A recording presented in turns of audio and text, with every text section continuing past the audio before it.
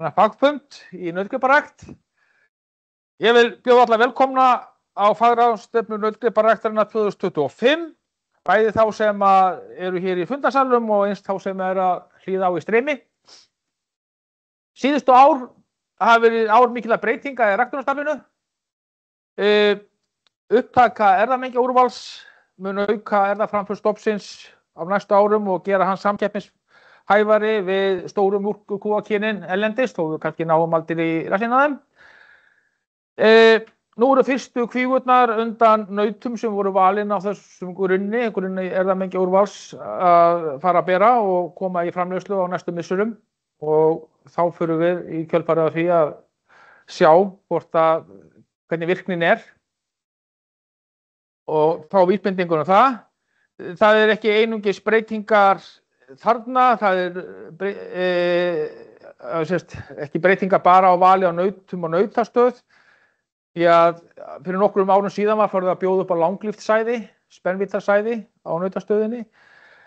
Núna er svo farið að bjóða upp á kyngreinssæði, þannig að það eru mikla breytingar hjá Sveinbirni á nautastöðinni og í sæðingastarfseminni. Leiðin sem við fórum í kyngreiningu kom upp í hendurnar á okkur, svona nánast eins og happdrættisvinningur.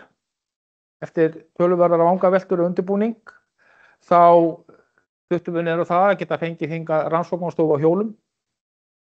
Og hún kemur hingað ásamt þjálfuðu starfsfólki, þannig að við sleppum við bæði að eiga tækin og uppfæra þau og þjálfa starfsfólkið.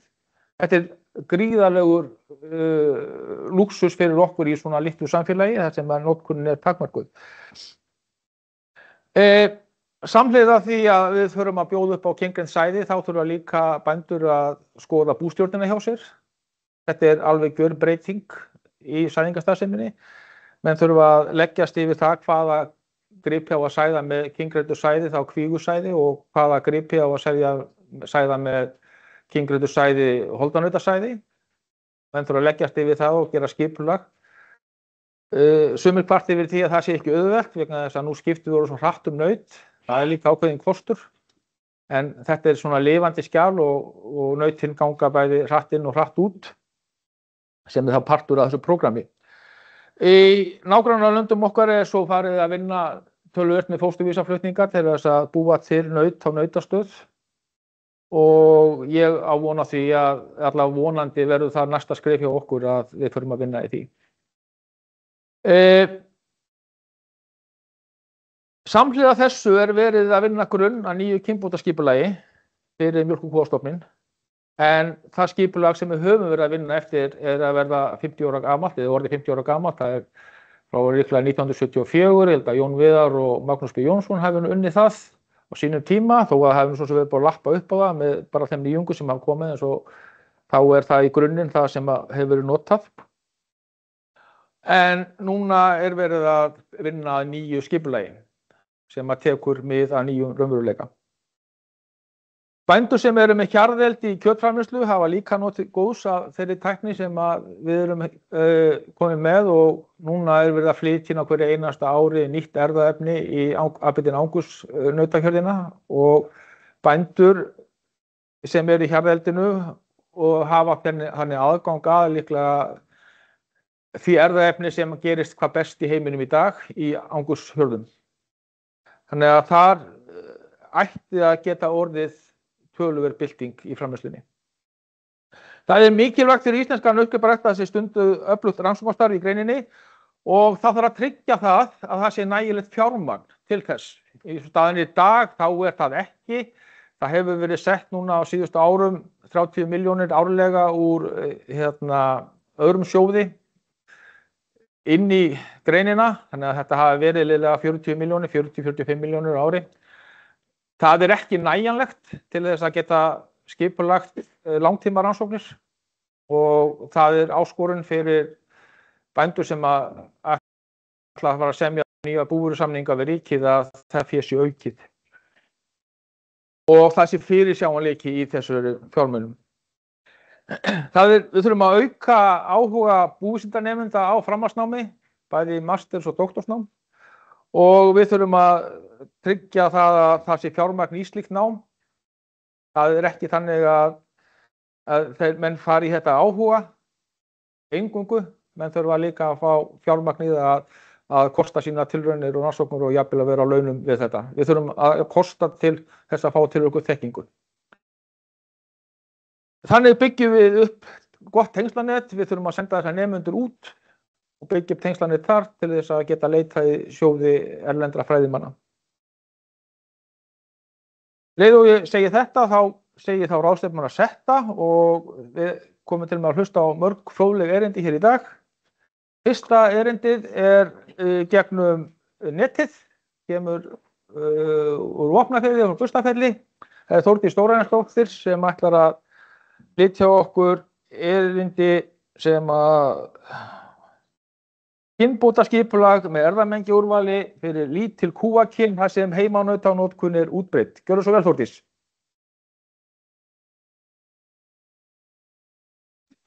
Já, takk. Heyriði mér í fyrsta lagi? Já, fínt. Og sjáiði þessa glærukynningu sem ég er með hérna? Já.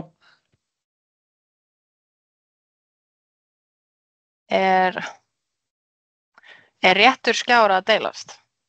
Er þetta svona heil síða hérna? Já.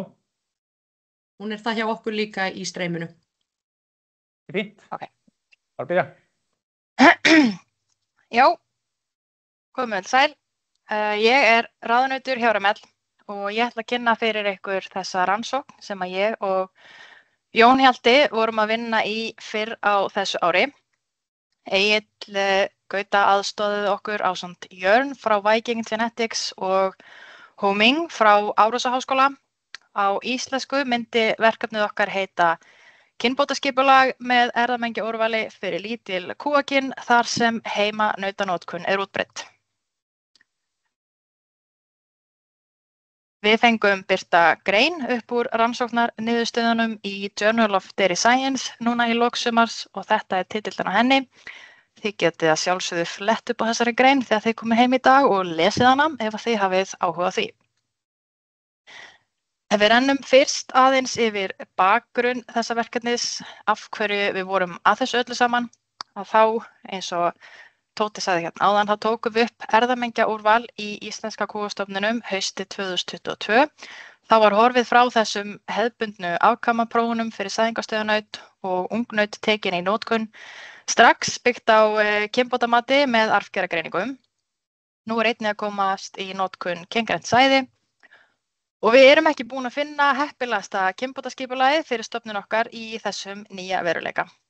Það erfitt að yfirfæra eða heimfæra niðurstöður erlendra rannsókna beint yfir á okkar mjólkurkúastofn af því að íslenska kýr eru lokaður erfðahópur, innflutningur á erfðaefni bannaður, en hér einnig mikil og útbreidd heimanautanótkun.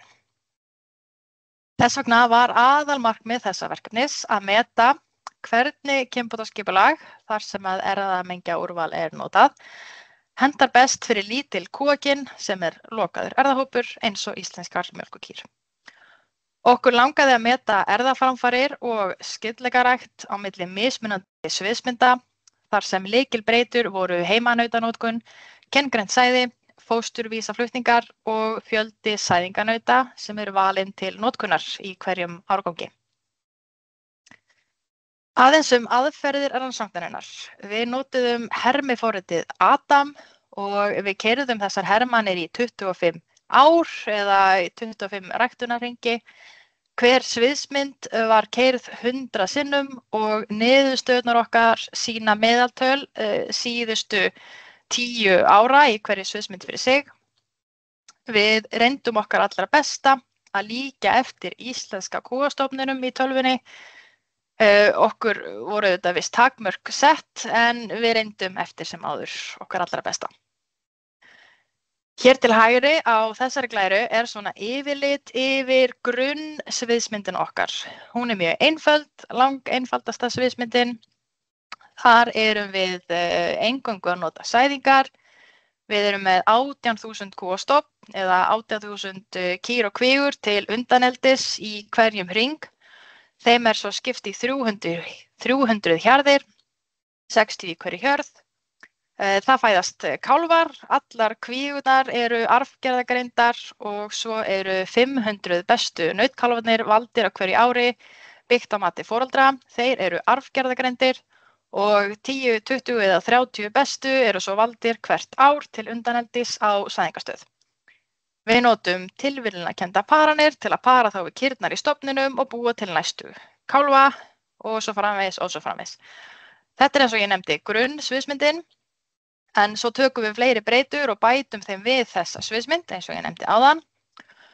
Og nú ætla ég að reyna að útskýra þessar sviðsmyndir sem við vorum að vinna með í þessari rannsókn, en þær voru dálítið margar.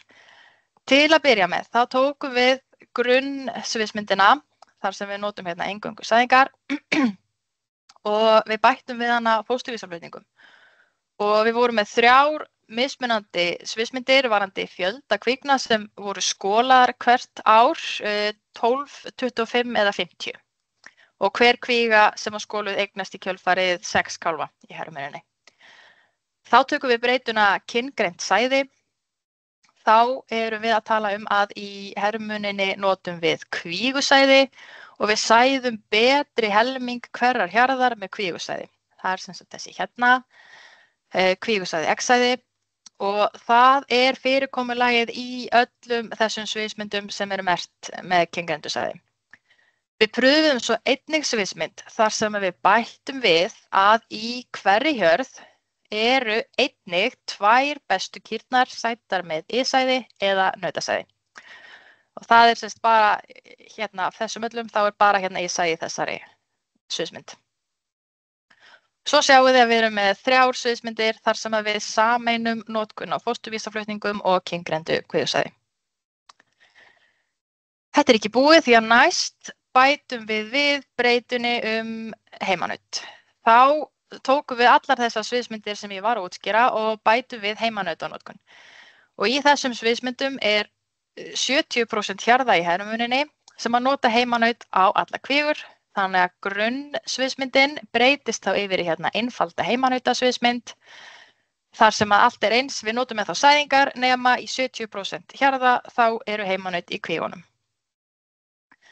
Annars þetta sömu sviðsmyndur á áðan, nema við bætum við heimanautanótkun og hérna alveg neðst niðri, þar eru 2 auka sviðsmyndir. Í fyrsta lagi í annarri þeirra þá arfgreinum við 6 nautkálfa í hverri hjörð og veljum heimanaut byggt á arfgerðagreiningum. Og í þessari seinustu að þá erum við með heimanautasviðsmyndina en arfgreinum alla nautkálfa eins og við arfgerðagreinum alla kvígukálfa og veljum svo heimanaut byggt á því. En þetta ekki búið að því að svo tókum við breytuna fjöldi nautastöðunauta sem eru valin til notkunar á hverju ári og við veljum 10, 20 eða 30 bestu nautin til að nota. Eða svo var 4. leiðin, það að nota kjörerðaframlög til að velja nautin. Þá velur forritið naut til að nota og reynir á sama tíma að hámarka erfðaframfarir en að halda skyldleikarækt niðri við valið á nautunum. Og í þessu skipulagi þá aðeins mismunandi hversu mörg naut eru valin á hverju ári. Og við keyrðum þessar nautafjöldaleiðir með öllum sviðsmyndunum hérna til hægri og þess vegna voru þetta samtals 80 sviðsmyndir í heildina sem við vorum að skoða í þessari rannsókn. Og þá getum við snarað okkur í niðurstöðukaflann. Hér á þessari frekar margslungnu mynd má sjá niðurstöður fyrir allar 80 sviðsmyndirnar. Ég ekki að ætlast til þess að þið rýni mikið í þetta allt saman. Ég ætla bara að reyna að benda á það helsta hérna rétt strax. Ef við lítum fyrst á X-ásinn, þar sjáum við að við erum með skyldleikarækt og þetta aukning á skyldleikarækt á kynslóð. Við ættum þá helst að horfa til þess að hér 1% línan og við ræktun á búfjárstofnum þá viljum við forðast að fara yfir þennan 1% þröskuld í aukningu á kynslóð. Svo það Y-ásinn, það eru erfðaframfarir, því hærra því betra í því tilfelli. Svo aðeins varðandi alla þessa punkta á myndinni. Gulu punktarnir, það eru sviðsmyndir þar sem við veljum 10 naut á ári til að nota á sæðingastöð. Í grænu punktunum þar veljum við 20 naut, í rauðu veljum við 30 og í bláu punktunum að þá erum við að velja naut með kjörerðaframlögum. Að lokum þá sjáum við að Mismunandi sviðsmyndir eru svo allar með mismunandi tákn. Grunnsviðsmyndin til dæmis bara svona venjulegur fylltur hringur. Og hér ég búin að einfalda myndina aðeins. Við getum bara byrjað á því augljósasta í niðurstöðunum. Það fjöldi nauta sem eru valin á hverju ári til notkunar.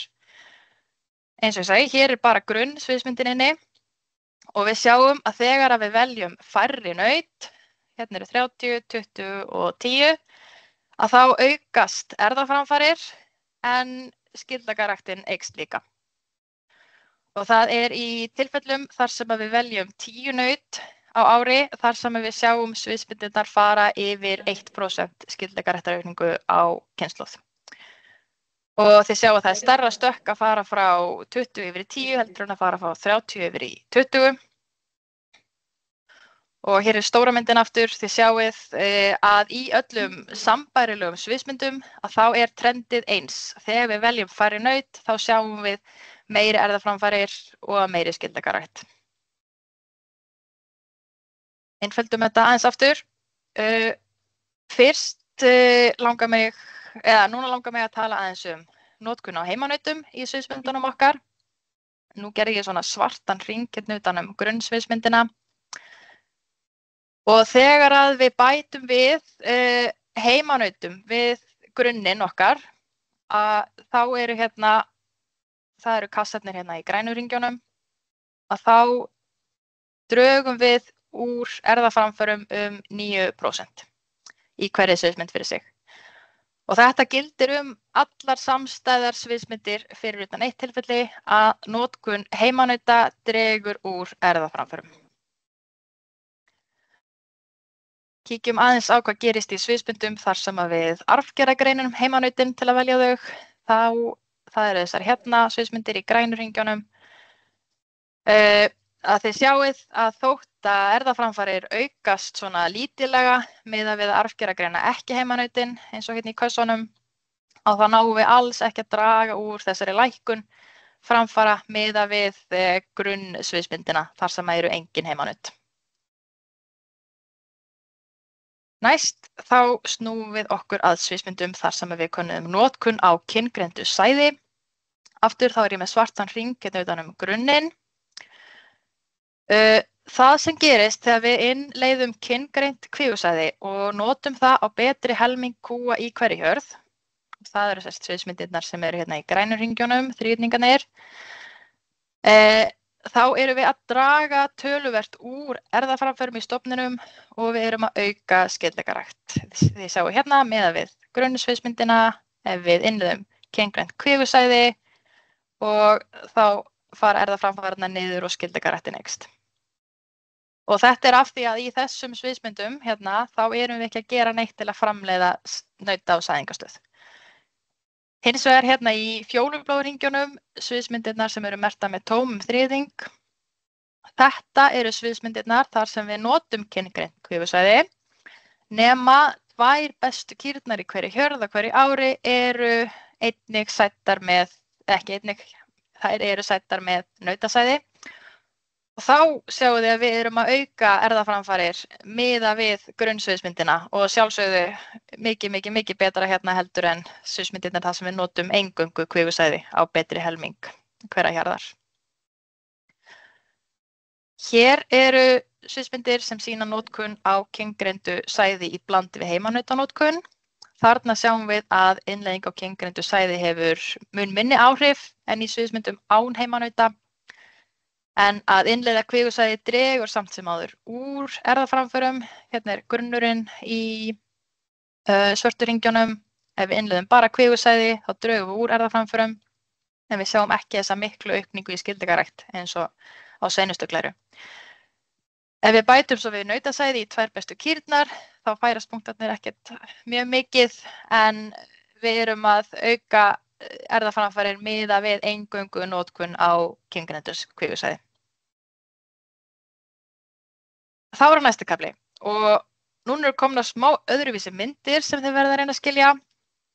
Hér ég að sýna sviðsmyndir þar sem við notum fósturvísaflutninga og við erum að bera þar saman við grunnsviðsmyndirnar 2, grunnsviðsmyndina með og án heimanauta. Núna eru myndirnar tvær, vinstra megin, þar eru erfðaframfarir á Y-ásnum og hægra megin, þar er skyldleikaræktin á Y-ásnum. Á X-ásnum á báðum myndum er fjöldi af kvígum sem við skolum í fósturvísaflutningum. Og þið munið að hver kvíga eignast síðan 6 kálfa í kjölfarið. Til upprifjunar þá vorum við með mismunandi fjölda af kvígum sem við skoluðum, þannig að myndirnar sýna annarkvort 0 kvígur skolaðar, það eru grunnsviðsmyndirnar, svo erum við með 12 skolaðar, 25 og 50 skolaðar á ári. Annars eru litirnir eins og áðan, gulu línurnar sýna þegar við veljum 10 nautabúsæðingastöð, grænu 20 og rauðu sýna 30. Og línurnar sem eru með svona kössum, það eru heimanautaleiðnar og línurnar sem eru með svona hringjum, það eru sviðsmyndir með engum heimanautum. Hér má svo sjá að ef við innleiðum fósturvísaflutninga, þá aukum við í öllum tilfellum erfðaframfarir og það aukast hjá okkur ef við fjölgum kvígum sem við skolum. Mestar framfarir er þegar við skolum 50 kvígur á ári í þessum sviðsmyndum sem við prófum. Og svo tek ég aftur fram að við sjáum aukningu í erfðaframförum sama hvort það eru heimanaut eða ekki. Það eru framfarir í báðum tilfellum. Ef við lítum svo á skyldleikaræktina, þá sjáum við aukna skyldleikarækt við að taka upp fósturvísaflutninga, fara frá 0 kvígum skoluðum upp í 12. En svo er aukningin lítil eða engin hérna við að fara yfir í fleiri kvígur sem við skolum á ári. Og það er eins og við sáum á stóru myndina áðan, bara í tilfellum þar sem við veljum 10 sæðinganauta ári, þar sem við sjáum sviðsmyndina fara yfir 1% aukningu af skyldleikarækt á kynslóð. Næst eru það eins myndir nema þetta eru sviðsmyndir þar sem við notum fósturvísaflutninga og kyngreint sæði í bland.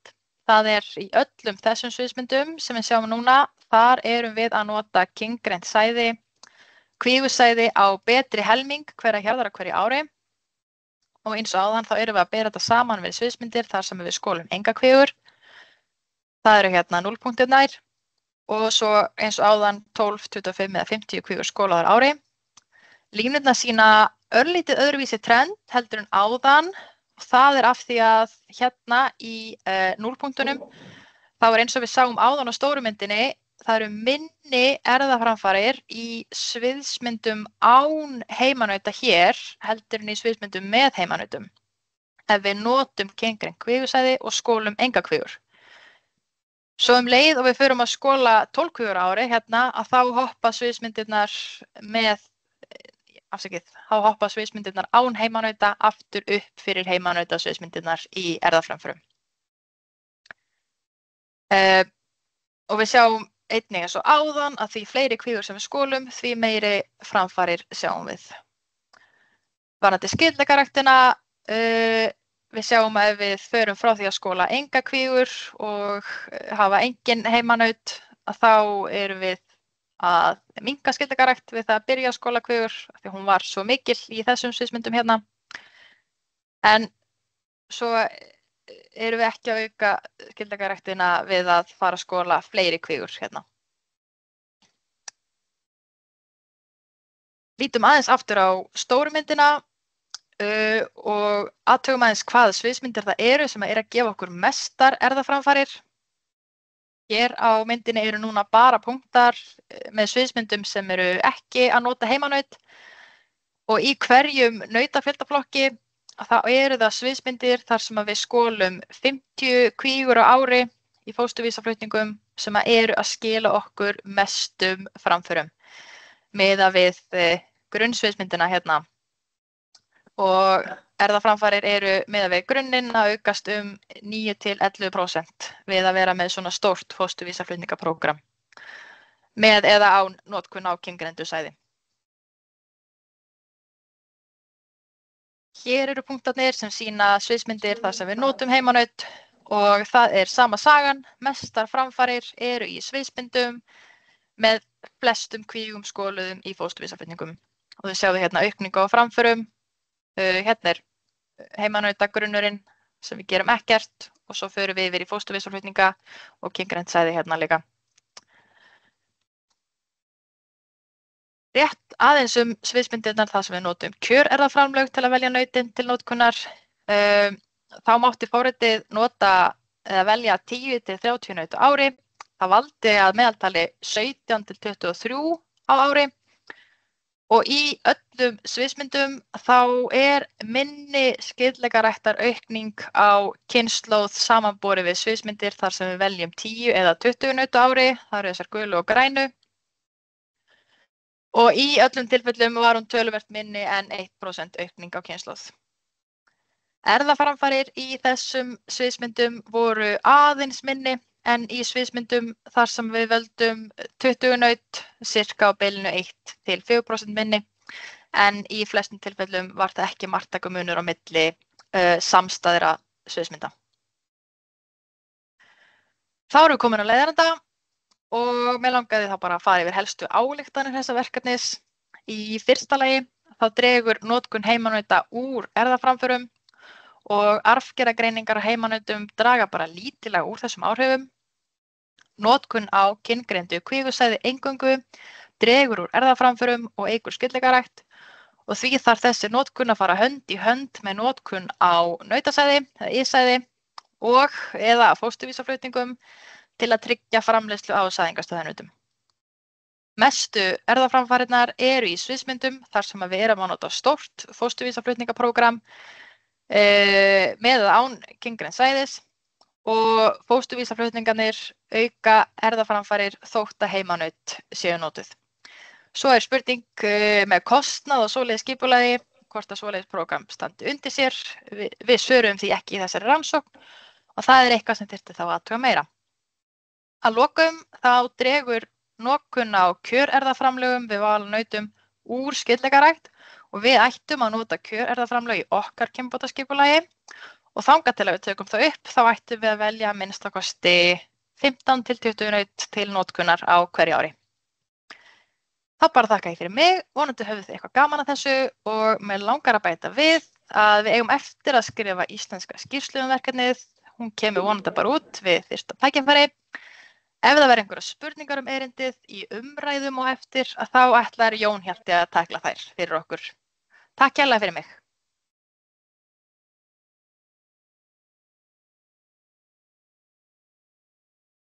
Takk fyrir þetta, Þórdís. Þá næstur Egill Gautason að tala kjörerfðaframlög. Svona.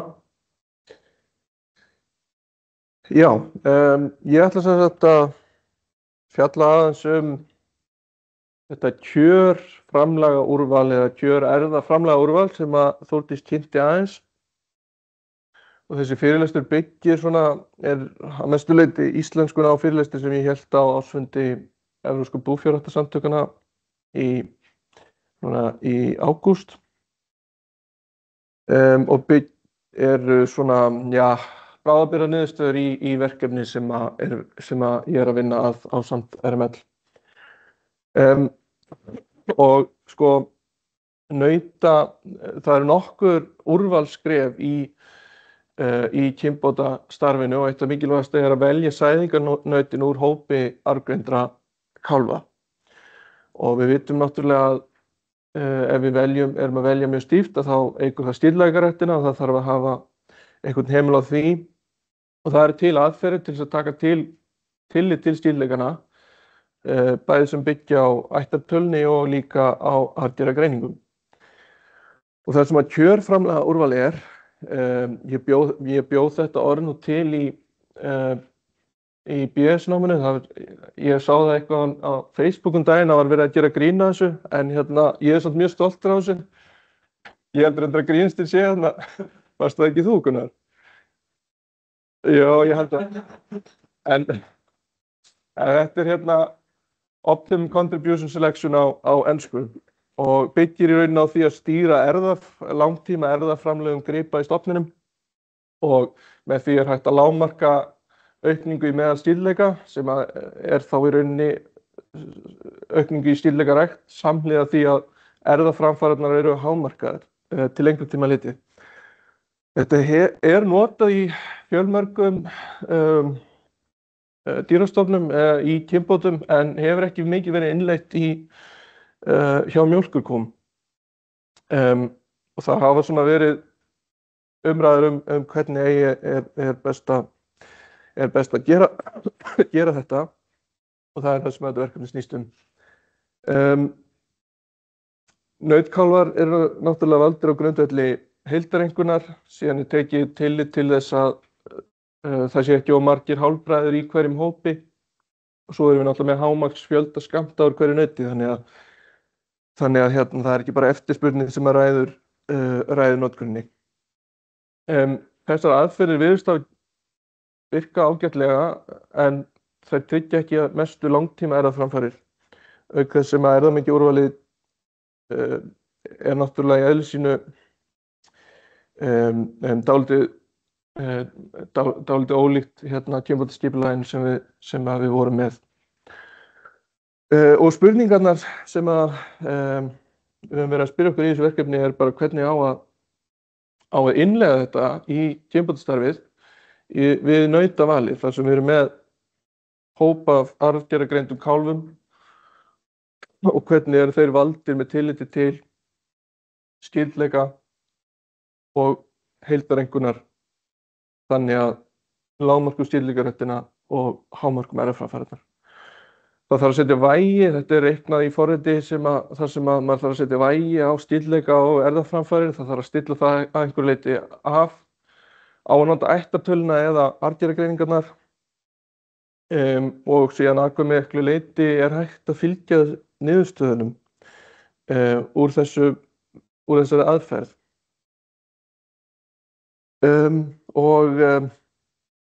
Það til dálítið merkilegt gagnasafn úr kynbótastarfinu sem í rauninni þau naut sem voru til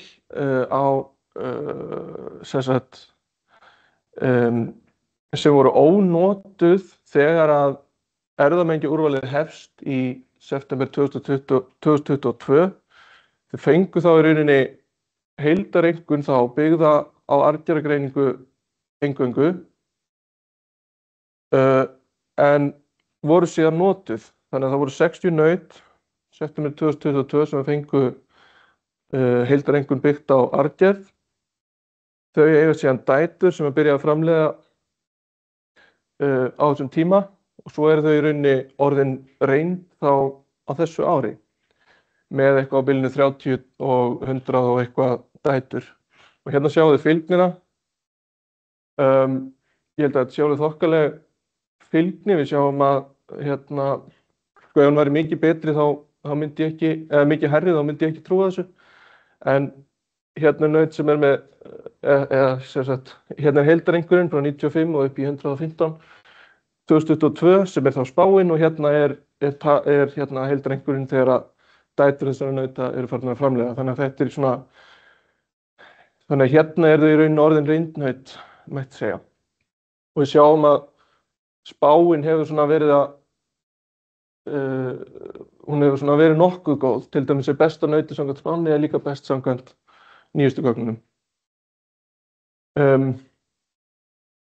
En við getum spurt okkur hvað ef þessi naut hefði á sínum tíma verið valin samkvæmt kjörerfðafrumlögum.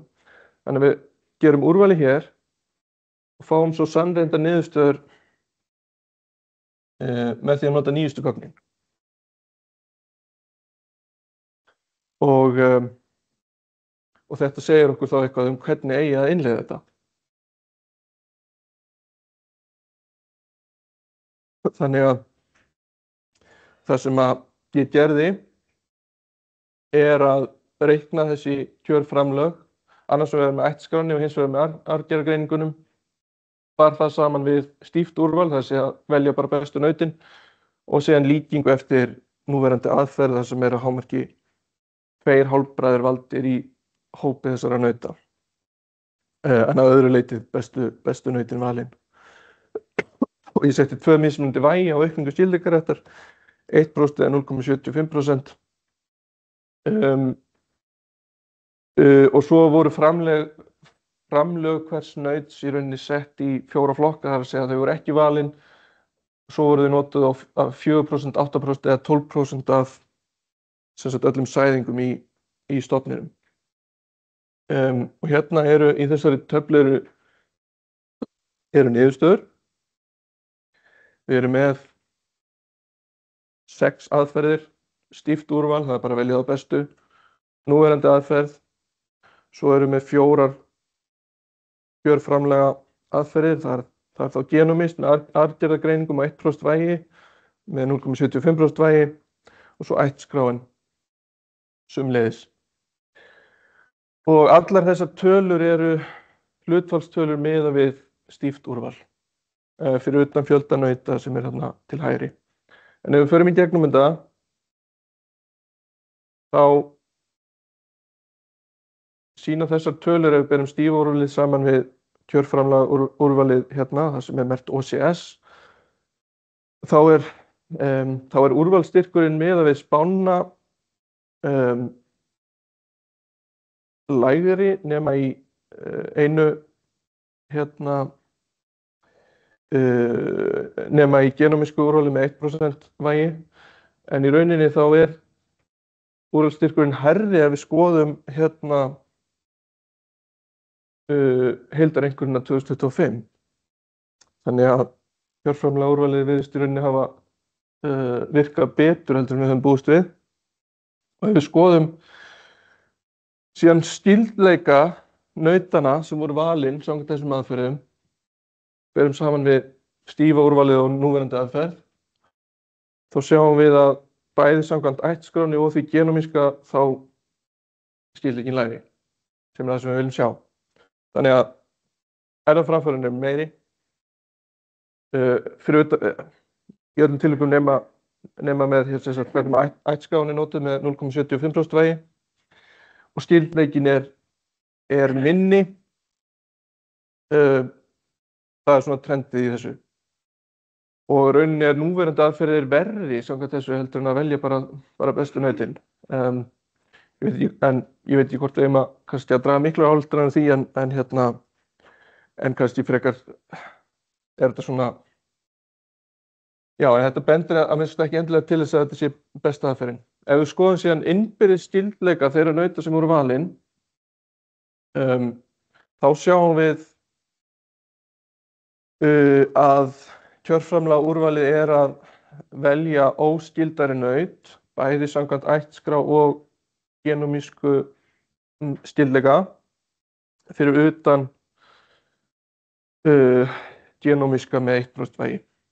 Hvernig er tíminn, Þórarinn? Er ég góð málum? Ok. Nú, já. En sem sagt, genómíska kjörframlega úrvalið með 1% vægi, það er í raun að velja þá skyldari naut innbyrðis heldur en stífa úrvalið og núverandi aðferð. Ef við skoðum fjölda nauta, þá er hann ekki algjörlega sambærilegur. Svolítið erfitt að stilla þetta af í svona rannsókn eða athugun. En það eru færri naut valin úr þessum hópi með þessari genómísku 1% aðferð heldur en með hinum. Ef maður svona reynir að taka þetta saman, þá svona benda þessa niðurstöður til þess að við ættum að nota arfgerðargreiningarnar með þessar aðferð. Það þýðir að við erum að vega saman skyldleika samkvæmt arfgerð frekar en skyldleika samkvæmt ættatölu og við ættum að miða við þetta vægi hérna, 0,75% á kynslóð, sem að samsvarar það bil 70 virkri stofnstærð 70 eitthvað svoleiðis, sem er svona á því bili sem við ættum að vera stefnað sem er á milli 50 og 100, það minnst ekki lægri en 50. Og það er náttúrulega styrkleikar og veikleikar við þetta sem ég gerði í fyrsta lagi, þá var þetta lítið gagnasafn, þetta er bara 60 naut. Hins vegar þá er þetta raungögn sem er mikill styrkur. Það er hægt að fara út í hermannir, en þær hafa aðra veikleika þar sem maður þarf að gefa sér ýmsar forsendur sem að maður veit síðan ekki alveg hvort að standast eða standast ekki, og svo kannski fjórði eða sko þriðja atriði styrkleika og ástæðan fyrir vorum að gera þetta svona að von mín að minnst að það sé hægt að taka þá að RML geti gripið boltan eða það sé að Þórdís að hún geti gripið svolítið þennan bolta þar sem ég komin í gagnavinnunni og sett þetta inn í kynbótaskipulagið byggt á því sem ég hef verið að gera. Þannig að ályktanirnar af þessu að það virðist vera minni stílleiki, óskyldari en haut og svipaðar eða meiri erfðaframfarir með að beita aðferðinni sem nákvæmlega það sem að bjóst við og við ættum að vera að nota arfgerðargreiningarnar og þetta vægi. Þetta unni markmið að stílleikaræktaraukning sé 0,75% á kynslóð eða minni. Og næsti fasi eins og ég myndist á þá í rauninni innleiðingin. Ég held reyndar að þetta sé afskaplega vandasamt og tímafrekt verk. Það kom í ljós þegar ég fór að gera þetta útheimtir mikla forritunarvinnu og töluvert þungir útreikningar. Og það svona spurning hvernig gengur að koma þessum útreikningum inn í nautavali sem að gerist þá í rútínu. Ég held að það sé hægt og ég veit að þetta gerlegt en töluvert vinna. Svona lagað nýtist alltaf til þess að styðja ákvarðanir en ekki kannski endilega sem einhver heilagur sannleikur það hvernig eigi að velja nautin. Svo valið á nautkálfum til arfgerðargreina síðan algjörlega annað rannsóknarefni en skylt þessu. Það svona kannski eitthvað sem að hægt að fara í þegar þessari athugun lýkur og innleiðingu hjá RML. Og ef við hugsum ennþá lengra þá þarf að velja kýr fyrir fjöldaeglós og fósturvísaflutning. Þannig að það að mörgu að huga. Ég hafi þetta ekki lengra. Matvælasjóður styrkti verkefnið og Sveinbjörn Eyjólfsson sendi mér myndir á nautum sem að evrópskir búfjárræktar menn fengu að sjá í ágúst. Takk fyrir.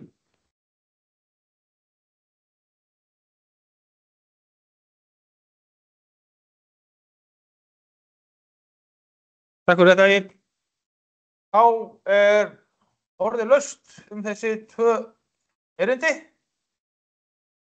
og hefði ég ætlaði að með ég annarkvæmt koma hérna upp eða þá að þeim við erum með hérna kuppin til ykkar. Þið kynnið ykkur af því að þetta streymt á netinu. Þessi erindi voru höfð fyrst á dagskrá, þannig að allir verið meðvitund. Það var viljandi gert.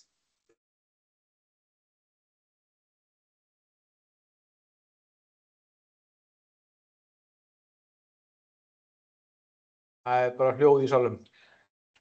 Baldur Helgi.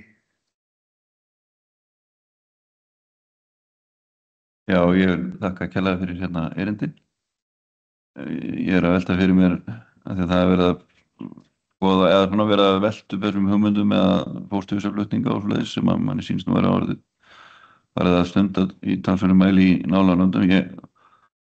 Og Þórdís kom nú aðeins inn á það áðan með kostnaðinn að hann væri svona jóker í þessu. Hafa menn einhverjar hugmyndir það hvað svoleiðis hlutir kosta og svona hvaða aðstöðu það útheimtir að því að væntanlega hefur nú rýmkast alltið á netarstöðinni eftir að núverandi skipulag var tekið upp. Einhverjar hugmyndir það hvað svona lagað kostar? Takk. Takk, Baldur. Fleiri? Jón Viðar. Já, fyrst engir aðrir tala ég þakka kærlega fyrir góð erindi. En við höfum náttúrulega reynslu af nautgriparæktin í 100 ár næstum og ég held að eitt af því sem við þurfum aðeins að skoða líka hvort við erum alltaf hræddir við skyldleikarækt Við erum nefnilega með miklu minni skyldleikarækt heldur en flestu nuddgripakyn sem að bestum árangri náð og mestum árangri náðum við þegar við í raun og veru gripum til nautavals á nautnsferðum sem að hækkuðu talsvert skyldleikarækt. Við höfum keyrt á mjög lítilli skyldleikarækt í raun og veru. Og ef ég á eitthvað ráð til eitthvað þá það þá að keyra á miklu meiri skyldleikarækt heldur en gert hefur verið vegna þess að það bara tímaspursmál hvað lengi íslenska kýr verður ræktaðar. Takk fyrir þetta, Jón. Fleiri?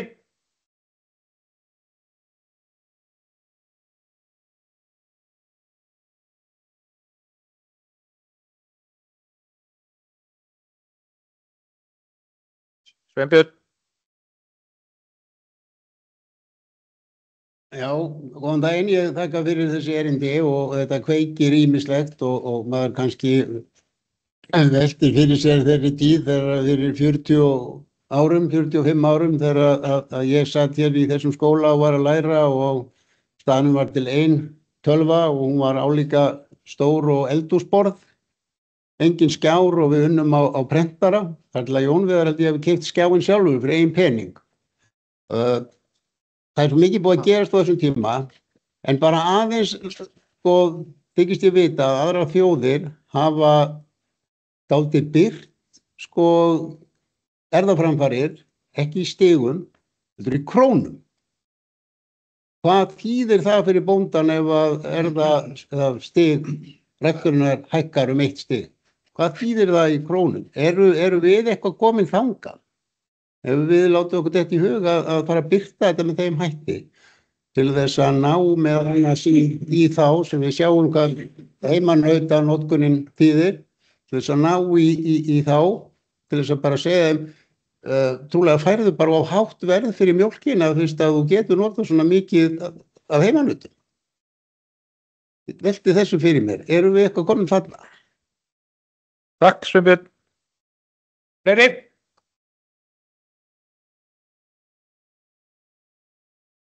Við höfum smá tíma en þá.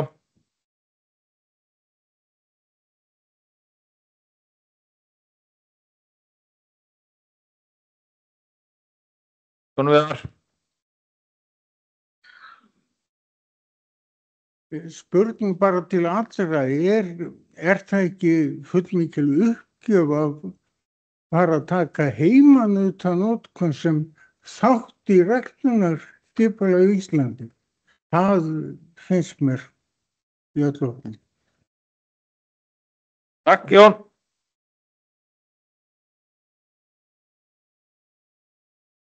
Þá förum við bara að svara.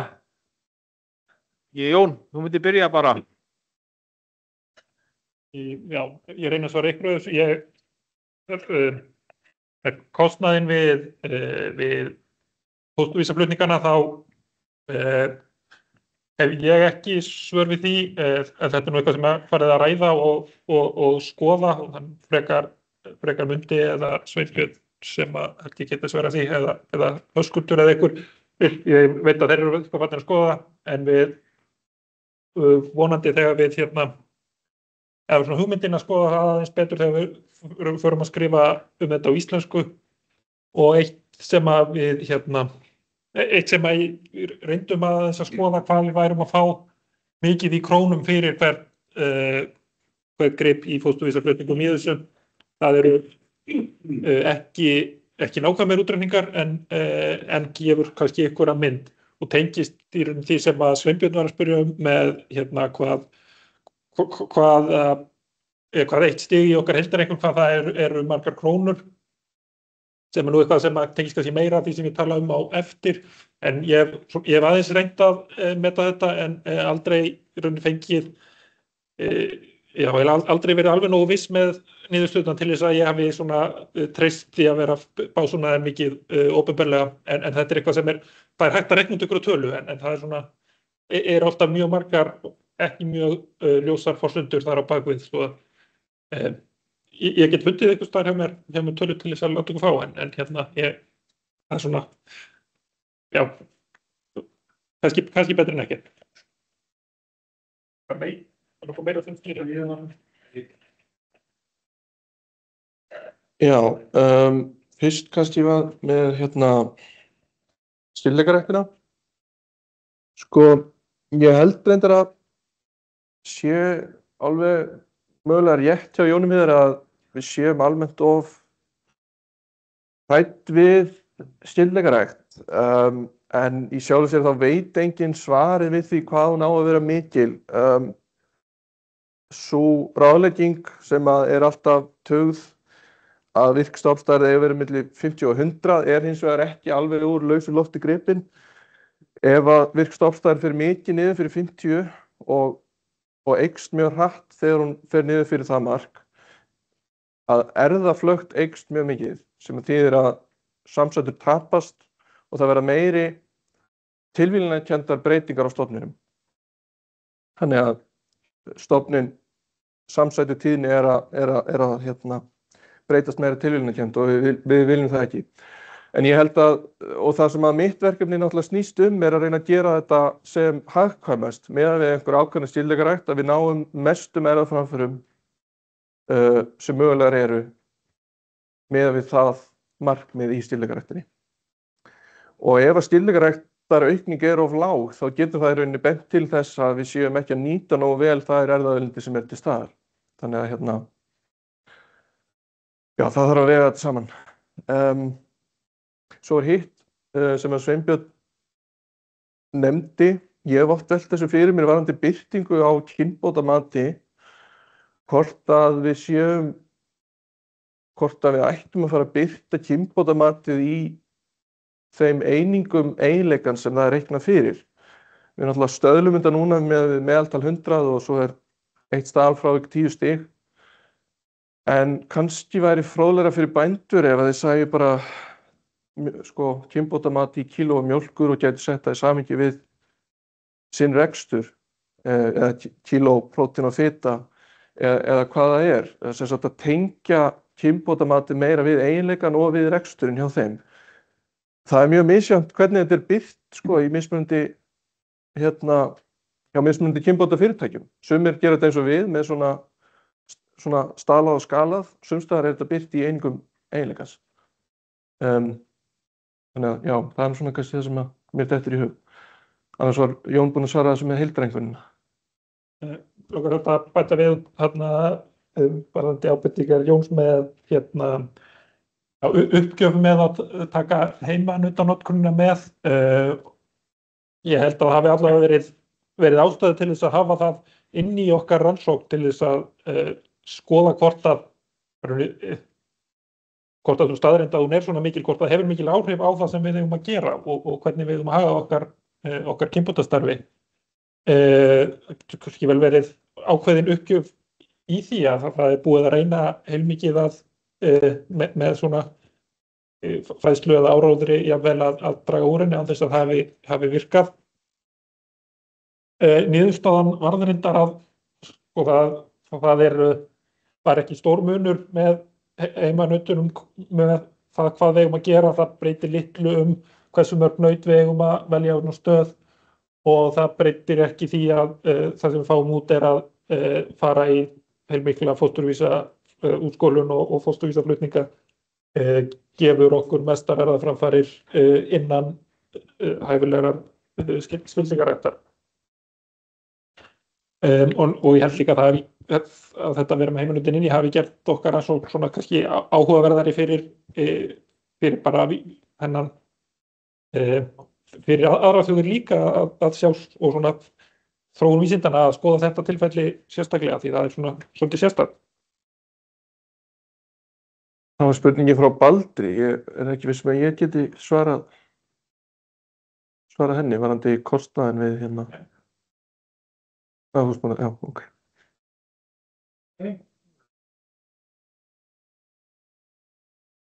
Já. Þá þakka ég fyrir þessi 2 erindi og fyrirspurningar.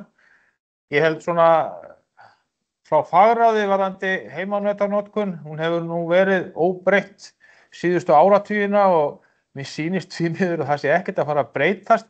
Hins vegar þetta mjög fróðlegt fyrir bændur að sjá svona niðurstöður.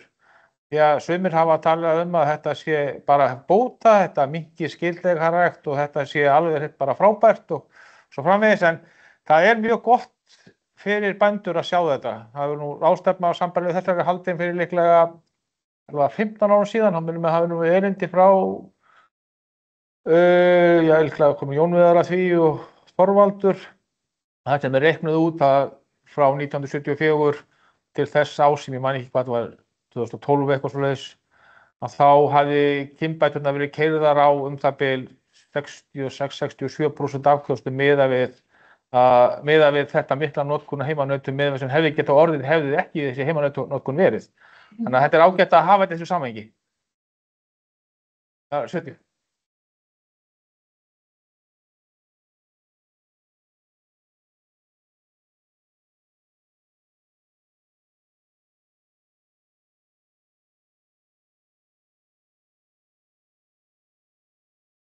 Takk fyrir þetta, þá tökum við næsta erindi. Það Þórey Gylfadóttir, það notkun fjarkönnunargagna við mat á uppskeru. Gjörðu svo vel.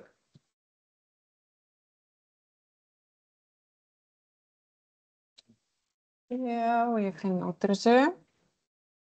Komið sæl og takk fyrir. Ég svona. Ég heiti Þórey og ég ráðunautur hjá RML. Ekki. Svona, já, komið sæl. Þetta erindi heitið hámörkun á magni og gæðum uppskeru í túnum bænda með notkun fjölrása fjarkönnunar mynda.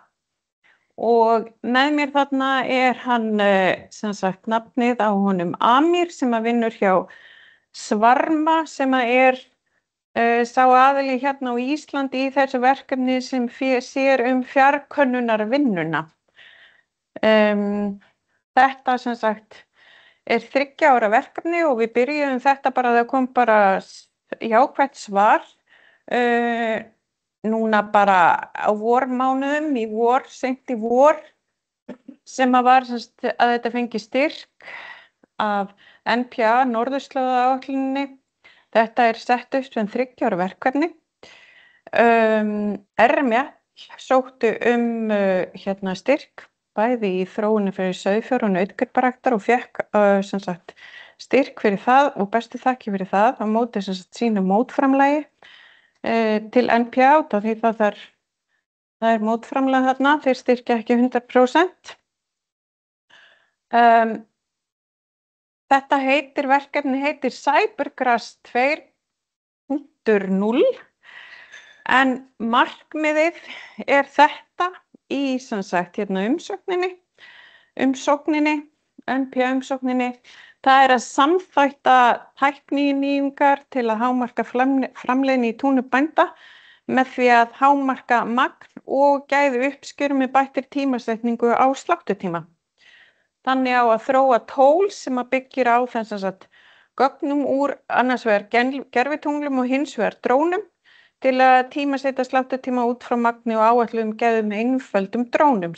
Markmiðið það að það sé hægt að nota einfalda dróna til þessu. Það verið að hugsa að þetta sé tækni sem að bændur og þá ráðuneytaþjónustur geti nýtt.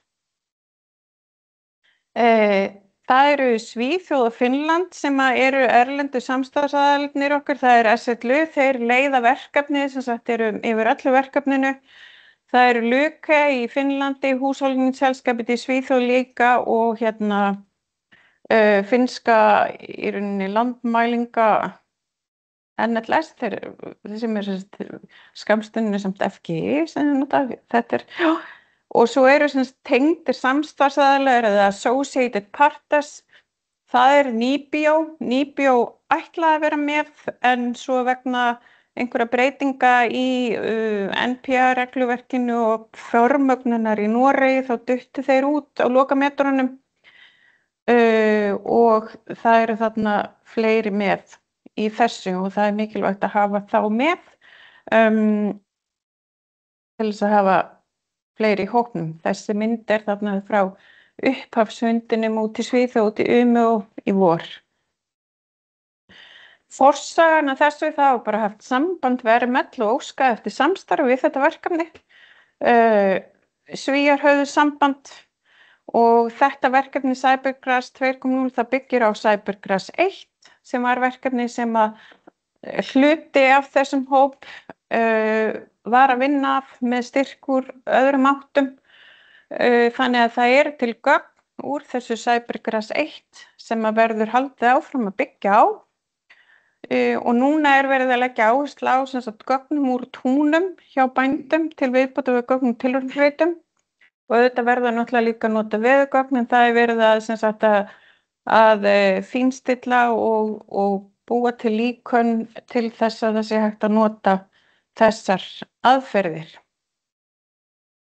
Það eru 3 vinnupakkar í þessu verkefni, annars vinnupakkur 1, það eru upplýsingar sem eru nota upplýsingar úr gervitunglum, það eru asset-laus sem leiði þann pakka, gögn sem eru fengið með drónum, það er Luke í Finnlandi sem leiði þann pakka og svo vinnupakki 3 sem að Ísland ekki með í.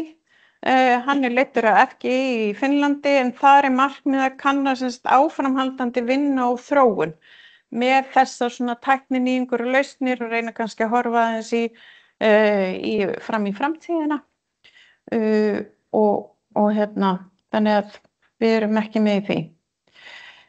Það á líka að þróa áfram byggt á þeim gögnum sem nú eru til í þessum hópi innan þessa hóps mat á lifun á vori í túnum og þá hlutfalli tegund í sverði. Þá eru þeir að hugsa aðalega hlutfalli grös versus belgjurtir sem getur náttúrulega haft mikil áhrif þegar það ef við ætlum að fara fínstilla ábyrgjöf eða slíkt. En það mikilvægt líka þetta að við höfum eitthvað tæki til að nota sem að þannig við gefur kannski lifun og vori einfaldari og hugsanlega samræmdari og einmitt þetta með hlutfall milli grasa og belgjurt og það skiptir líka mjög miklu máli að vita það hvernig við ætlum að meðhandla húnin í samræmi við það. Vinnan hérna á Íslandi.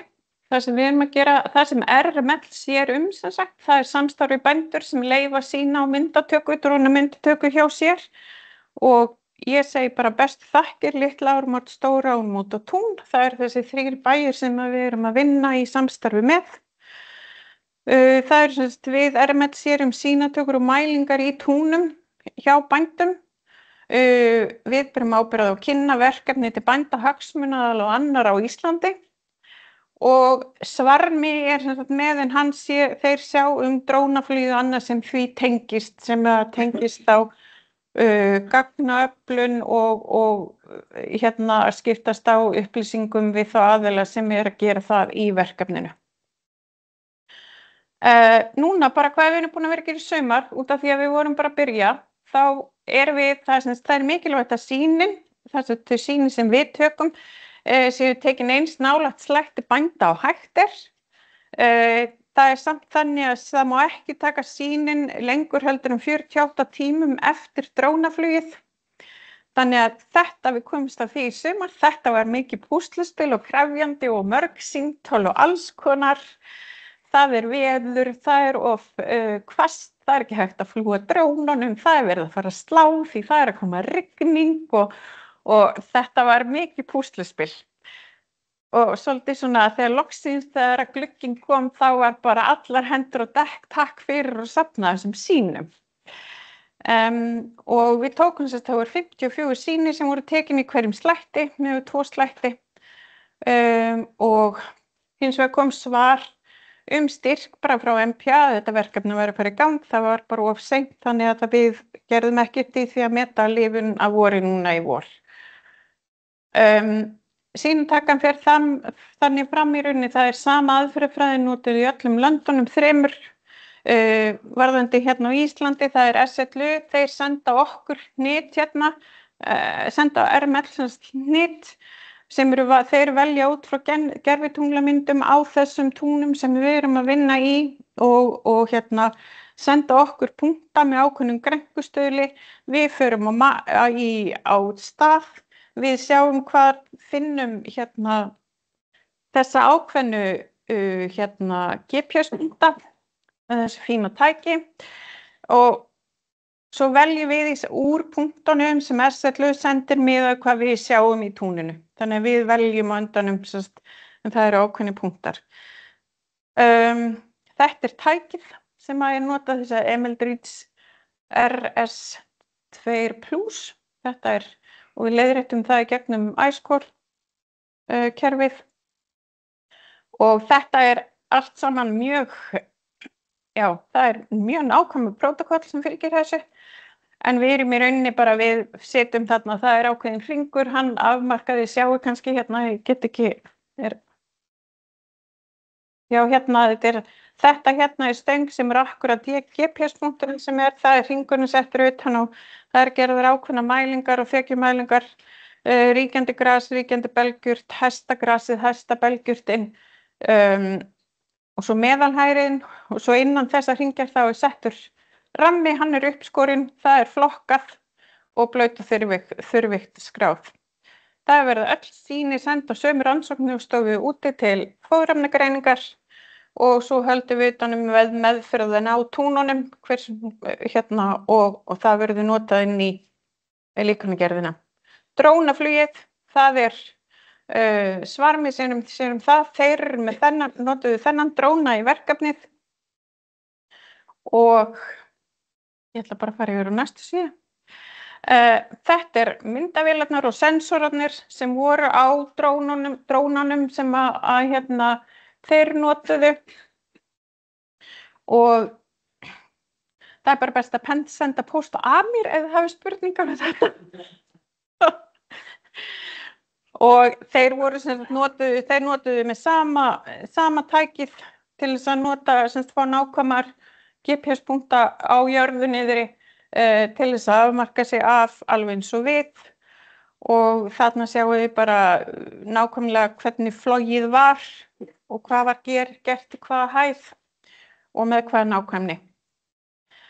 En þá ætla ég bara út af því að við erum ekki með neina niðurstöður og ekki neitt. Hver tíminn, Tóti? Það ok. En þá segjum við bara, skiptir sláttutími máli? Jú, við vitum að sláttutími skiptir máli. En hvað mikilvægt? Af hverju þurfum við að vera að standa í þessu brasi? Getum við ekki bara farið út að slá þegar vellafósi fyrir að skríða, svona nokkurn veginn? Og þá ef við horfum aðeins á mikilvægið í krónum, þá þetta bara, þá þetta og þá við vitum það öll sem eru kostnaður við fóðuröflun, Stöglókúpum, þetta eitt af mikilvægastu þáttum í bara afkomubúa, hvernig reksturinn gengur. Þannig hvað getum við gert og hvenær erum við að fá mesta magnið með bestu gæðunum. Og það hefur bara sýnið sig að það dýrt að hámarka ekki þessa þætti. Þetta eru sænskar tölur sem voru notaðar þarna í umsókninni, þannig að ég bara með, þetta eru neðst, eru bara heimildirna fyrir því og ég ætla bara að benda ykkur á það að þetta annars vegar heimild frá 2007 og hins vegar frá 2006 og ég veit að ég talaði við þau úti fyrir þetta að ég var búið til þetta erindi að það hefur ekki þau treystu sér ekki til þess að uppfæra þessar krónur til dagsins í dag þannig að þið bara áttuð okkur í því. Þetta verið reiknað út í Svíþjóð á tvennan hátt. Annars vegar þetta hvað kostar að seinka slætti á 150 hekturum í 5 daga. Og þá eru þeir að segja að þetta kostar 75.000 sænskar sem þetta 1 milljón íslensk krónur. Þeir á líka reiknað þannig að það kostar 100.000 sænskum krónum meira að fóðra 50 kýr yfir 1 ár með fóðri sem slegið 10 dögum seint. Þannig að þetta skiptir mjög miklu máli. Og þá ef við förum örstutt bara í það að hvernig hagar þetta, hvernig grös að haga sér, þegar við tölum bara grös út þegar við erum ekki nógu duglegir í belgjurtunum. þá þetta bara það hvernig vaxtakúrfan á grösunum. Og þá vitum við það að það skiptir máli hvað tegund við erum með. Það skiptir máli hvað yrki við erum með. Það skiptir máli hver jarðvegsgerðin veðurfarið skiptir vissulega miklu máli, við erum alltaf með það, og meðferðin. Hvað gerum við túnið? Og nú ætla ég að segja það alltaf þetta helvítis veður, við stjórnum því ekki okkur slíkt. Nei, við stjórnum því ekki, en við getum stjórnað öllum hinum þáttunum. Og þá eigum við að passa okkur að reyna að stjórna þeim eins og við getum, og því við vitum það, við stjórnum ekki veðrinu. Við vitum að norðlæg yrki, þau skríða seinna heldur en suðlæg yrki. Það bara yrkjamunur í hraða og þroska. Þetta svona almennt. Og við vitum það að það hiti sem hefur komið mest áhrif á hver hratt meltanleiki fellur með tíma. Og þetta hérna bara, ég ætla að segja bara takk Guðni Þorvaldsson fyrir að setja saman og taka þessa niðurstöður þegar hann hættir að vinna í eigin tíma. Og þetta tekið hérna upp úr skýrslu sem hann skrifaði eftir að Tryggvi Eiríksson var dáinn, úr vinnu sem að þeir voru að vinna. Og þarna voru þeir að skoða meltanleika annars vegar á Vallaríkgrasi og hins vegar Vallafossgrasi og þeir notuðu yrki byrgi fyrir Vallaríkgrasi og Snorra fyrir Vallafossgrasið. Þessi tilraun hún var gerð 2013, þetta var kalt og blautt sumar og þegar við erum að tala meltanleika og trén og slíkt þá þurfum við að hafa það í huga. Og þetta var klippt með viku millibili, þá voru sýni klippt með viku millibili sem átti að representera því veitir hvað ég á við mismunandi sláttutíma. Og þá sjáum við það bara byrgir, Vallaríkgrasið þetta rauða hérna, meðan að Snorri grænn og meltanleikinn sem prósent af þurrefni, það eru súlurnar, doppurnar eru heildar tréni, prósent af þurrefni og hérna, þið séu það eru tveir ásar hérna hægra megin, ef við horfum framan á myndina þá eru NDF hérna og meltanleikinn hérna vinstra megin og svo hérna á X-ásnum þá þetta mismunandi tímar sem þetta var slegið. Nú sjáum við bara aðeins hvernig þetta hagar sér aðeins á mismunandi hátt og þegar við sjáum það líka þarna að þetta eins og kemur hérna niðurstaðan sem hérna fyrsti punkturinn að melkjarleikinn, hann fellur hægar í Vallaríkgrasinu samanborið við Vallafossgrasið. Og þá, ef við ætlum hérna, þá aftur Guðni, það var sem að hérna Guðni Jónína skrifuðu hérna sem að eru vallagras, Vallafossgras, yrki og sláttutíma. Þetta var gert upp seinna, þetta tilraun sem var sáð í 2017, það var slegið 2018 og 2019, það voru 19 Vallafossgrasyrki og það voru 10 dagar á milli fyrsta sláttar. Þess að slógu hlutareitunum og svo var beðið í 10 daga og þá var annars setta reitum slegið.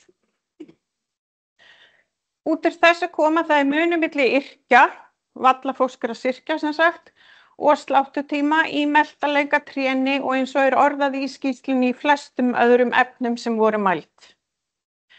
Mjólkurfóður einingar, þeim fækkað 0,0075 einingar per dag frá fyrir sláttutíma til þess seinni, á þessum 10 dögum. Þetta jafnaðist að hluta til út í öðrum slætti, þannig að það voru fleiri fóðureiningar sem fóru í hver kíló á móti fleiri fóðureiningar á hvern hektara. Það var jafnaðist aðeins þannig út. En trénishlutfall það hækkaði eftir því sem seinna slegið, en það var að meðaltali þetta 0,55% einingar per dag. Hrápróteinið það minnkaði að meðaltali 0,35% einingar á dag á þessum 10 dögum. Fosfor lækkar milli slátta og það munur á yrkjum. kali lækkar milli slátta en það ekki munur á yrkjum þarna og þetta í samræmi við þessar hérna heimildir sem ég setti hérna fyrir neðan. Og bara svona þetta sem við tók saman, ég reyndi að finna því sjáu þarna eru nokkrar heimildir þetta en þetta það sem í rauninni, ég ekki að segja ég getur verið ég hafi gleymt einhverju eða eitthvað hafi farið fram hjá mér, en meltanleika fall, það hefur mælst, þetta frá 0,2 upp í 0,58 einingar per dag hérna á Íslandi, samkvæmt þessum heimildum. Og ef við skoðum hérna Vallafossgrastilraunina, yrkjatilraunina sem ég var að segja ykkur hérna áðan, þá þetta 2018 og það ég hérna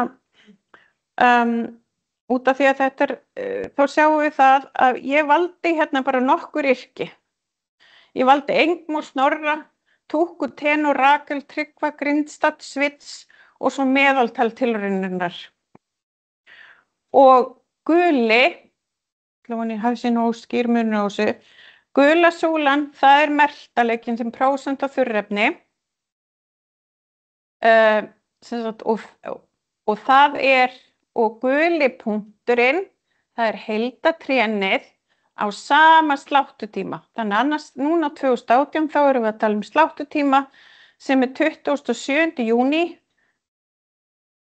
og svo 10 dögum seinna sem þá græna súlan 7. júlí. Og þið sjáu bara hvað það er mikill munur á þessum 10 dögum. Bara í samræmi við þetta. Þið sjáu náttúrulega að þetta að byrja hérna 65 og eins og 50.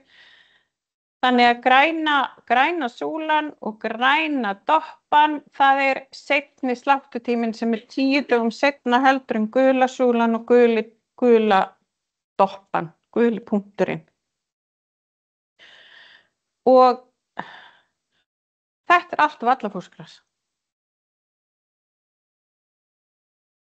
Ef við kíkjum á 2019 því veðrið hefur svo mikið að segja, þá þetta að gula súlan og hérna gulleiti punkturinn, það fyrri sláttutíminn sem 2019 var 14. júní. Og meltaleikin súlan og doppan heildatrénið. Græna súlan hérna svo seinni sláttutíminn sem 2019 var 24. júní. Og græna súlan og græna doppan talast við, sama sláttutími. Þetta sami kvarði á hérna báðum uppsölunsásunum. Þannig við sjáum að þetta breytist svolítið mikið. Þannig að þetta ég held ég sé örugglega búin með tínum.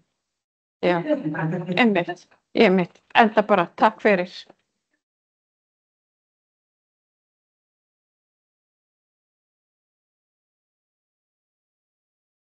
Takk Þóri. Þá næsta erindi, það Egill Gautason. Þá svo til kálfadauða.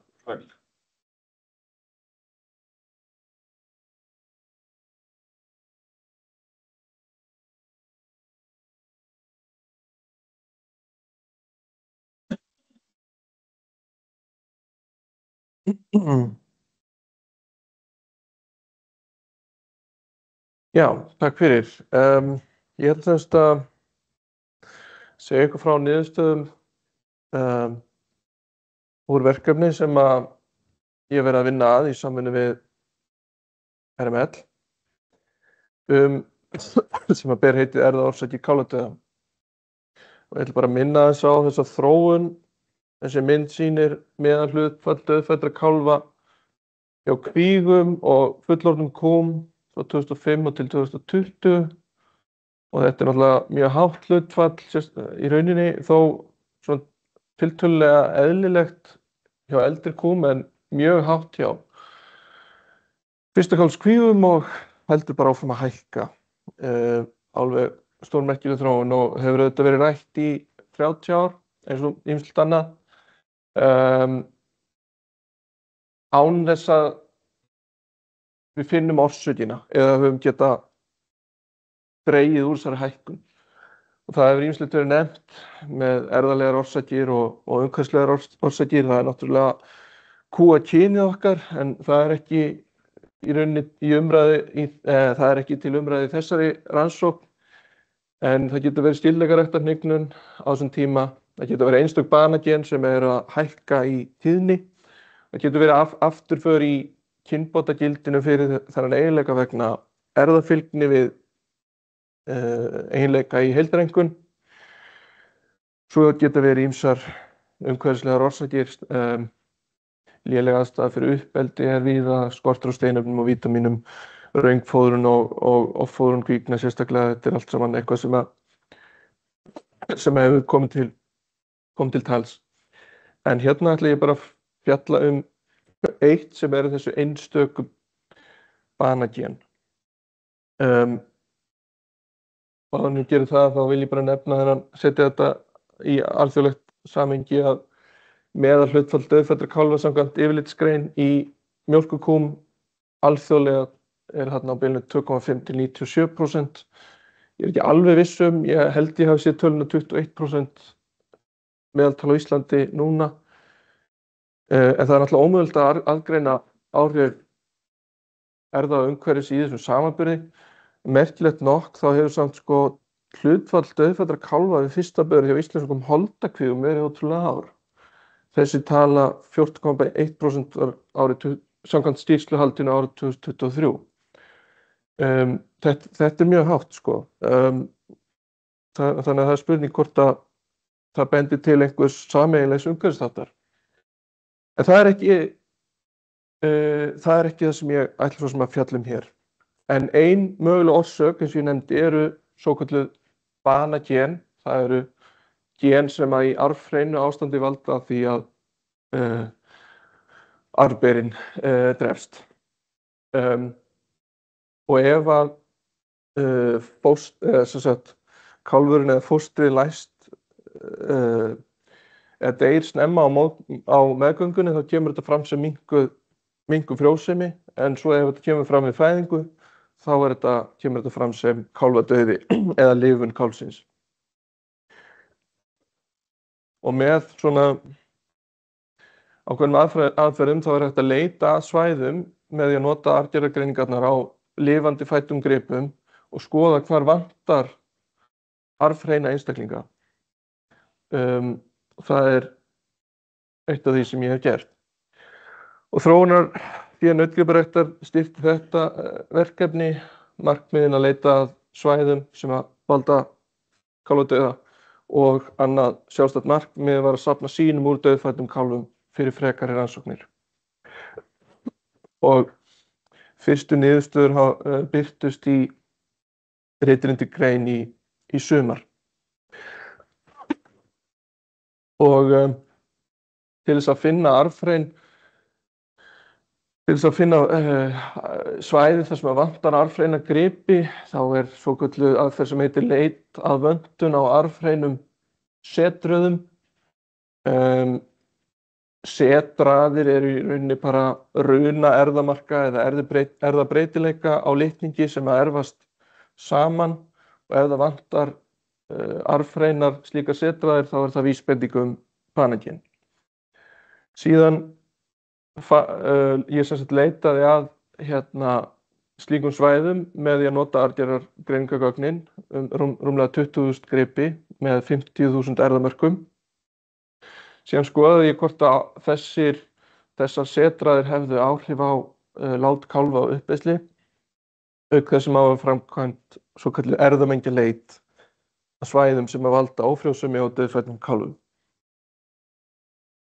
Og banagen eru líklega á svæðum þar sem að vantar arfhreinar setraðir, þar sem að þær setraðir hafa áhrif á eiginleikana samkvæmt líkani, og svæðum sem hafa áhrif samkvæmt erfðamengjuleit, og alveg sérstaklega ef að tvennt eða þrennt af þessu gildir. Ég ætla ekki að fara að pína ykkur með aðferðunum, en það sem kannski bara skiptir máli að skilja það að við erum með 20.000 arfgerðargreiningar á lifandi gripum, við erum með skráða frjósemi í ýmsum eiginleikum og við erum með skráða lifun kálfa, við erum með ættartöluna, Það þýðir að við getum reiknað út líkindin á arfhreinu fóstri og athugað hvort að þau líkindi tengist svipgerðinni sem þá skráð lifun kálfa hjá bændum eða setta í samhengi við sæðingagögnin fyrir frjósemina. Þannig að ef það eru líkur til þess að arfberi kýr sé sætt, eða ef kýr sem arfberi sætt með nauti sem arfberi, þá eru fjórðungslíkur á því að fóstrið sé arfberi, eða sé arfhreint, og ef þetta banagén þá ætti fóstrið að látast.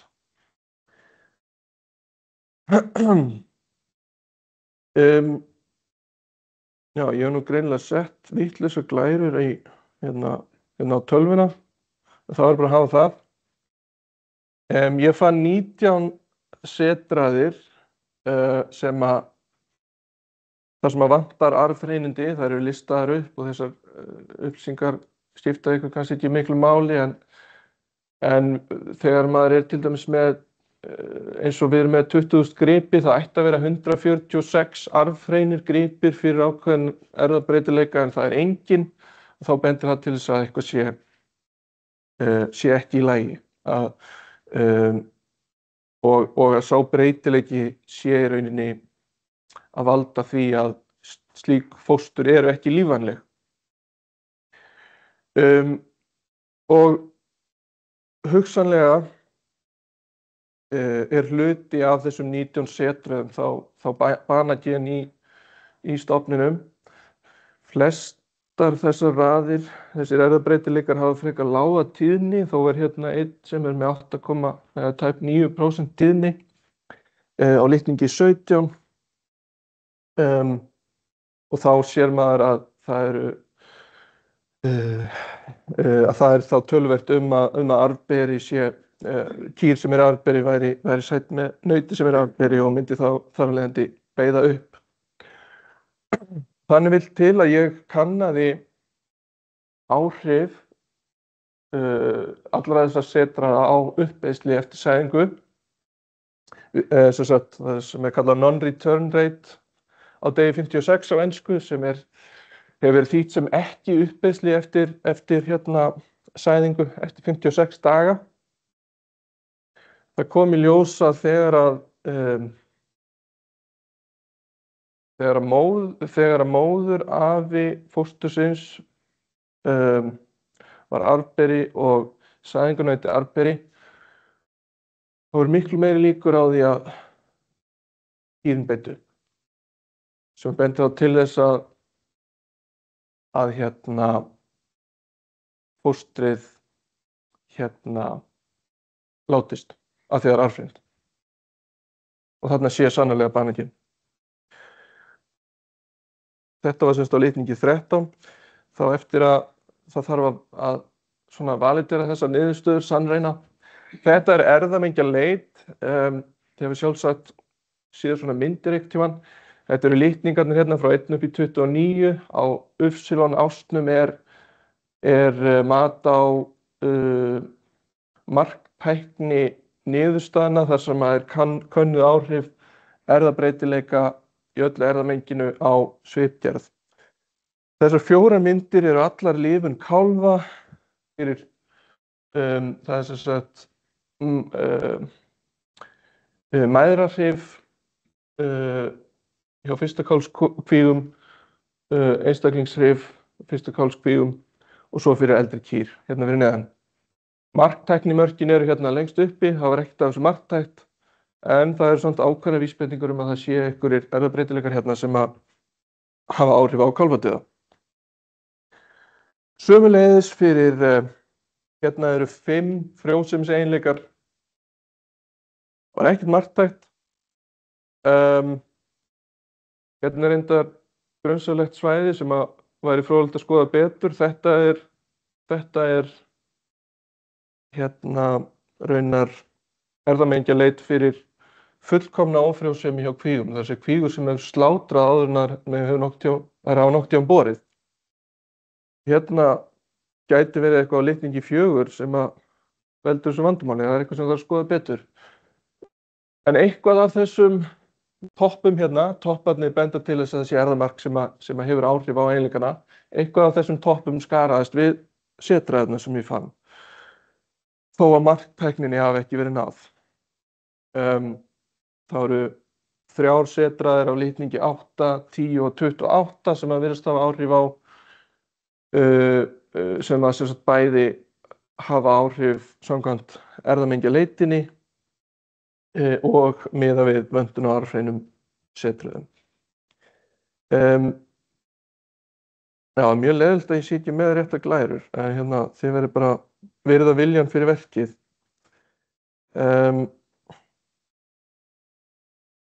Þannig að til þess að taka þetta saman, þá voru 19 setræðir sem að sýndu vöntun arfhreinda og jökullíkurnar á kálfadeyði eða uppeyðslum eða hvorttveggja. Það er hérna svæði sem ég nefndi á litningi 13 og líka á litningi 8 sem að þarf að skoða betur. Það er vísbendingur á öðrum stofnum að það séu sem sagt sæti eða gen þarna á þessum svæðum sem að hafa áhrif á þessa eiginleika. Hins vegar þá verður að sannreyna þetta til þess að nota þetta í kynbótastarfinu. Og það er þá gert með sýnum úr dauðfæddum kálfum og sú sýnasöfnin hefur kannski gengið alveg eins vel og ég hefði viljað. Hins vegar er búið að safna 92 sýnum, það er búið að argera greina þau og ég ætla að sýna ykkur myndina sem að er í hinum glærupakkanum. Þar sem ég er með svona mynd, þar sem að ég nota þau sýni og það eru svona aðeins, það lofar góðu, að þegar við erum með þessa kálfa sem að raunverulega voru fæddir dauðir, við getum raðgreint hluta af þeim og sem þýðir að þá getum við fundið svæði, fundið kannski nákvæmlega svæði þar sem að eitthvað vantar, eitthvað breytileika þar sem að mögulega er eyðing á erfðaefni sem að veldur því að virkni gensins, virkni einhvers gens er ekki fullkomin og það getur dregið kálfinn til dauða. Og það verður mjög spennandi og verður gert núna bara vonandi á næstu vikum og mánuðum. Er ég að vera búinn um tímann? Já, og þannig að svona niðurstöðurnar samantekið úr þessu er í sjálfu sér að það er engar, ég er ekki búinn að finna eitthvað sem að útskýrir þetta, af hverju þróunin er að auka svona mikið, ekki ennþá. Kynbótamatið ætti samt í rauninni að pikka upp þessi svæði og við erum alltaf komið með kynbótamat núna, þegar það fer inn í heildareinkunna þá hlýtur það að í rauninni velja gegn einhverjum af þessum breytileikum. En ég held ég hafi þetta bara ekkert lengra.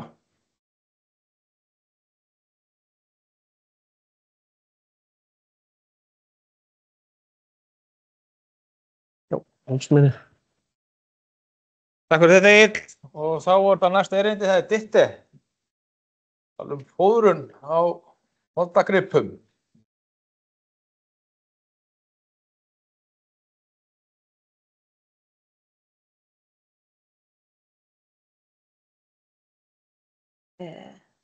Ég vona það.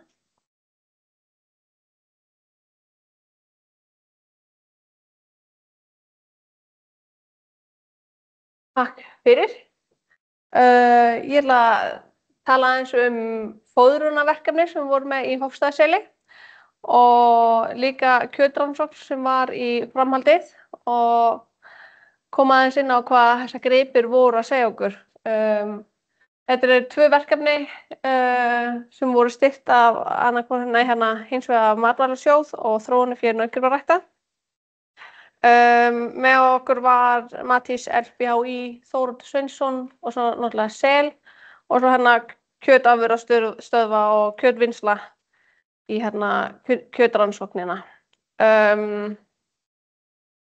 Við byrjum í Hofsstaðaseli því að það var svona frumhugmyndin byrjaði þar að prófa okkur áfram aðeins með fóðrun á holdanautum. Það eru 200 kýr í Hofsstaðaseli, þannig að það var nóg af kálfum að velja úr og þau eru með fóðurblandara, þannig að það gerði þetta svolítið skemmtilegt í uppsetningu. Þóroddur Sveinsson kom að uppsetningu á athugunina og var að leiðbeina okkur í hvernig við ættum að skipta þessu niður. Við ákvaðum í samráði við hann og við Bessa í Hofsstaðaseli að taka 108 naut í 3 fóðumeðferðar, 0% korn, 20% korn og 40% korn. Og byrjum á því að taka heisinni haustið 22 til að geta gert fóðuráætlun og séð, hvað getum við leyft okkur að fara mikið upp ef við vildum ekki fara upp í 60% og það kannski svolítið óraunverulegt hér á Íslandi allavega, það var frekar dýrt. En eins og þið sjáu þá var heygæðin mjög góð, eiginlega bara á pari við gott kúahey, og það lykilatriði sem ég ætla aðeins að koma inn á eftir. En við tókum sýni úr blandaranum einu sinni viku og síðan var þetta sent inn sem samsýni fyrir hvern mánuð, þannig við vorum að fylgjast með hvað nautin voru að fá. Bessi og fólki hans sáu að skrá niður allt fóðrið sem fór inn á fóðurganginn, þannig að það voru gríðarlega mikið gögn til. En að því að það náttúrulega ekki einstaklingsfóðrun, þá þetta metið á stíu, á hverja stíu og miðað við grípurnar sem eru í stíunum, en það svolítið einstaklingsbreytileiki, þannig að þetta ekki náttúrulega 100% nákvæmar tölur. Síðan þá vigtum við nautin mánaðarlega og viðmiðið var að slátra heila stíu þegar meðal lífþunginn var í kringum 620 til 630 kg. Þannig gátum við skoða áhrif fóðruna á sláturaldur, því við vorum að slátra eftir þunga og ekki aldri, og áætla einhvers konar eldiskostnað út frá ákveðnum forsendum. Þegar kálfarnir komu inn við fráfæru, það var svona í nóvember, það tók í kringum mánuð að koma þau inn, því að það ekki hægt að taka 200 kálfar undan í einu, nema það hafa 200 mjög brjálaða kýr út á túni. Þannig að við náttúrulega bara þurftum að gera það þannig. Allar kálfar voru vigtaðar inn í húsið og skiptum svo síðan í hópar eftir þyngd og aldri, þannig að það var sambærilegt milli fóðurhópar. Upphaflega vorum við með 2 stígur fyrir hvern fóðurhóp, með 18 hausar í hvern hóp eða stígu. En þegar nautin stækkuðu þá þurfti þá að skipta þeim upp, þannig að það voru 3 stígur fyrir hvern fóðurhóp. Og þegar það var gert þá var þá voru gripirnir vigtaðir, þannig að þyngstu gripirnir voru settir saman við þyngstu gripirnir úr hinni hópnum, þannig að þetta voru ekki, þannig að það voru sambærilega stærð, þannig að myndi slást minna. En ef við vindum okkur í þessar niðurstöður þá eru meginmarkmiðið var að skoða áhrif fóðruna á sláturaldur, og við sjáum að hægt að benda með hana. Ok. Eftir takkinn. Nei, það skiptir engu máli. Þá sjáum við að það svolítið mikið munur á eldistíma ef maður fer í eingöngu hey eða í 37%, því kannski sjáum við að 0,21 og 37% og ekki 0,20 og 40%, en það við uppgjörið þá var útkoman að þau sem áttu að fá 20% fengu 21% og þau sem áttu að fá 40% enduðu hérna að meðaltali í 37%, sem bara nokkuð vel gert miðað við hérna aðstöðuna sem vorum í. En þið sjáu hérna að það munar alveg tæpar 100 daga í eldi og þetta eru dýridaga, þetta eru inni eldi og á vöxtin hérna þá sjáu því að það marktækur munur með aukinni hérna korngjöf. Við héldum í rauninni að þau sem fengu þessi 37% korn hafði haft meira vöxt en raunin var. En ég kannski kem aðeins inn á það af hverju það á eftir.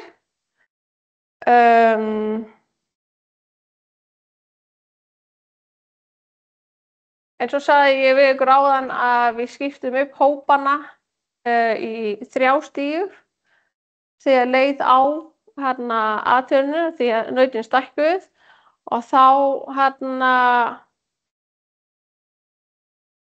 reyndum við að setja þetta upp þannig að það var yngri, milli og eldri og þið sjáu hérna að aldur við fráfæru, það marktækur munur þar á milli hópar. Elsti gripinni voru 6,2 mánuði, fráfæru 4,7. Og það var eiginlega svolítið skemmtilegt, svona skemmtileg tilviljun og við gátum skoða áhrif, ég myndi segja burðartíma eða við getum líka kallað þetta aldur við fráfæru á hérna eldistíma og vöxt. En þið sjáu hérna að það mikið munur á hérna eldistíman á þessi sem voru eldri við fráfæru en þessi sem voru yngri.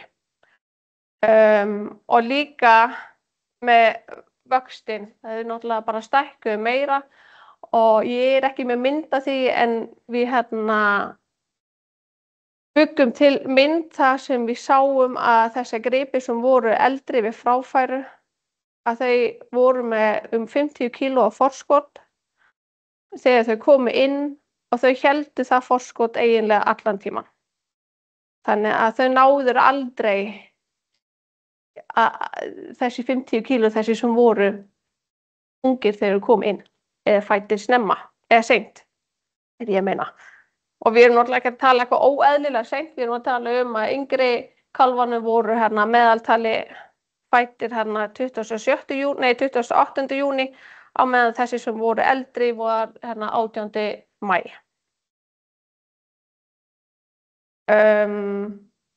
Og þið sjáu hérna að það náttúrulega bæði eldistíminn styttist alveg verulega ef að þau eru eldri við fráfæru en líka heilda átið og það kemur svolítið niður á hérna verðið þegar við erum að reikna eldiskostnaðinn. Eitt annað sem var svolítið skemmtilegt að sjá eða skoða og pæla í, það angushlutfallið. Ég sagði ykkur að við vorum að skipta þetta upp eftir hérna þunga þegar við fórum að skipta þessar 2 stígur í 3 stígur og þar allavega virðist vera þannig að gripir sem voru með hærri angushlutfall enduðu frekar í hópunum hérna milli og eldri og þó svo að þeir voru fæddir snemma seint. Þannig að það vísbendingar að angusgripirnir uxu meira sem ég held að það sé bara eins og þið sjáið út á búunum. Ef við skoðum myndin hérna aðeins, þetta bara myndrænt hérna á vöxtin á þeim, þá rauða línan hérna nautin sem fengu mest korn, appelsínugula þessu sem fengu hérna 21% og svo blái fengu bara hey og þetta allt leiðrétt að 630 kíló lífþunga við slátrun og þið sjáu hérna munin á dagana í eldi. Eins og ég sagði áðan þá hérna hefur hérna fóðurgildi sennilega eitthvað áhrif á vöxtinn. Upphaflega þá byrjuðum við að gefa heimarækta korn frá Hofsstaðaseli það var undir meðalgæði miðað við svæðið það ár með orkuinnihald 6,65 megajoule per kíló þurrefni. En hvað gera bændur þegar búið að þreskja 100 tonn af korni? Það verður að gefa það, þó svo að gæðin sé kannski léleg. Og ég held að ef við höfum kannski byrjað á því að gefa köggla strax eða að kornið hefði verið betra, ef það hefði verið kannski frá núna í ár, þá hefði þessi munu verið meiri strax. En þið sjáu hérna þetta er nánast bara eins þegar þau fá 20%. En í mars, þegar gripinu voru kringum 300 daga gamli, þá var skipt yfir á kornköggla, það kláraðist kornið og það náttúrulega breyttist orkustyrkinn við því og ég tel það líklegast að það hefði verið meira munu ef við höfum byrjað á kornkögglum bara frá upphafi.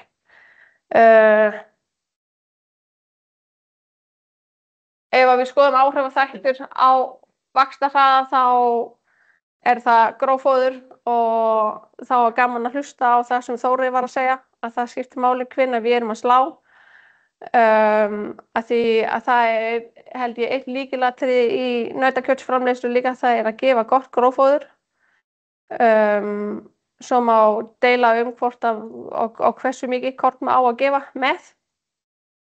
En ef að gróffóður er gott, þá kannski kemst maður upp með að gefa minna korn eða kjarnfóður, en það þarf að gefa meira ef að fóðrið er lélegt. Í þessu tilfelli í Hofsstaðaseli var þetta mjög gott þetta ár, þannig að það spilar pottþétt inn. Eitt annað sem við sáum, það var breytingar í stígum virðist hafa áhrif á vaxtarhraða. Við vissum það svo sem, en það sem var svolítið áhugavert var að sjá, það var að þegar það voru breytingar eða rag í fjósinu, þá sáum við þetta á næsta vigtun.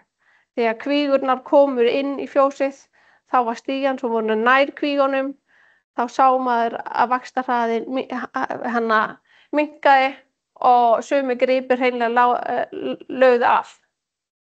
Þannig að það er rosalega mikilvægt að vera ekki að hræra of mikið í þetta og ekki heldur bara setja nýja stígur við hliðina á nýjum gripum, að þau eigi eftir að slást eða hafa áhrif á vöxtinn. Síðan sáum við að burðartíminn hefur áhrif. Það finnst mér vera mjög áhugavert og klárlega sóknarfæri í þessari búgrein. Og við sjáum núna næst hvað áhrif það hefur á eldiskostnað líka. Byrjum á fóðrunum sjálf. Ég er með forsendur á bakvið þetta sem verður birt í skýrslu sem kemur á netið og þannig að þarf þess vegna að túlka þetta með fyrirvara að þetta er ákveðna forsendur á bakvið og það er breytilegt milli búa. Gróffóðrið var á 40 krónur kornið. Það var bara miðað við verðskrá á kögglum. Þannig það getur verið breytilegt eftir hvort það er heimaræktað eða hvort maður kaupir. Síðan var steinefni og aðstæðan er metin út frá fjárfestingarkostnað, út frá verkefnin hjá RML, afkomuvöktun, og launin er miðað við dagtaxta frá ráðuneytinu sem er 5.145 krónur á klukkutíma. Gerum við fulla grein fyrir því að bændur eru ekkert að borga sig það, en við náttúrulega viljum að þeir geta borgað sig þetta. Þannig að ef hringurinn kom ekki inn en að við sjáum að ávinningurinn við það að gefa kornið, og þá er afkoman eftir grip 211.000 og er tæpa 212.000, en ef maður gefur bara gras eða hey þá er þetta 192.000. Ég setti upp dæmið miðað við fjöldi gripa á ári, að þegar þú styttir eldstíminn þá er meira velta í gegnum húsið og það er eiginlega ársveltan sem skiptir máli. ég miðaði við 70 gripi á ári en þegar þú ert að gefa 37% korn þá þarftu minna færri daga í eldi en 1 ár.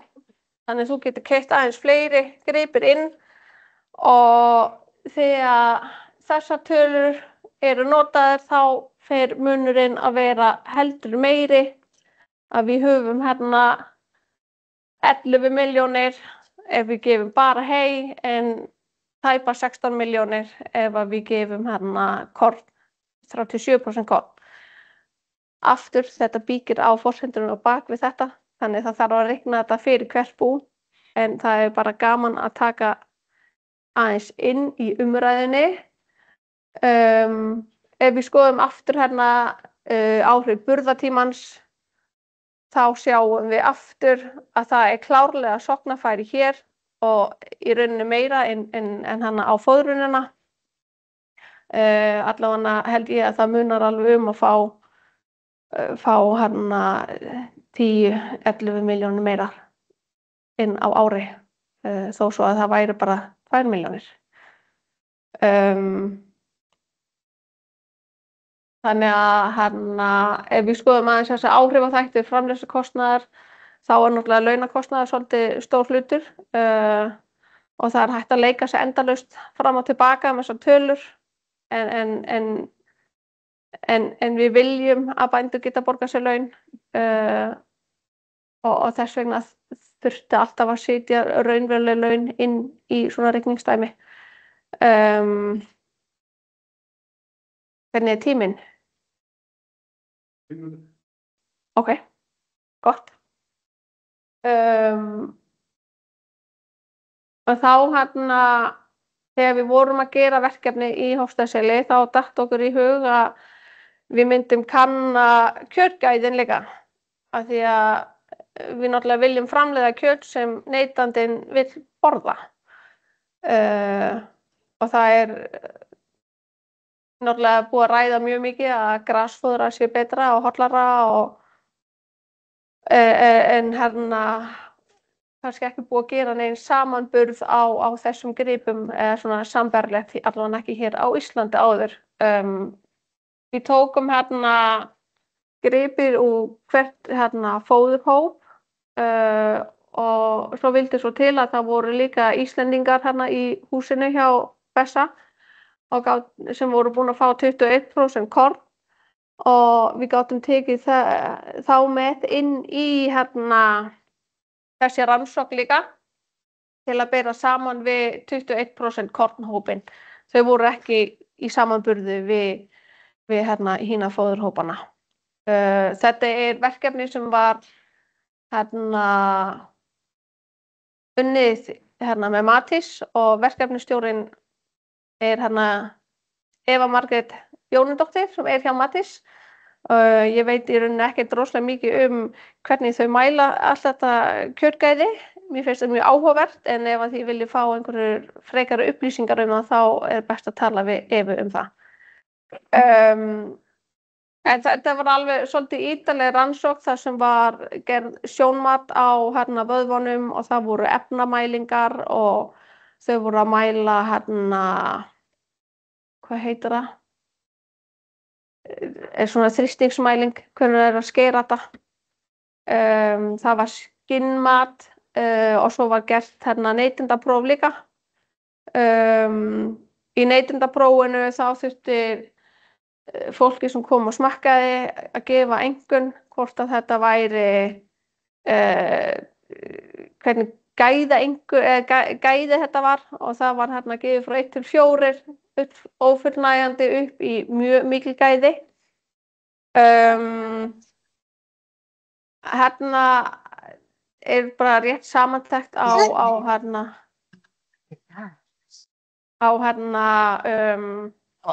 heilmikið eftir sko. Er einhver á Ég get aftur hvort hann vill drekka smá. Það er einhver sem þarf að setja sig á mute held ég.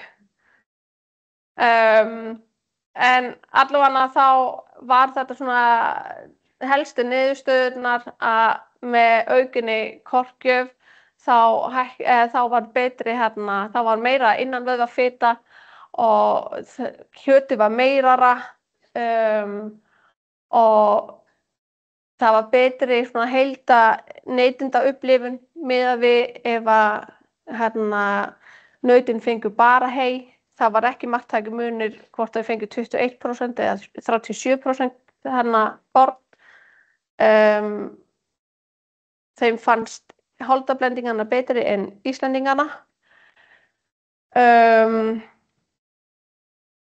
Og svo það þetta með þessi omega 6 og 3 hlutfall, að það alltaf, eins og ég sagði, það talið að grasfóður kjöt er hollara.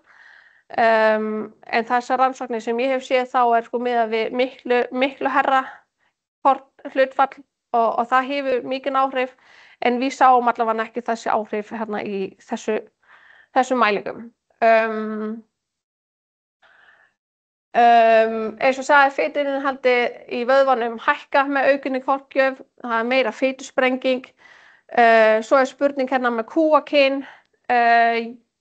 Mér langar helst ekki að segja að kjöt af Íslendingum sé ekki gott, af því það er 80% af kjötframleiðslunni. Ég held að það er eitthvað sem mætti skoða betur, af því ef við sjáum á línuriti þá það þetta Íslendingarna. Það voru 2 sem fengu falleinkunn og þetta er aldurinn í mánuðum, þeir voru frekar gamlir. En það er líka eitthvað sem flokkar skott, bara meira en hversdagsgæði, það er þessi græni doppur. Þannig ég held að það er tækifæri til að skoða þetta, því að á meðan við erum að framleiða aðalega Íslendingar þá megum við ekki gera lítið úr þeim. Þannig ég held að sláturaldurinn gæti haft áhrif. Undir lokin bara pælingar og smá samantekt, aukin korkgjöf, stytti eldistímann. Það þýðir að það er hægt að keyra fleiri gripir í gegnum húsið, það er fleiri gripir til að borga fjárfestinguna. Þannig að þegar við erum að horfa á þetta þá þurfum við að skoða ársveltuna. Það lækkar sláturaldurinn og framleiðslukostnaður miðað við okkar forsendum. Það eykur fituinnihaldið í vöðvum og eykur neytendaupplifun á kjöti.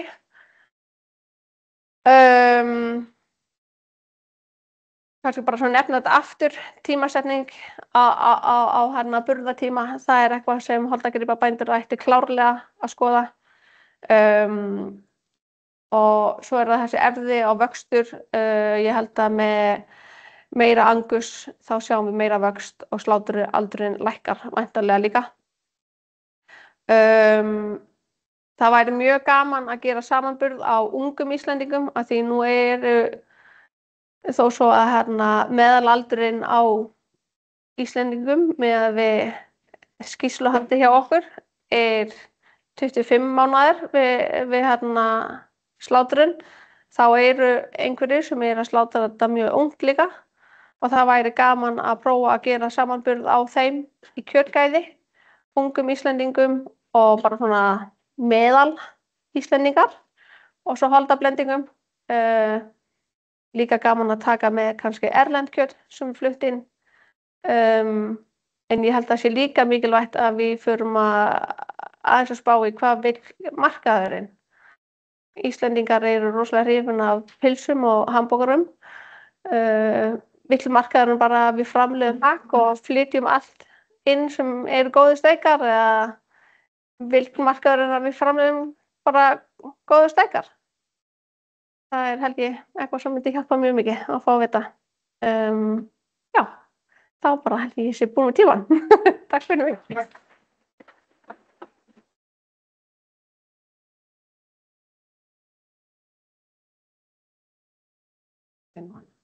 Þá næsta erindi, það Guðmundur með ásminni. Niðurstöður tilraunir með kynbrennt sæði. Takk.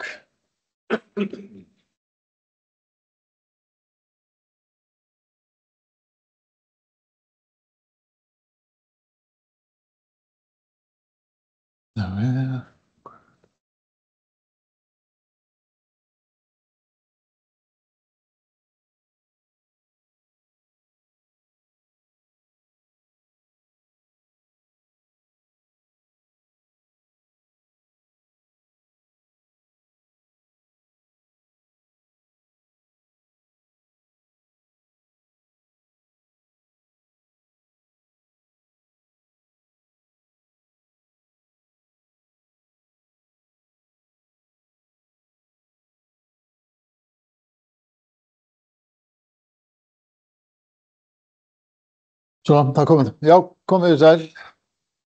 Ég ætla að kynna fyrir ykkur niðurstöður úr tilrauninu sem við gerðum síðastliðinn vetur með kyngreind nautasæði og eða örfáum orðum tækni og afköst við kynggreiningu og fanghlutfall og notkun erlendis og svo víkjum við okkur að tilrauninu sem við gerðum síðasta vetur. Nú, þetta náttúrulega hefur lengi verið eftirsótt markmið og við höfum náttúrulega vitum það að líkurnar á hvort að fæðist strákur eða stelpa svona nokkuð 50-50 og það þýðir að þetta gerist á hérlendis á svona að fæðist annarkvort kynið 10 kálfar í röð á bil 2 ára fresti. Og það alveg saman hvað fæðast margir kálfar, það alltaf sömu líkurnar, 50-50 líkur á næsti verði nauti eða kvíga. Þannig að þó séu konið 10 nautkálfur hjá Tóti, það sá 11 verður alveg 50-50 nautkálfur. Nú, tæknin byggir á að það er búið að flokka í sundur karlfrumundar sem þá Y og kvensæðisfrumur X. Það framkvæmt með frumuflæðisgreiningu sem byggir á því að karlfrumur bera 3,8% minna erfðaefni en kvenfrumur. Þess vegna eru konur gáfaðar en við kallar því að þær hafa meira erfðaefni.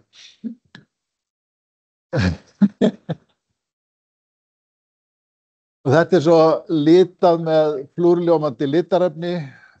Frumundar eru rafhlaðnar og flokkaðar þá með rafgreiningu sem byggir þá á mismunandi hleðslum.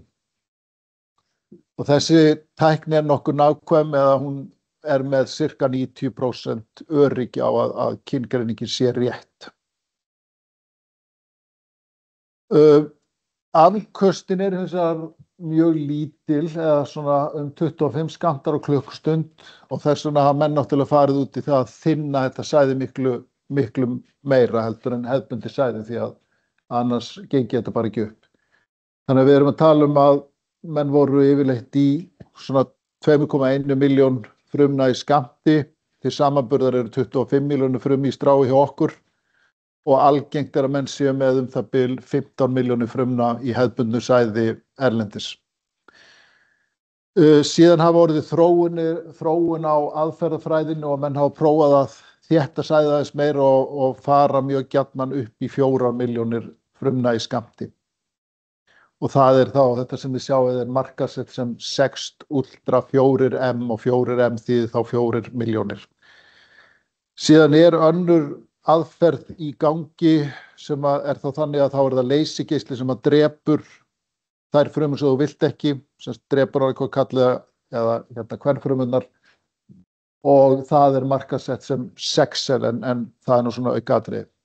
Hvoru tveggja virkar mjög svipað og með svipaðri nákvæmni.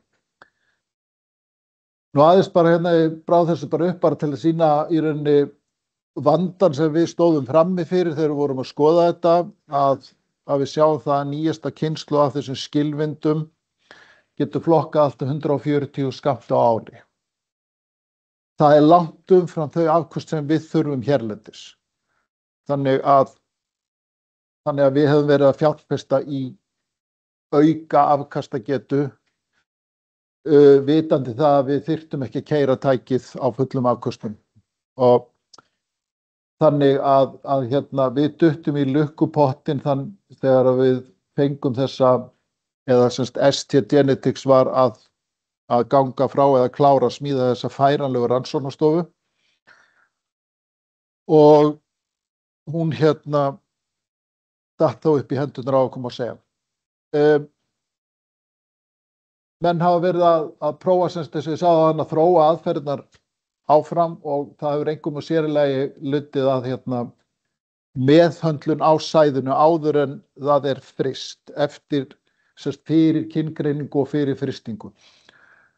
Og þetta niðurstöður úr tilraun með 5 naut í Þýskalandi og þá sjáum við í þessari tilraun þá náðu þeir með 4 milljónum frumna í skammti þá eru þeir komnir upp í sama fanghlutfall eða ekki uppeyðsli og hefðbundi sæði með 15 milljónum frumna í skammti. Þannig að bætt meðferð á sæðinu hefur tvímælalaust skilað auknum eða betri árangri. Þetta hefur líka sést eins og þetta eru tölur yfir samantekt á sæðingum Holstein-grip í Bandaríkjunum 2007-2015 og þá sjáum við að það dregur saman með kyngreindarsæðinu og hefðbundna sæðinu, þannig að það er hækkandi fanghlutfall með kyngreindu sæði. Stóri munurinn sem kemur fram í á venjulegu og venjulegu og kyngreindu sæði er fyrst og fremst þessi munur sem er þekktur milli nauta. Það eru bara misgott sæði úr nautunum og það er stóri munurinn sem liggur í fanghlutfallinu. Í Danmörku þá sjáum við að þetta eru tölur frá ég held ég hafi tekið þetta út eða séð þetta í fyrra og þá sjáum við að það er munur milli kynja í Danmörku, bæði þá milli kúakynja og eins hvort við erum að tala um kvígur eða fyrsta og öðrum kálfi en heilt yfir getum við sagt að munurinn sé í rauninni alveg vel innan ásættanlegra marka en það væri þeir ekki með þetta í notkun ef það væri ekki. Notkunin erlendis, hún fer mjög vaxandi en hún er kynjabundin og ef við horfum til Danmerkur til dæmis að þá sjáum við að menn að nota þetta nær eingöngu í jerseykýrnar, einfaldlega vegna þess að jerseykálfarnir eru ekki eftir, nautkálfarnir eru ekki eftir svona verður og menn yfirleitt farga þeim strax nýfæddum og notkunin er svona minni í rauðu dönsku og Holstein-kúnum og við sjáum líka að menn horfa meira á kvígurnar. Á yngri gripina sem eru frjósa og erfðafræðilega betri. Sama munstur sjáum við eins og þessi dæmi hér, frá Kanada og Írlandi. Notkun á kyngrindasæði er vaxandi og aftur er munur á kynjum þar sem að jersey er mest notkunin á kyngrindasæði jersey-bústofnum og fylgifiskur notkunar á kyngrindasæði er aukin notkun á holdasæði og það er þá einkum og sérlega notkun holdasæðis á mjólkurkýr. Nú ef við snúum okkur að tilrauninni þá fengum við þessa tilraunastofu hjólum frá ST Genetics í Hollandi sem er dótturfyrirtæki ST Genetics í Bandaríkjunum og stóri tilgangur hjá okkur var að kanna fyrsta lagi hvort að sæðiskeið íslenskra nauta væri nægileg til að þola kyngreininguna og hvort að árangurinn væri viðunandi. Þetta var náttúrulega lítil tilraun, við tókum ekki sæðinum úr 5 nautum og skiptum hverri sæðistöku í hefðbundið og kyngreind sæði þannig að það væri ekki sæðistakan sem væri að hafa áhrif á niðurstöðuna.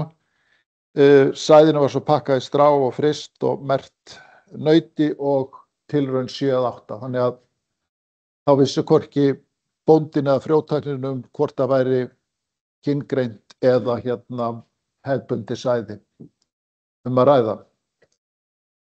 Við dreifðum svo sæðinu til frjótækna eftir umfangi sæðinga á hverju starfsæði og sendum þá samtals 1200 skammta af hvorri tegund. Þátttakan var mjög mikil eftir svæðum. Annarkvort eru það áhrif af íhaldssemi bænda á mismunandi svæðum eða frjótækna eða hvort að menn eru mismiklir sölumenn á nýjungar og annað þvíumlíkt en allavega var notkunin mest á Suðurlandi og Eyjafirði Þingeyjarsýslum og við sjáum það til dæmis á tilraunatímanum að þá var tilraunasæðið yfir helmingur á notuðu sæði á Suðurlandi.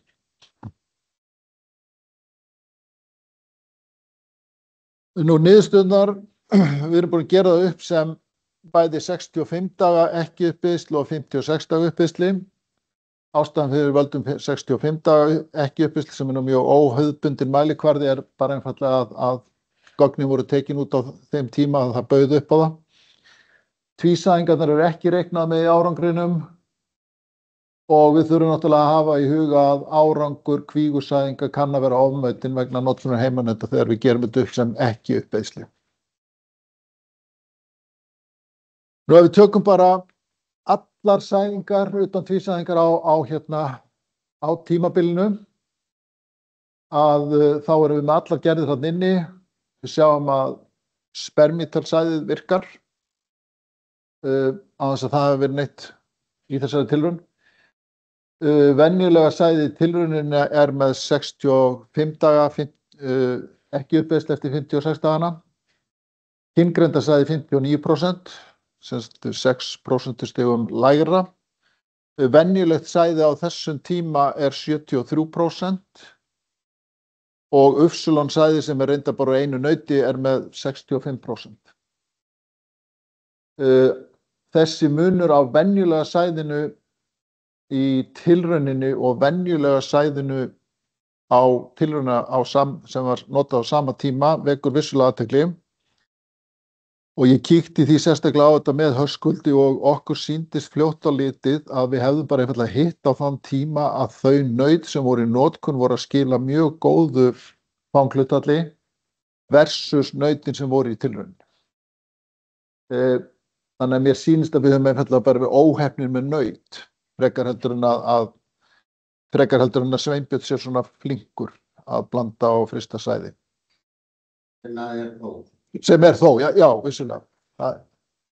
Ég skal halda þetta til haga. Hérna eru þá bara allar sæðingar á tilrauninni, annars vegar 56 daga, ekki uppeyðslu og 65 daga. Þið sjáum fjöldatölunar þarna, þetta eru nærri 1900 sæðingar af hvorri tegund. Og fækkar eðlilega aðeins sem kemur til uppgjörs þegar að líða 9 dagar og fanghlutfallið eða ekki uppeyðslu lækkar líka aðeins. Fyrir 65 dagan er það komin í 64% fyrir venjulega sæði og 57% fyrir kyngreinda sæðið. Skoðum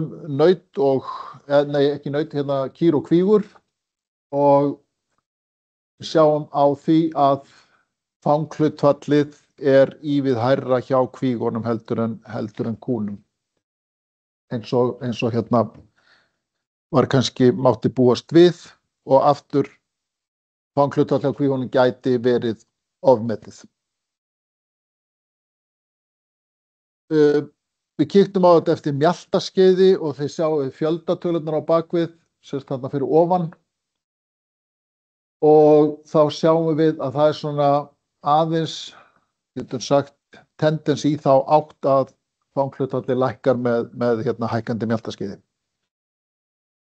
Semst því oftar sem kýrnar hafa borið á því ver gengur að koma í þar kálfi sem er nú ekki nývísindi. Númer sæðingar, semst hvort þetta var fyrsta, önnur, þriðja eða fjórða. Það er vissulega mjög svona lítið hægt að álykta með þriðju og fjórðu sæðingu. Þetta eru nú ekki margar sæðingar, ég sjá að þetta eru þarna tæplega 100 sæðingar, þriðju sæðingar og 40 sæðingar, kringum 40 sæðingar, fjórðu sæðing, þannig að hver sæðing þar vegur mjög þungt. En það er ekki að sjá neitt mun þarna á sem sagt fyrstu og annarri sæðingu. Í árangri en áfram er náttúrulega kyngreinda sæðið lægra heldur en venjulega sæðið. Og eins ef við skoðum þetta fyrir kvígurnar og þar verða tölurnar náttúrulega fyrir þriðju og fjórðu sæðingu algjörlega ómarktækar en það er ekki sjáanlegur munur milli fyrstu og annarra sæðingar. Ef við skoðum þetta eftir dögum frá burði þá kemur svolítið athyglisvert í ljós að árangurinn virðist vera betri hjá kúm sem eru sættar fyrstu 2 mánuðin eftir burð, sem er nú svona kannski ekki alveg í takti við það sem við höfum talið hingað til. Og síðan náttúrulega fer hann hækkandi eftir því sem líður lengra frá burði en þarna tímabili 3 til 4 mánuður eftir burð eru lægri heldur en fyrstu 60 dagarnir. og Steini, nú klórar þér í hausnum. Þetta er ekki alveg í takti við fræðin.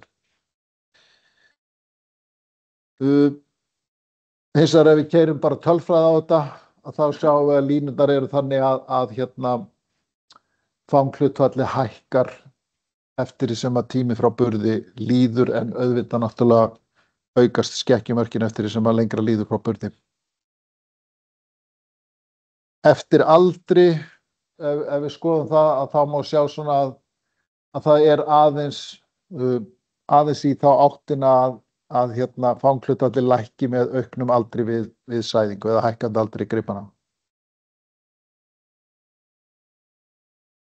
Nú ef við skoðum svo nautin sjálf, þessi 5, þá sjáum við að það er munur milli nauta sem að auðvitað er ekkert ný vísindi, og það má svona kannski draga þá ályktun að þau naut sem að gefa lakara sæði eða lakara árangur með venjulegu sæði, að það verði þá enn lakara með kyngrænasæðinu, þó að það sé ekkert skýr niðurstaða.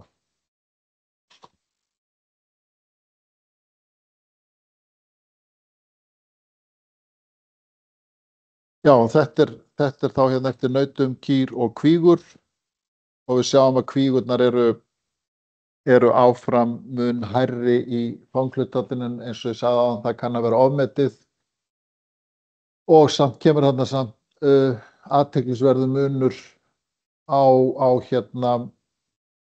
milli kúa og kvígna, að ef við tökum til dæmis Abraham sem dæmi, að þá er hann með 53% í kyngrænasæðinu hjá kúnum og 69% í kvígunum. Þetta hefur bara verið kvígusæði úr honum, hentað á kvígur. Þessar tölfræðigreining að ANOVA sýndi að það er ekki marktækur munur milli nauta og númers sæðingar. Það er marktækur munur milli sæðisgerða, bæði 56 daga og 65 daga ekki uppeyðslegar hærra með venjulegu sæði. Það er marktækur munur eftir fjölda burða þar sem kvígur voru með hærra fanghlutfall en kýr. Það er engin munur hjá kvígunum eftir sæðistegund, númeri sæðisningar eða nautunum, en hjá kúnum er munur milli sæðistegunda en ekki eftir sæðingum, nautum eða fjölda burða. Og venjulegt sæði sem skilaði hærra ekki uppeyðsli hjá kúnum heldur en kyngrænasæðið. Þannig að við getum dregið það ályktun og svarað spurningunni sem við lögðum upp með, að íslenskt nautasæði þolir kyngreiningu vel. Það er munur milli sæðistegunda, en við getum sagt að hann sé innan ásættanlegra marka, og það eru vísbendingur að einstök naut þoli kyngreiningu eða þynningu sæðis misvel, og að kvígur og yngri kýr haldi betur við kyngrændu sæði. Og það er í takti þar sem að menn hafa fundið erlendis. Og sæðið virkar. Það er kominn kálfur. Og þetta er semst fyrsti þá kálfurinn með Upsilon sæði sem að fæddist hérlendis og fæddist á Hvanneyri hvað fyrir vikudaginn síðasta. Þannig að já, hann er þegar seldur. Já, ok. Herðan, þá var það ekki fleira mér, takk.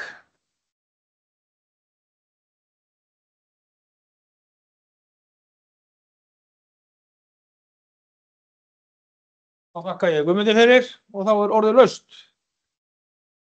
Spurningar þessi 4 erindi. Auður.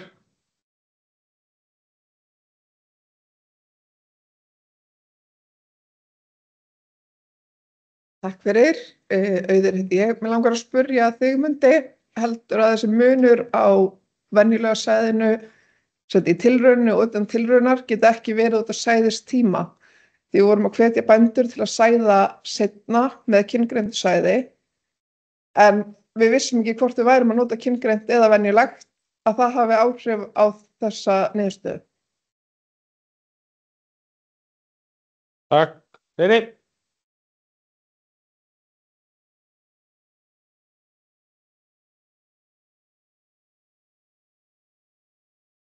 Hildur. Já, takk fyrir bara fróðleg og skemmtileg erindi. Mér langar aðeins að beina spurningu til Þóreyjar þarna í sambandi við sláttutímamatið og sérstaklega í kringum Vallafossgrasið að nú sko sem sagt bara þannig að kannski leiðbeiningaþjónustan fari kannski ekki í þann fasa sko að einblína eingöngu á meltanleikann sem einhvern mat, því að við verðum jú líka að taka einhverja skynsemi í sem sagt, hvað var að segja, nýtingu af bestu túnunum. Það er að segja, við getum ekki sætt okkur við kannski 5-6 rúllur á hektaran þó að meltanleiki sé eitthvað svakalegur. Því að heldur verðum við að nýta kannski vaxtargetu plöntunar og þar með förum við líka betur með plöntunar svona til lengri tíma litið. Því að allavega það okkar reynsla svo þegar við höfum verið að taka sýni úr heyi og meta sem sagt bara fóður sem hefur verið að gefa kúnum sem bara ansi nærri svona skriði en samt náttúrulega ekki orðið skriðið, að þá erum við í rauninni sem sagt bara á nippinu með NDF, það sé tréni í fóðri, að við séum ekki fara að búa til meltingar vandamál af því að við sláum allt kúheið og snemma og þar fram undir götunum. Kannski bara aðeins að klikja á þessu þannig að menn svona fara ekki alveg í þann fasa að hugsa eingöngu meltanleikann sem slíka. Það eru fleiri þættir sem að snúa að þessu. Takk. Takk. Fleiri?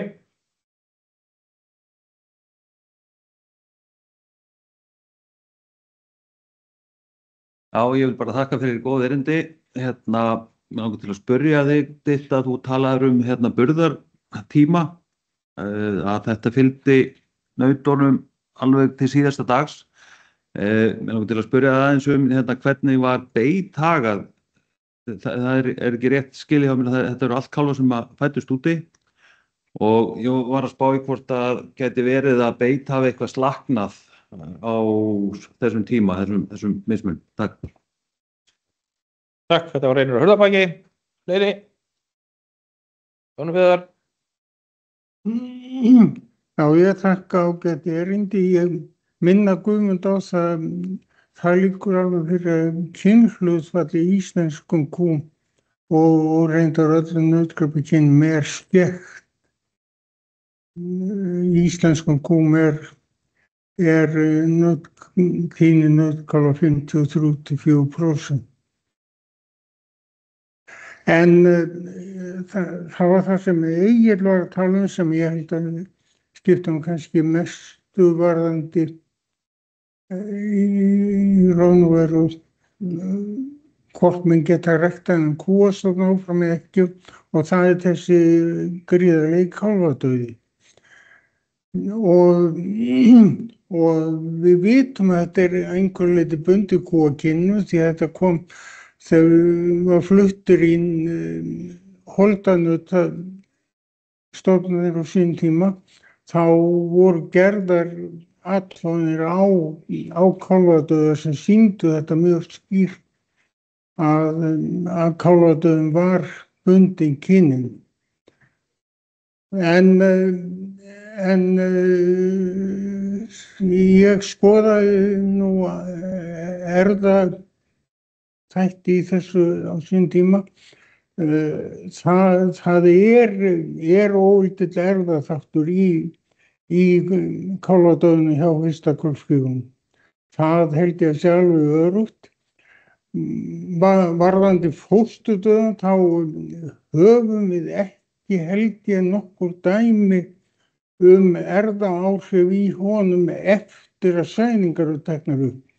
En við höfum minnst átti 3 staðfest dæmi meðan nautgriparæktarfélög notuðu félagsnaut og minnst eitt þeirra var það rannsakað, það var greinilegt að það erfðist milli kynslóða og síðan eftir að fara var gerð sæðingasýslu þá var alltaf fylgst með nautunum, það kom aldrei fram naut sem að virtust skilja eftir sig fósturdauða. Aftur á móti heilmikið munur í kálfadauðanum hjá vistahvolpum, bæði sem móðuráhrif og beináhrif og það var kannski það sem ég ætlaði að spurja Egil þegar ég skoði þetta, þá fékk ég sterkar vísbendingar að þetta veri neikvætt tengt í stofnunum. Það að vísu í samræmi við það sem að tekist í erlendum rannsóknum. En skoða það eitthvað?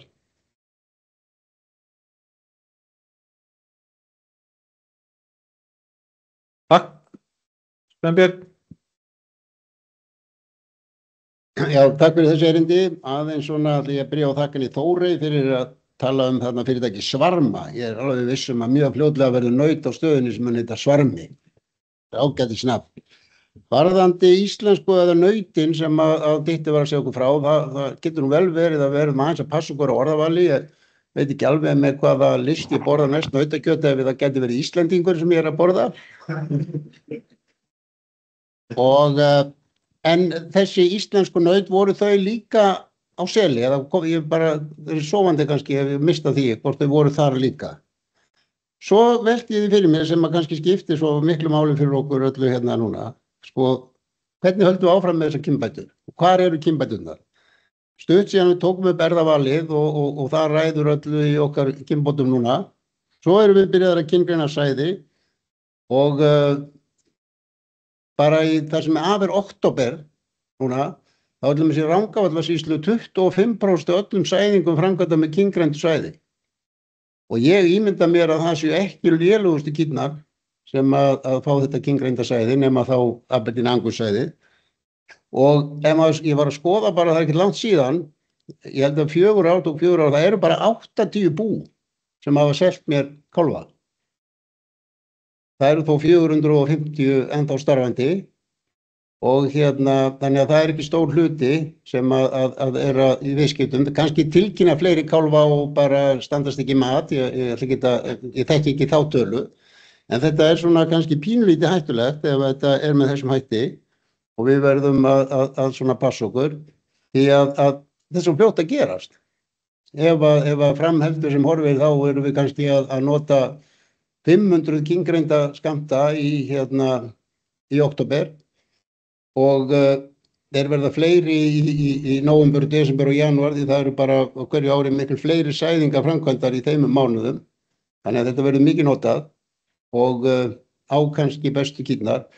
Þannig að fyrsta skref og við verðum bara að hlaupa í það er að semja við bændur svipað eins og kom fram þetta í einhverjum fyrstu erindunum að fyrstu kannski 2 bestu kvígurnar á ákveðnum bæjum séu sæta með hefðbundnu sæði til þess að tryggja einhverju endurnýjun hjá okkur. Við þurfum kannski ekkert svo marga kálfa, 30 kálfa á ári, þá kannski ekki sæð úr þeim öllum, en við höfum ekkert rosalega mikinn tíma og það kallar á líka þetta með hvað hætti við ætlum að vinna með fósturvísana. Í einni heimsókn sem ég fór til Frakklands var á þeim tíma sem að Frakkar voru að taka upp erfðamat stíft, þá var mjög mikil breyting á sæðingarstöðum þar. Fækkaði verulega nautunum og fækkaði þá verulega mannskap og þeir voru að reyna að finna sér önnur verkefni til þess að vinna, til þess að þurfi ekki að segja öllu fólkinu. Og þar á meðal fóru þeir að bjóða upp á aukna fósturvísatöku og vinnslu og þeir fóru með mig í heimsókn í svona nokkuð ómerkilegan skúr, myndi á bílskúr. Og þar var kvíga sem að þangað var komin. Þar pikkuðu þau úr henni, þeir sem voru ekki með skólun, heldur bara pikkuðu þarna út 8 egg sem að þau voru búin að ná og þau voru komin í tilraunaglös með sæði, búið að sæða eða búið að frjóka þá með nauti sem passaði mjög vel við þessa kvígu, 8 egg og heima á búinu biður svo held ég 10 á 12 kvígur sem hefðu verið samstiltar til þess að taka við þessum eggjum akkurat á þeim tíma og á þessum 7 dögum sem að líða frá því að eggin eru tekin og þar til að þau eru settu náðu þeir að kynggreina þau því að þessi aðferð ekki nema 90%. Þeir ætluðu ekki að fara að setja upp egg sem að var naut og þeir voru líka búin að erfðagreina þau. Og þannig að ef að það ekki, þó þú sért með 2 mjög flotta einstaklinga, þá er ekki alveg víst að þú fáir það sem ætlaðir þér. Þá voru þeir heldur ekki að setja það upp. Og þetta voru þeir að gera þarna í mjög frumstæðar aðstæður og eiginlega ekkert spennandi þarna nema ofnin sem þeir voru með þar sem þeir geymdu tilraunaglösin með sæðinu og fósturvísun. Og sá sem að var yfir þessu, voru bara 2 þarna, ég segi að þú ert náttúrulega dýralæknir. Nei, ég verkfræðingur. Þannig að svona, já, það er ýmislegt öðruvísi. Við megum ekki ná í eggin með þessum hætti, við verðum að notast í skólun, og ég var að spurja þá þarna á þessum tíma, er engar umræður um þetta, einhver dýravernd eða finnst ykkur þetta alveg siðlegt? Og þá svo þau, sko, í Ameríku, Norður-Ameríku það ár, urðu til 600.000 kvígur eftir að það hafi bara náð í eggin í eggjastokkana. Og í Suður-Ameríku 1.200.000 kvígur. Og eigum við bara að sitja hjá. En ég sé nú ekki fyrir okkur að við leigjum bílskúr eða neitt, við eigum aðstöðu og hinum á þessum stöðum til þess að fara að vinna í þessu og nú er engin tími, nú þarf bara að byrja.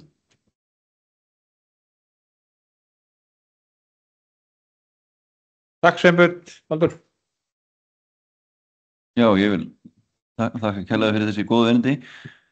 Ég vil líka þakka Ditte fyrir bara hreinskilina áðan. Það er allt í lagi stundum að segja bara hlutina eins og þeir eru. Við vitum það að einn helsti veikleiki í nautaræktarframleiðslu á Íslandi eru breytileg gæði. Það er ekki oft sem að ég svona eðlimálsins samkvæmt kaupi nautakjöt. Ég nota borða langmest kjöt bara á eigin búi úr eigin framleiðslu. En ég hef gert það nokkrum sinnum og ég verð næstum því alltaf fyrir vonbrigðum. Og þannig að það er einfaldlega þannig að það er mjög mikið svigrúm til bætingar í á gæðum og íslenski nautakjötsframleiðslu og ég held að þessi tilraun sem hún var að lýsa og ýmislegt annað sem hefur verið gert eins og breytingar á kjötmati og slíkt að þær eru verkfæri sem að leiða okkur vonandi í þá átt að bæta gæði framleiðslunnar en bara vildi taka þetta sérstaklega fram og þakka fyrir þetta. Takk. Takk Baldur, þá held ég að við þurfum að taka umræðendur hér upp og svara spurningum. Þórey. Þú fyrst hvatningu frá Höskuldi. Já, takk fyrir þessi spurningu Höskuldur, ekki hjá sem á hvatningin. Herðu, þetta var bara mjög góður punktur hjá þér og við sjálfsögum þurfum að gera þetta. Þetta þarf allt saman að vera að spila saman og vera í réttum hlutföllum. Það sem ég langaði bara til að sýna þarna, það voru þessar niðurstöður sem við þó eigum hérna á Íslandi sem voru að sýna þennan breytileika með vallafósgrassi annars bara hvað er mikill þó breytileiki milli yrkja sem við erum að nota og líka bara hvað það er þó mikið að gerast á 7 dögum og svo 10 dögum.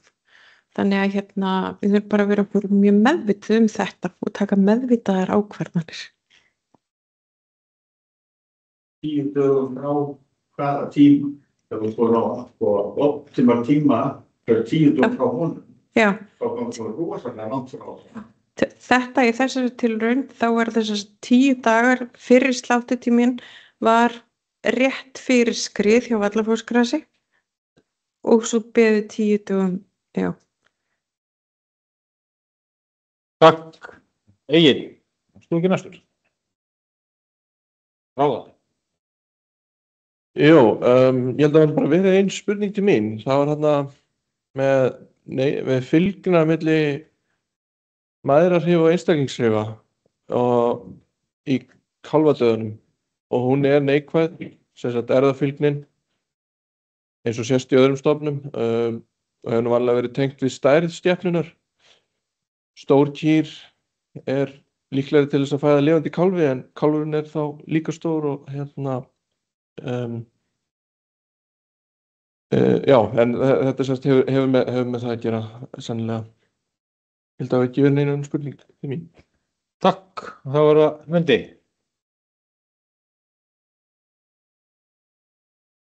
Herjá, það var með tíman á sæðingunni, já.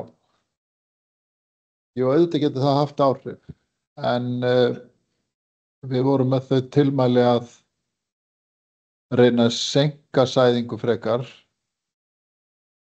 sem auðvitað ekkert auðframkvæmanlegt. Ég meina frjótæknin kemur klukkan þetta og kýrin byrjaði að beiða klukkan þetta, þannig að ég meina þú hefur ekkert rosalegt svigrúm.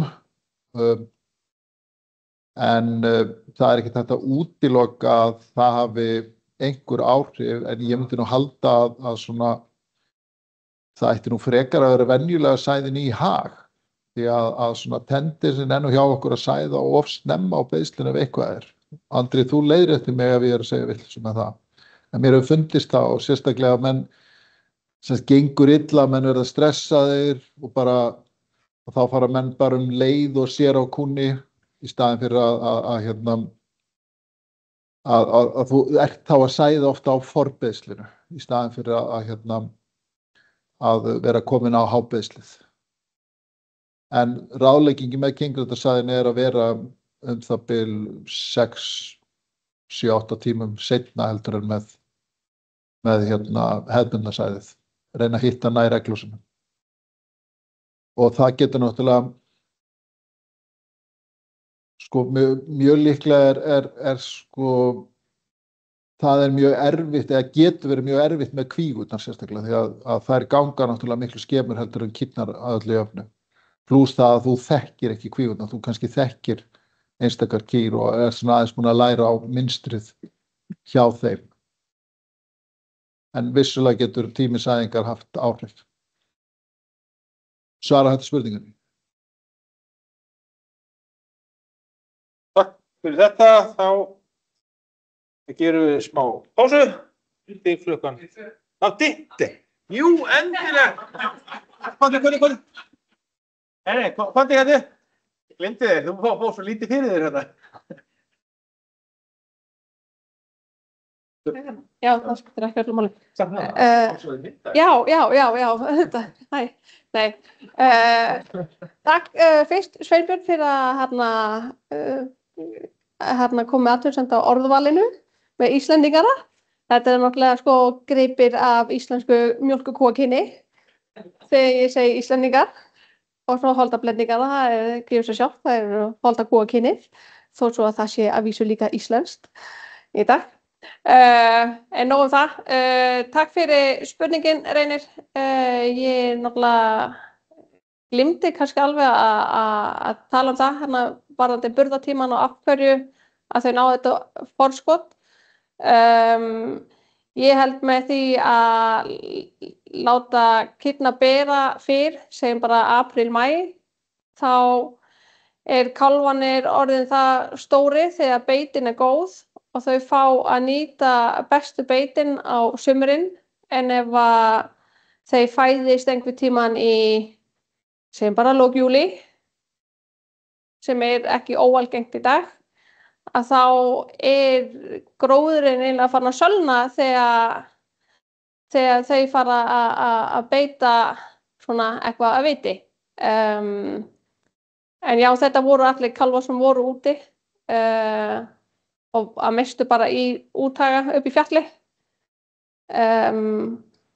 Og talandi það með gróðri og hvernig það hefur áhrif, þá náttúrulega það eitthvað sem maður þarf líka að hafa í huga þegar fráfærurna eru.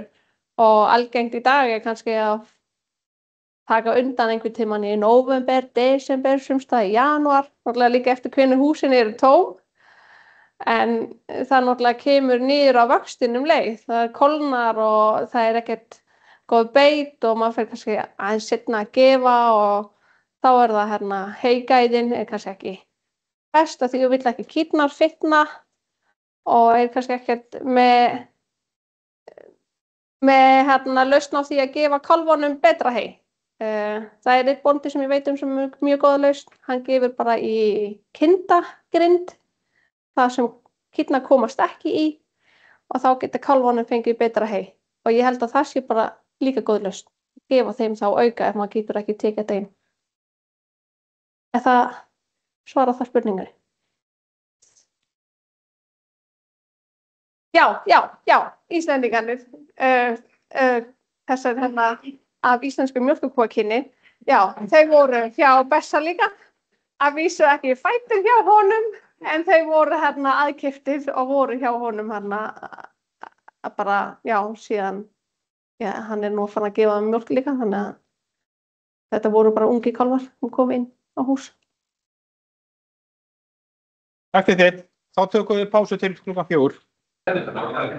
Jæja. Þá förum við að halda þessu áfram. Næsta erindi ætlar Guðný Rut Pálsdóttir og Keldum að halda og það ber titilinn Holdmærur í íslenskum nautgripum. Gjörðu svo vel, Guðný. Takk fyrir það. Það hefði nú verið gaman að vera þarna hjá okkur. Komst ég miður ekki á staðinn, þannig að það verður bara að hafa þetta svona núna. Ég er sníkjudýrafræðingur á Keldum og ætla að segja ykkur aðeins frá verkefni sem við gerðum á Keldum sem snýr að tegundum holdmæra í íslenskum nautgripum. Ég má sjá.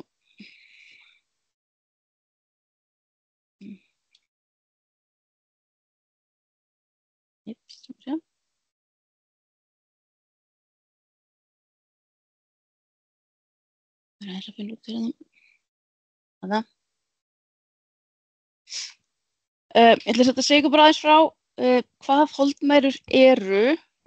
Það er tegundir sem að finnast á Íslandi, holdmærur í nautgripum á heimsvísu og svo fer ég aðeins í verkefnið sem er það sem að skiptir öllu máli. Sarkosistis eða holdmærur eru frumdýr. Þeim var fyrst lýst árið 1843 af svissneskum lækni sem hét Friedrich Miescher sem fann eitthvað svona skrýtna strúktúra í músavöðva og í framhaldinu var þetta mjög lengi nefnt Miescher's tubules. Lífsferillinn er svo svipaður fyrir flesta tegundirnar. Hann samanstendur af 2 hýslum. Annar er rándýr eða alæta og er þá lokahýsill og hinn hýsillinn er grasæta eða alæta sem er þá millihýsill. Holdmærum að finna mjög víða í lífríkinu og það eru þekktar 196 tegundir en lífsferillinn er ekki þekktur fyrir flestar. Á myndinni sjáum við dæmi holdmærur sem eru komnar úr sláturhúsi, þessar myndir. Það eru svona hvítir hnúðar í vöðvanum.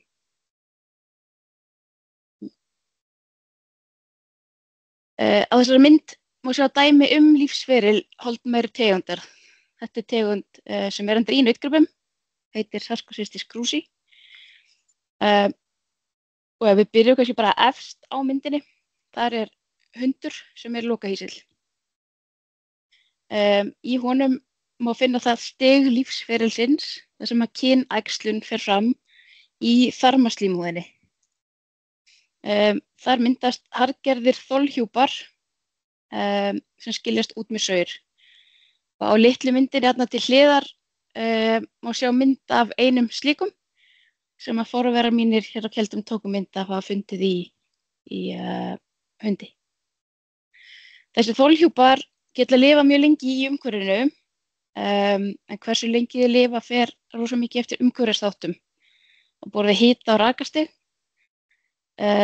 Til dæmis á þessari tilteknu tegund hefur verið sýnt frá að þolhjúpar geta lifa við 4 gráður í 100% raka í 8 mánuði. Þannig að þó þetta sé lítið þá er þetta ansi harðgert. Þá eru komin að millihýslinum sem í þessu tilfelli nautgripur.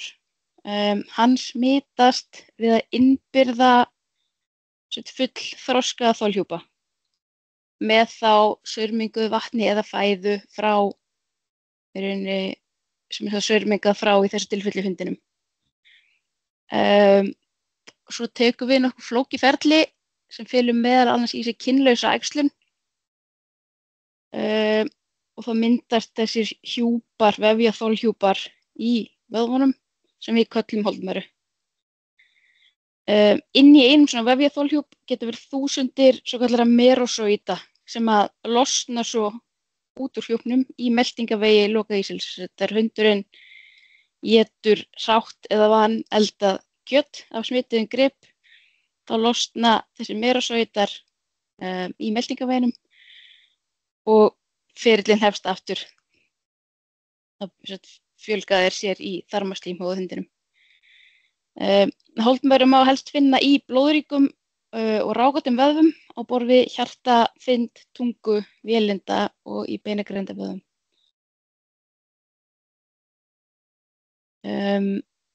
Það er alveg vitað til þess að séu margar tegundir holdmæra á Íslandi, en það er bara búið að setja nafn, búið að koma með nafn á hluta þeirra. Þá aðalega úr hreindýrum og fuglum, eða þessi eina tegund úr fuglum. Og svo er Sarcosuchus gigantea úr kind, mjög auðgrænd, það sem að, eins og við sjáum á efri myndinni, þær eru frekar stórar og mjög auðsjáanlegar.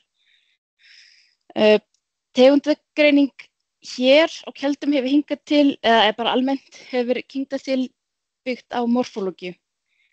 Þá eru þolhjúparnir skoðaðir í smásjá og verið að leita eftir strúktúrum, hvernig örfín hár á yfirborði þolhjúpanna líta út og annað slíkt. Það tekur mjög langan tíma og er flókið og það hefur ekki verið lögð mjög mikil áhersla á það hér hingað til. En með tilkomu sameindafræðilegra aðferða hefur það aðeins breyst náttúrulega og orðið auðveldara.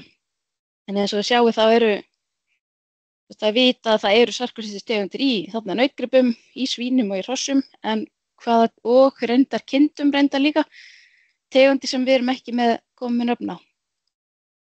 En það hefur bara verið sett á Sarcosuchus sp. Við förum þá bara í holdmærutegundir í nautgripum á heimsvísu. Nautgripir eru millihýslar fyrir að minnsta kosti 7 tegundir holdmæra. Ein þeirra hefur þegar verið staðfest hérlendis.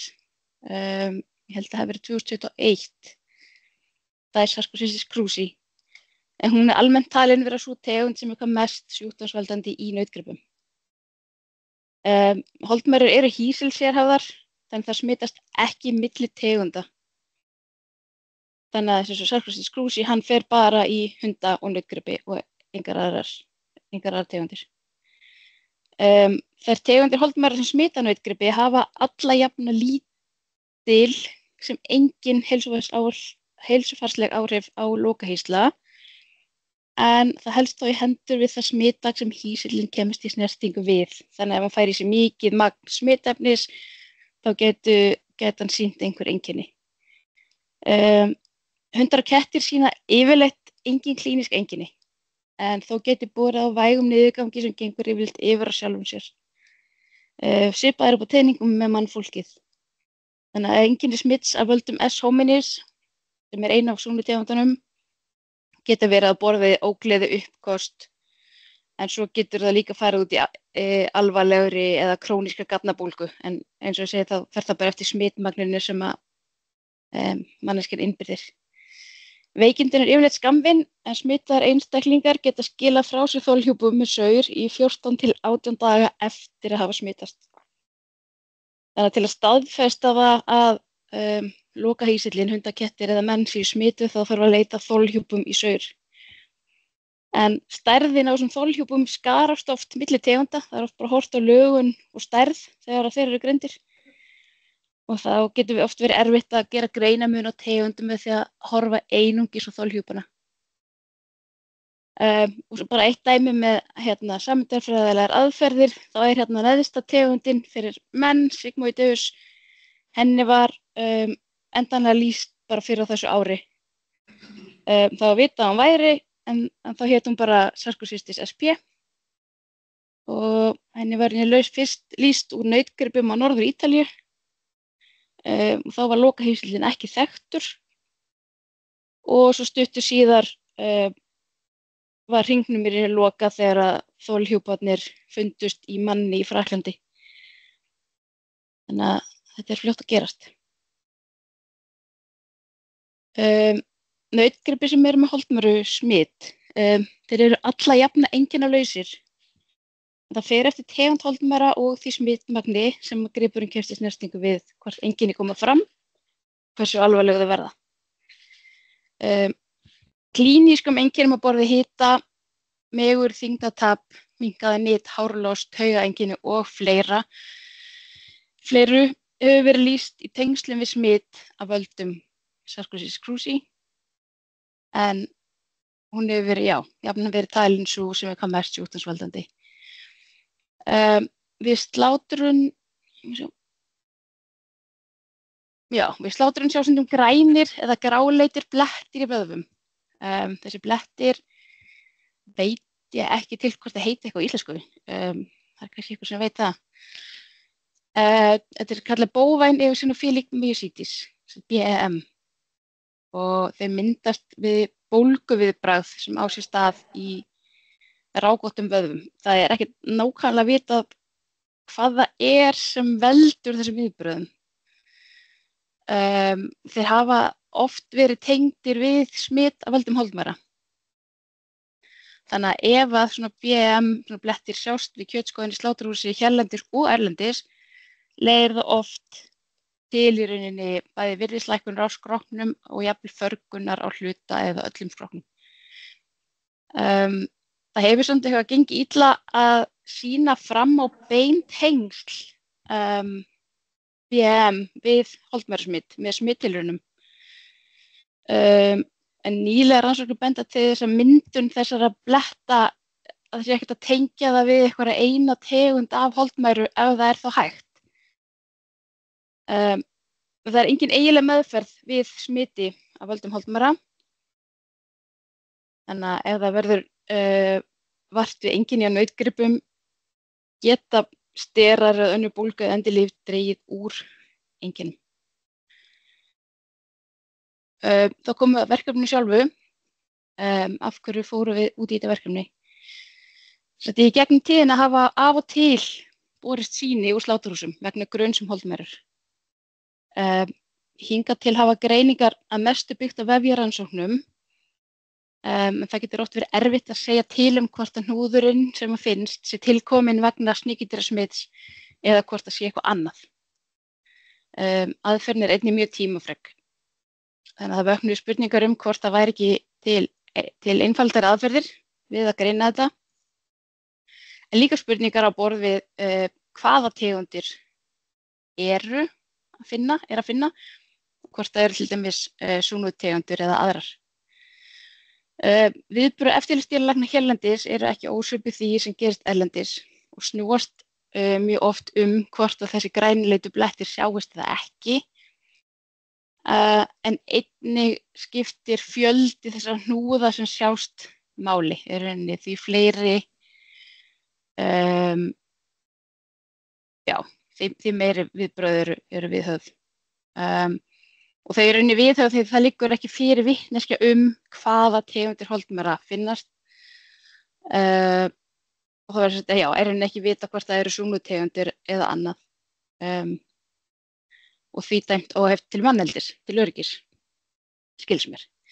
Það hafa sótt styrk í 37 nautgripsræktar til að reyna að svara einhverjum af þessum spurningum. Hann fékkst og fyrir það erum við mjög þakklátt. Hann sagði ekki geta farið í þetta verkefni. Upplýsingar algengi holdmærusmita í nautgripum hérlendis lágu ekki fyrir upphafi. Þannig að við röndum dálítið blint í sjóinn og gerðum upphaflega ráð fyrir 100 sýnum, en svo áttum við til 11 sýni í frysti sem við tókum með inn í rannsóknina. Þannig að á vormánuðum 2023 voru útbúnir sýnatökupakkar sem voru sendir á þau sláturhús sem sláta nautgripum að staðaldri, alls 7 sláturhús. Og til að lágmarka tímann sem fór í sýnasöfnun þá báðum við eftirlitsdýralæknana bara að skera í kringum hnúðana í staðan fyrir að þeir væru eitthvað að plokka þetta úr og taka meiri tíma í sýnatökuna en þyrfti. Ef það sást fleiri en einn hnúður í stöku líffæri voru tilmæli að senda þá alla og ef það sást hnúðar í fleiri en einu þá voru þeir beðnir að halda því til sér. Þannig í eina svona túbu fór sýni úr stöku líffæri og svo voru eyðublöð sem fylgdu til merkingar. Þeir söfnuðu sýnunum og fristu og svo þegar var komin eitthvað smá pakki þá sendu þau til okkar sem við einangruðum hnúðana og þeir fóru svo áfram í PCR-greiningu. Tegundagreining fór fram með sameindafræðilegum aðferðum eftir lýsingu frá H.V. Bakker et al. Við prófum sýni úr öllum gripum og ef það fundust hnúðar í fleiri en einu líffæri í grip þá skoðuðum við fleiri úr hverju líffæri. Og ef að fjöldi hnúða í stöku líffæri fór yfir 10 skoðuðum við minnst kosti 3 úr hverju líffæri. Bara til að athuga hvort fleiri en eina tegund geti verið að ræða. Ef einangrun heppnaðist ekki í fyrstu tilraun var einangrun sama sýni sent aftur og öðru sýni úr sama dýri eða líffæri bætt inn ef slíkt var við hendina. Og það verið bara til að auka líkurnar á að einangrun heppnaðist eða staðfesta að ekki væri holdmæru að ræða í viðkomandi grip eða líffæri. Í gegnum tíðina hafa sameindafræðilegar aðferðir sem beint að sarkósistis í nautgripum beinst að 18S RNA. En á seinni árum hefur fókusinn verið að færast meira að COX. Það eru eitthvað frekar nýlega byrjað að því. Það er það sem breytileikinn innan þess helst stöðugri og því hægt að nýta þær upplýsingar til að skoða breytileika innan tegundar. Þannig að við skoðum bæði. Byrjum þar. Þannig að á þessu 18 mánaða tímabili báru sýni frá 3 sláturhúsum. Langstærsti hluti sýnanna barst frá 2 sláturhúsum. Þannig að sýnin frá þessu tímabili voru úr 42 gripum frá 33 bæjum þar sem að grunur lék á smit af völdum holdmæra. Það sjást í rauninni bara hvítir hnúðar og ekki þetta að segja til bara með því að horfa á það hvort það séu holdmærur eða ekki, þannig að öllu var safnað. Og við þetta bættust svo 11 sýni sem voru til í fristi hér á stofnuninni. Þannig að sýnin urðu alls úr 53 gripum frá 42 bæjum. Eins og myndist á áðan þurfti stundum að endurtaka greiningar að taka inn ný sýni og sama grip eða líffæri ef einangrun erfðaefnis heppnaðist ekki í fyrstu tilraun. Þannig að það voru alls 90 sýni prófuð. Aðeins bárust sýni úr kúm, víð aldursdreifing en flestar á bilinu 4 til 5 ára. Ég skrifa ára þó að þetta hefði gefið 5 mánuðum í rauninni aldurinn sem voru þær upplýsingar sem við fengum frá eftirlitsdýralæknum. Fjöldi hnúða úr hverjum skrokki var mjög mismikill. Minnst sást 1 hnúður, mest 25. Og stærð þeirra hnúða sem að bárust, má sjá hérna myndinni, voru á bilinu 2 til 4 mm. Ef hnúðar sást aðeins í einu líffæri var það oftast í hjarta, 92%, en ef þið sást í 2 var það yfirleitt alltaf í hjarta og kjálkavöðva, sem aðsettir. Eins og myndist á áðan komist flest sýni frá 2 sláturhúsum. Þannig að í rauninni dreifingin yfir landið er náttúrulega svolítið lituð af því. Flest sýni kom frá bæjum á sunnan og vestanverðu landinu og 1 sýni barst á norðanverðu landinu. Þannig að þetta er bara svona mjög gróft, á mjög erfitt að segja eitthvað til það nema bara þarna sést svona sirka dreifingin á bæjum sem voru undir. En eins og segja, það litast vantilega af hvaðan, frá hvað sláturhúsum sýni kom. En eins og ég myndist áðan þá að prófa fyrir bæði Cox 1 og 18S. Sýni sem sýndi band fyrir 1100 basapör fyrir Cox 1 og 900 basapör fyrir 18S. Þau voru talin jákvæð fyrir sarkosistir. Þau sýni sem voru með innan gæsalappa rámt eða ekkert band, þau voru útilokuð frá frekara greiningu. Raðgreining tókst oftar fyrir 18S, sennilega bara því það til meiri gögn þar, þannig að við héldum bara áfram með að vinna með þær niðurstöður og horfðum ekkert frekar á Cox 1. Holdmörður af tegund Sarcosis cruzi var staðfest. Það er eina tegundin sem búið að staðfesta hér, en 34 sýni reyndust ekki vera holdmörður. En eins og sagði þá fórum við ekkert nánar út í greiningar á þeim og tegundin var því staðfest á 30 af þeim 42 bæjum sem að sýni bárust frá.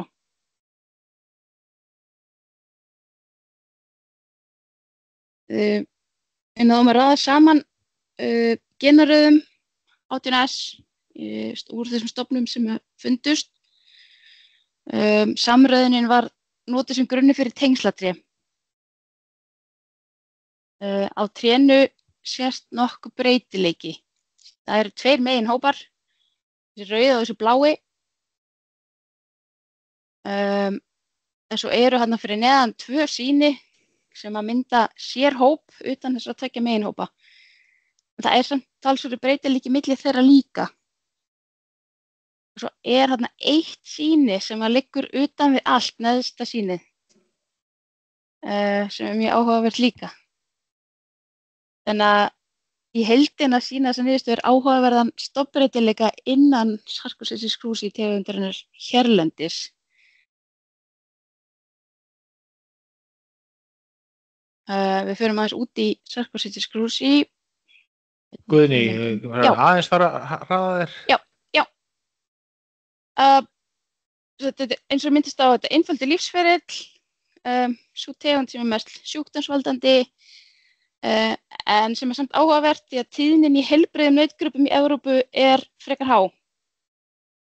Þeir eru heilbrigðir en samt með tegund sem er talin mest sjúkdómsvaldandi. Við höfum svo sem engar upplýsingar ástæður förgunar í þessar rannsókn, þannig við vitum ekki hvort að einhverja af þessum gripum voru að sýna einhver einkenni eða ekki.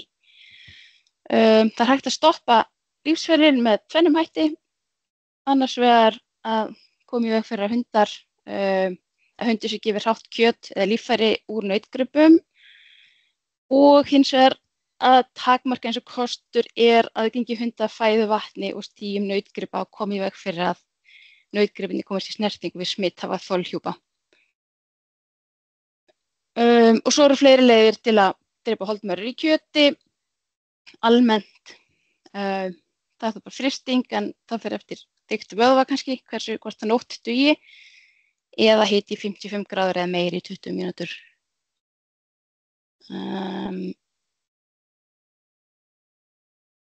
Tíðni holdmörða í evrópskum nautgripum er ansi há.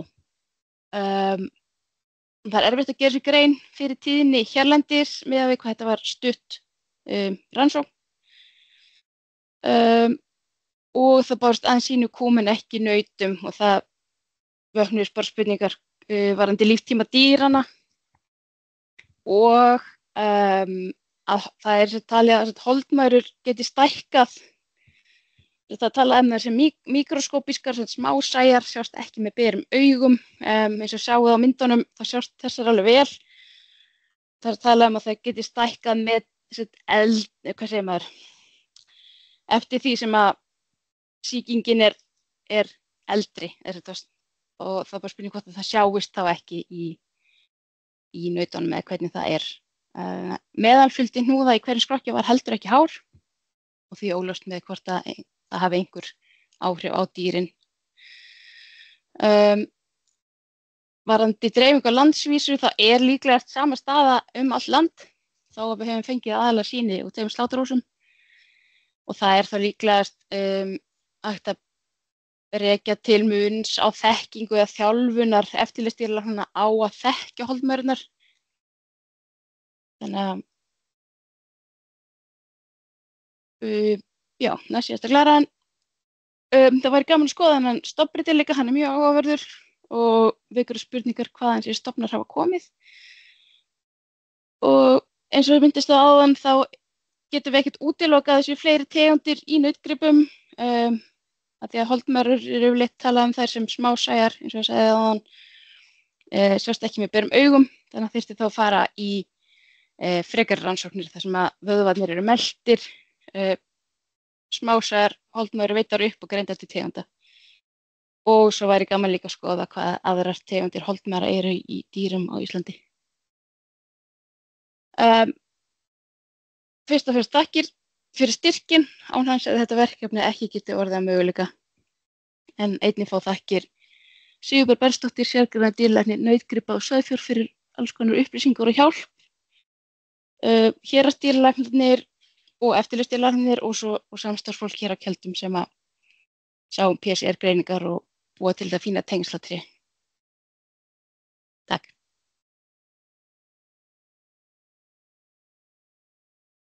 Takk Guðný fyrir þetta erindi og þá tökum við strax næsta, það Jón Hjalti að tala hagrænar heildareinkunnir.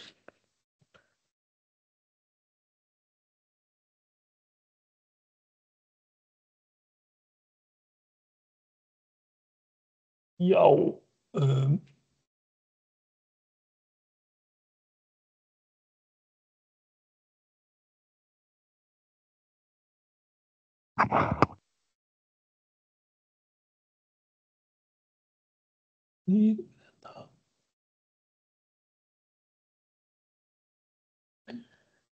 Já, ég reynda með einhvern annan titil á erindinu hérna, en það sem sagt snýst það að ég og við vorum að endurskoða hagrænt vægi-eiginleika eða segja hvernig við eigum að setja saman heildareinkunnina sem við valið fyrir í nautgriparæktinni til þess að stuðla að sem mestum peningalegum ávinningi fyrir greinina og setja fram hérna, enda ég með tillögu af breytingu og heildareinkunn sem að byggir að mestu á þessari hagkvæmni útreikningum.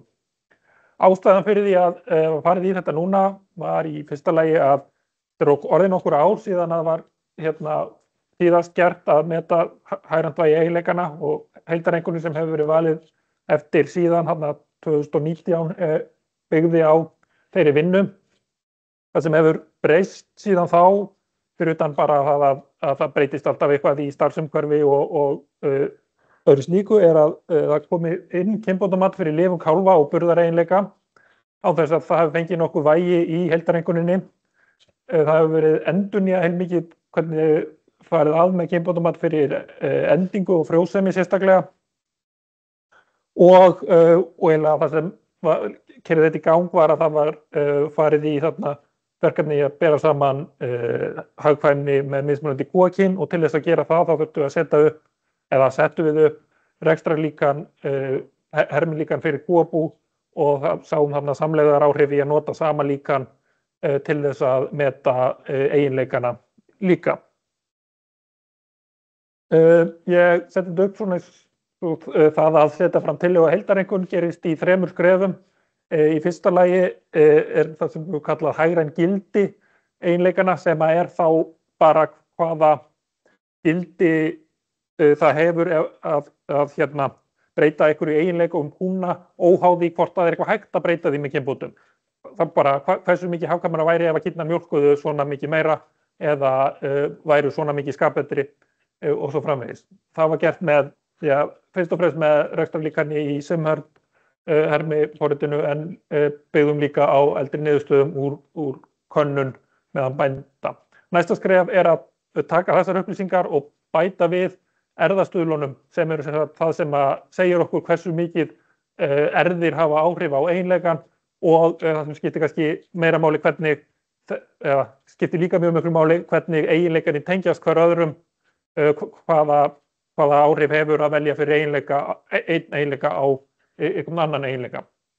Síðan byggt á þessu og öðrum þáttum sem að koma kannski ekki beint inn í þessa penningalegu útreikninga, sett ég fram tillögu af heildareinkunn. Fyrir hagræðinargildið var sem sagt byggt á SIM-hermilíkani af íslensku kúabúi. Þá tölvunina í því sá Júlía Classen hjá SIM-herd út í Danmörku, byggt á forsendum sem að voru teknar saman byggt á íslenskum gögnum. En þetta sem bara gert þannig að það sett upp líkan fyrir kúabú, síðan prófað að breyta eðlis eiginleikum kúnna í líkaninu eina einingu og skoða hvaða áhrif það hefur á rekstrarútkomu búsins. Og þannig að þetta á að taka svolítið vel tillit til samspils á milli þátta með því að taka út heildina á búinu, sem að skiptir heilmiklu máli með svona þessa flóknari heilsufars og frjósemis eiginleika til dæmis sem að hafa áhrif svona á mörgum stöðum vitt á endingu og endingu kúnna og alls konar meðhöndlunarkostnaði og minni afurðum og svo framvegis. Þetta tekur ekki til vinnu þetta líkan, þannig að fyrir þá eiginleika sem að fyrst og fremst snúast vinnu við kýrnar svo sem júgur, spena, mjöltir og skap, þá voru bara uppfærðar niðurstöður frá fyrra mati, því sem var notað þarna 2017 til 2019, þegar var gerð aðeins könnun til þess að reyna að setja tölur á þetta. Svo ein forsenda sem þarf að hafa þarna inni út af því að gróði af kynbótum verða einhvern tímann í framtíðinni og þá eitt sem við þurfum að taka tillit til hversu langt þangað til við fáum að njóta ávaxtana af hverjum eiginleika. Það bara gert ráð fyrir 4% vöxtum. En ég hoppa þá bara inn í hagrænu gildin fyrir eiginleikan sem sem sagt hversu margar krónur breytist rekstrarafkoman með því að breyta eiginleikanum eina einingu í bara eiginleikanum sjálfum. En hérna erum við bara að horfa á hversu mikið breytist í krónumtali fyrir hverja kú af afrakstur búsins á ári við það að þessir eiginleika breytist 1 kíló, það er að segja að það aukist fitumagn á mjöltaskeiði, prótínmagn á mjöltaskeiði og mjólkurmagn á mjöltaskeiði. Hérna fær mjólkurmagnið í rauninni neikvæð vægi út af því að það hefur áhrif á mjólkurflutningana en tekjurnar koma út á fituna og prótínið. Síðan kemur bara þarna smá frádráttur út á mjólkurmagnið. Þannig að auðvitað þegar allt er tekið saman þá borgar sig að það sé meiri mjólk en það er ekki út af mjólkurmagninu beint heldur út af meiri fitu og meira próteini. Það er ákveðið milliskref þarna út af því að í loka heildareinkunninni þá er þægilegast að taka afurðir saman sem einn eiginleika og þá þarf náttúrulega mjólkurafurðirnar og þá þarf að taka saman bæði mjaltaskeið innan hvers eiginleika og hversu mikil áhersla á að vera á fitu versus prótein versus mjólkurmagn. Horfum á hvernig mjaltaskeiðin eru vegin saman, þá er það sem hefur verið gert hér og reynda við annars staðar að með 50% á fyrsta mjaltaskeið, 30% á annað og 20% á þriðja. Og síðast var þetta ekkert endurskoðað en núna gerðist svolítið tilraunir með að skoða hvernig þetta kemur út og fékk niðurstöðurnar sem eru þarna í töflunni svolítið misjafnt á milli eiginleika. Þetta er mjög viðkvæmt fyrir einhverjum forsendum erfðafylgni og erfðadreifni á þessum eiginleikum sem eru tölur sem eru ekki metnar mjög nákvæmt, þannig að það er ekki ástæða til að endilega taka þessar tölur beint inn. Það er ekki alveg forsenduna fyrir þeim öllum en svona byggt á almennt hvernig þetta lítur út og eins aðeins forsendum þróuninni í öðrum löndum, þá legg ég til að það verði aðeins fært af fyrsta mjaltaskeiði yfir á þriðja mjaltaskeið. Ástæðan fyrir því að þriðja mjaltaskeiðið er það sem með mesta tengingu við fjórða og fimmta mjaltaskeið. En við erum ekki með kynbótamat þar, en með því að setja aðeins aukinn þunga þar þá er svona aðeins meira að taka tillit til þeirra kúa sem að ná háum aldri að þær séu mjólkurlegnar áfram. En það hefur ekki mjög mikil áhrif og loka niðurstöðuna hvernig þetta er vegna þess að það er náttúrulega alltaf há erfðafylgni á milli mjaltaskeiða og langmest af upplýsingunum koma inn fyrir fyrsta mjaltaskeið út af því eru flestar kýr sem að ná því. Síðan er hvernig á að skipta afurðunum upp í fitu og prótein og atriði sem þar skiptir dálítið miklu máli er hvaða stefnu við tökum með þróun verðefna hlutfallana. Það er að segja, er okkur alveg sama hvort að við náum meira magni af próteini með því að hækka próteinhlutfall eða bara með því að auka mjólkurmagn þó að mjólkin verði þynnri. Það sem hefur hingað til verið horft til er að við séum örugglega ekki að lækka verðefna hlutfallið og ég reyndi að byggt á þessum hagrænu gildum þarna fyrir annars vegar mjólkurmagnið og hins vegar verðefnamagnið að hvort að ég gæti byggt á því komist að einhverju annarri niðurstöðum eða einhverju niðurstöðum hvað væri hagkvæmast með því þannig að taka inn í mjólkurflutningana en ég segja að það tókst ekki að fá neina svona örugga niðurstöðum það reyndist mjög viðkvæmt fyrir forsendum sem að ég treysti mér ekki alveg til að fastsetja. Þannig að ég miðaði bara við þetta sama og áður að ef að það er valið, það er almennt svoleiðis að ef það er valið bara fyrir meira magni af próteini og magni af fitu þá velum maður líka fyrir svolítið þynnri mjólk. Það virkar svolítið öfugsnúið en þetta er svona sú fylgni sem að virðist almennt vera á milli þessara eiginleika. Hingað til hefur því verið mætt með því að vera með aðeins vægi á próteinhlutfallinu en út af því hvernig próteinhlutfallið er komið inn í kynbótamati núna þá er svolítið þægilegri að gera þetta með því að vera með neikvætt vægi á mjólkurmagninu. Þess vegna í þessari tillögu sett þarna -8% af afurðaeinkunnni sem neikvætt vægi á mjólkurmagnið sem að kemur þá í sama stað niður og það að vera með jákvætt vægi á hlutfallseiginleikunum. Þessi 8% voru valin þannig að það verði örugglega ekki neikvæð hlutföllin stefni örugglega frekar upp á við en niður á við. Og þessi 40 og 50% á fitu og prótein þau koma út úr hagrænu upplýsingunum og það verður aðeins hærra vægi á prótein vegna þess að kílóverðið á próteini er aðeins hærra heldur en á fitu út af því að það er borgað jafnt fyrir þessa eiginleika en fituhlutfallið er hærra sem þýðir að það er hærra á kílói próteins.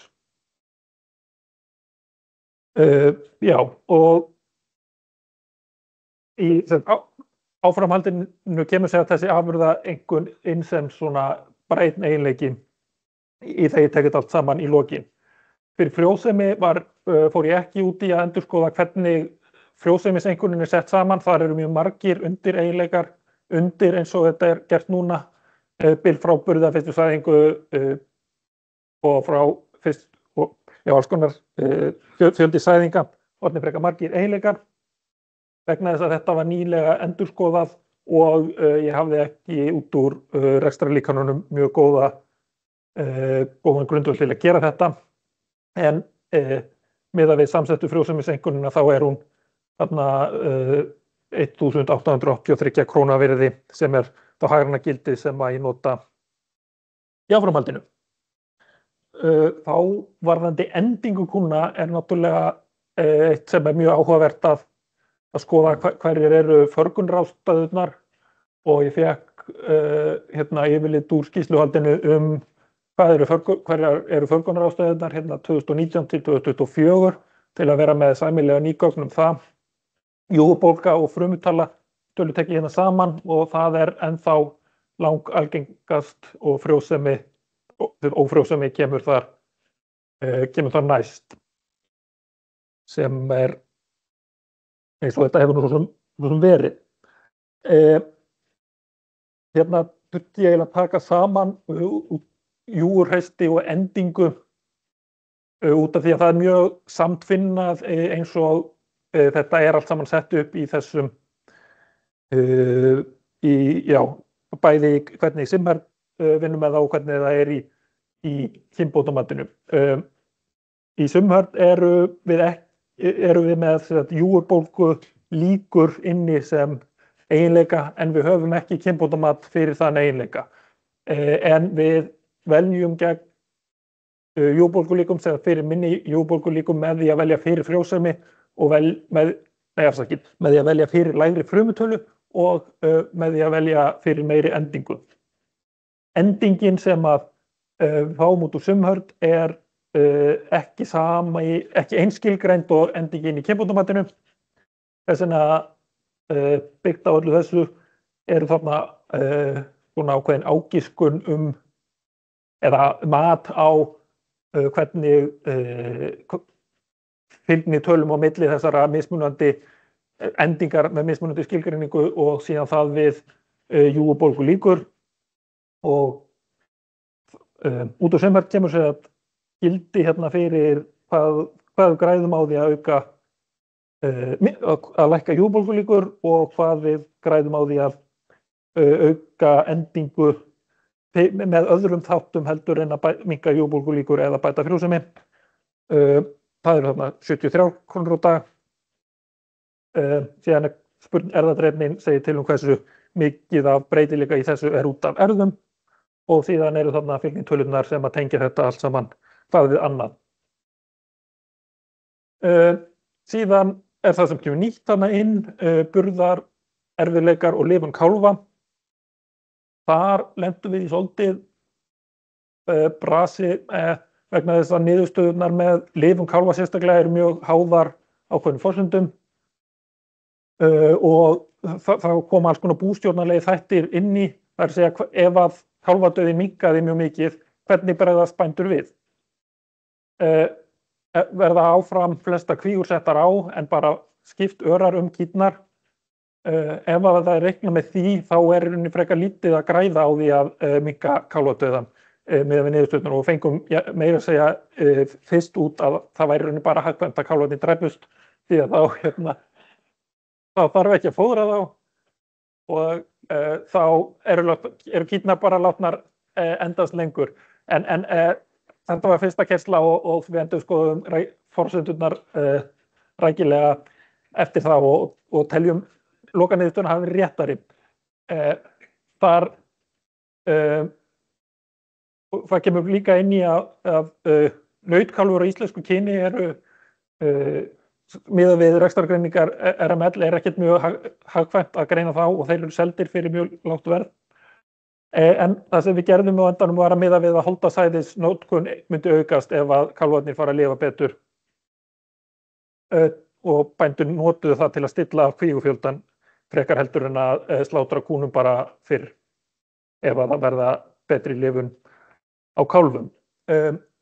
En út úr þessari skoðun á þessum eiginleikum sem bæði lifun kálfa og gangi burðar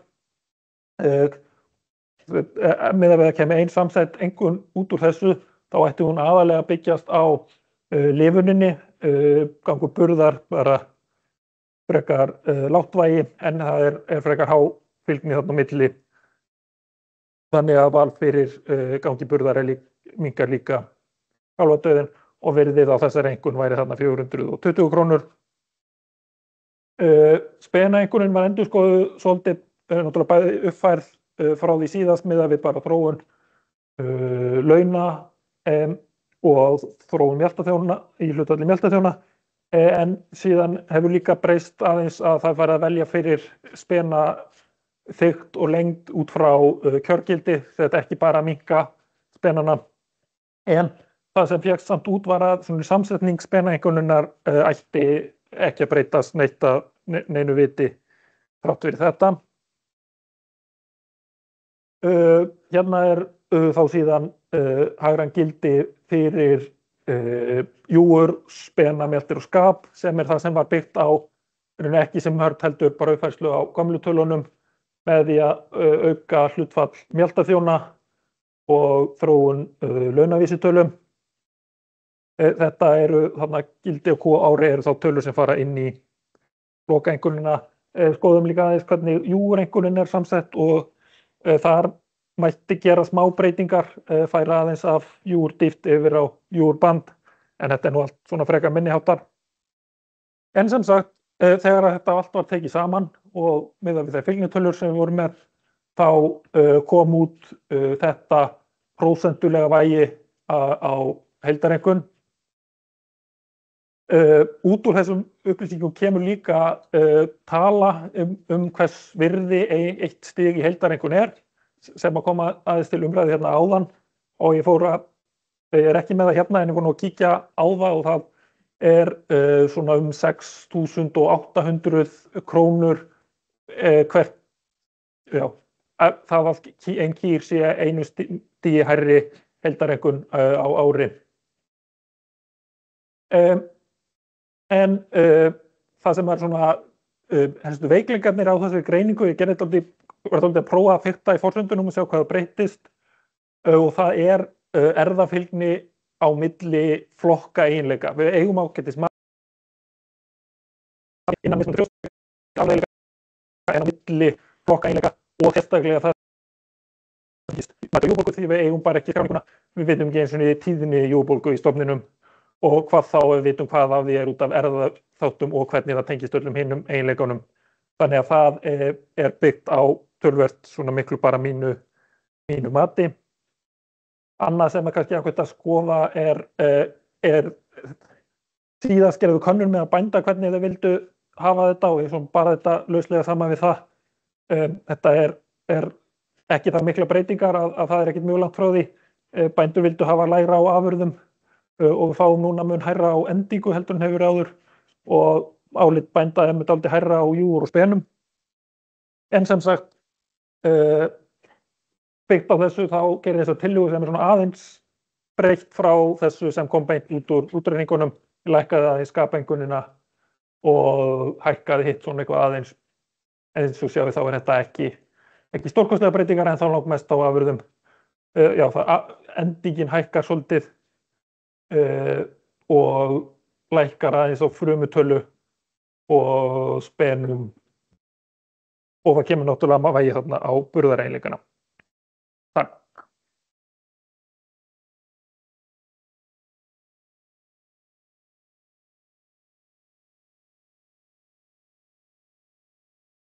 Já, takk Jón. Þá það síðasta erindi, það Mundi. Í upphafi skyldi endinn skoða.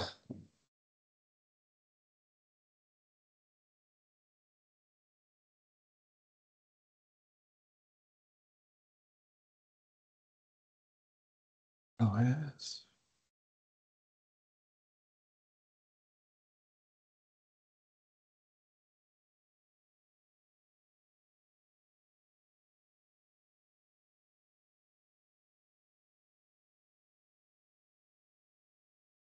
Já, sæl aftur. Ég ætla að fara hérna aðeins yfir notkun pörunáætlana með kyngreindu sæði. Nú kannski svolítið út fyrir efnið og út víðan völl svona, en þið bara vitið vilja fyrir verkið. En tilkoma kyngreinds sæðis, sem þá komið í notkun núna frá og með september, það útheimtir svolítið nýja hugsun hjá bændum, held ég,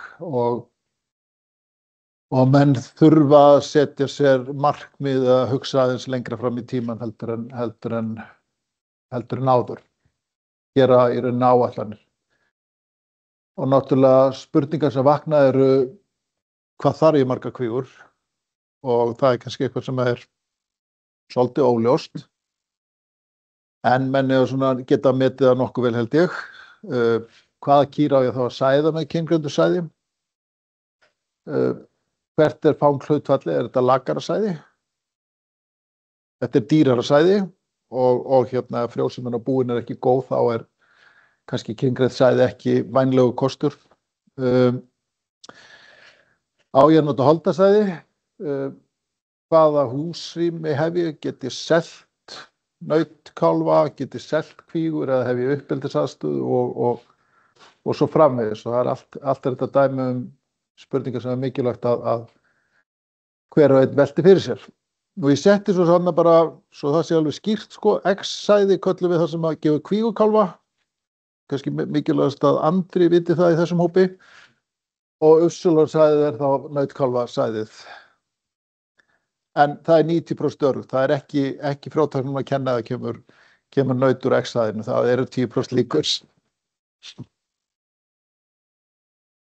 Nú, ég held að hvert og eitt bú ætti að setja þessi ræktunarmarkmið.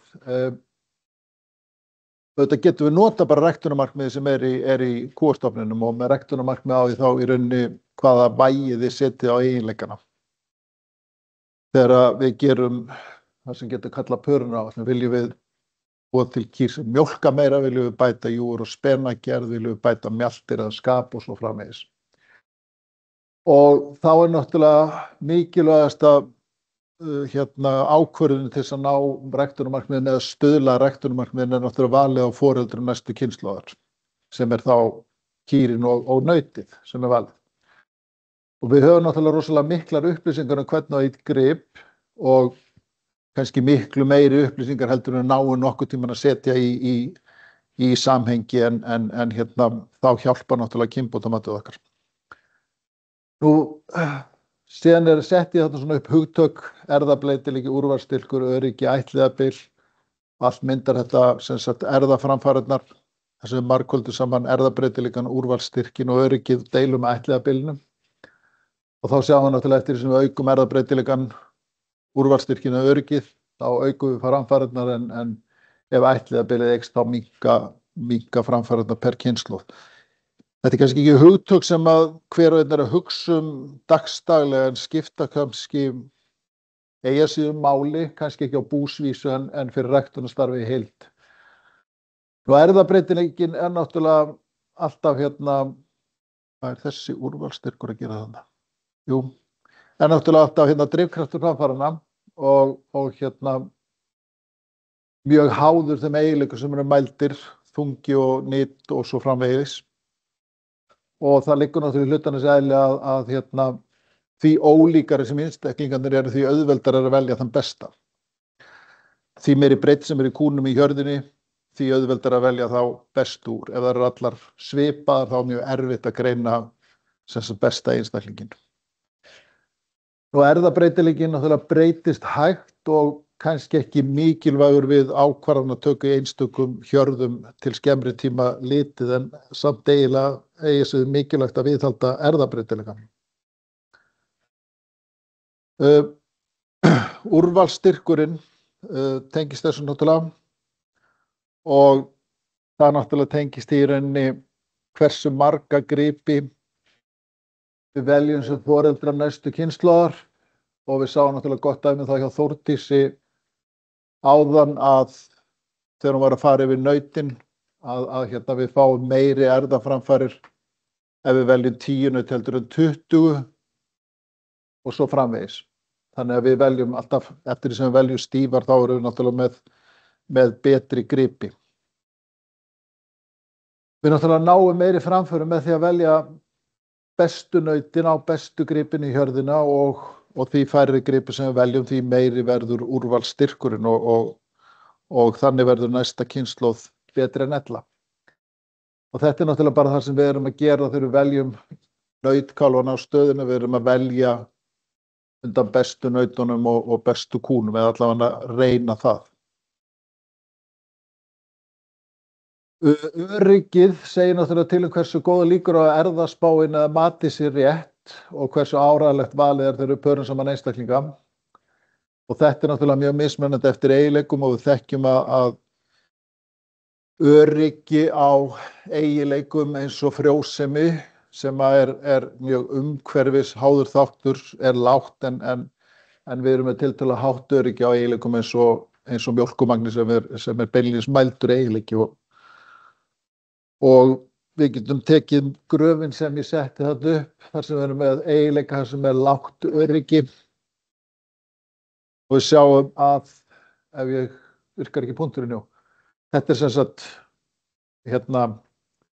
metið kynbótagildið, við getum sagt að þetta sé spáin, sem þetta bara kvígan þegar hún fæðist og fær sitt erfðamat og með einhverja spá og þær bestu hérna megin og við veljum þær.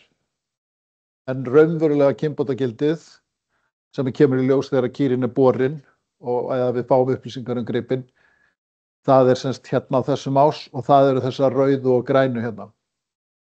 Og þá sjáum við að við völdum þessar eðlilega, en við hittum bara við ætlum að velja 50 bestu gripin á 1000 og við náðum náttúrulega bara að spotta út 4 af því öryggið lágt.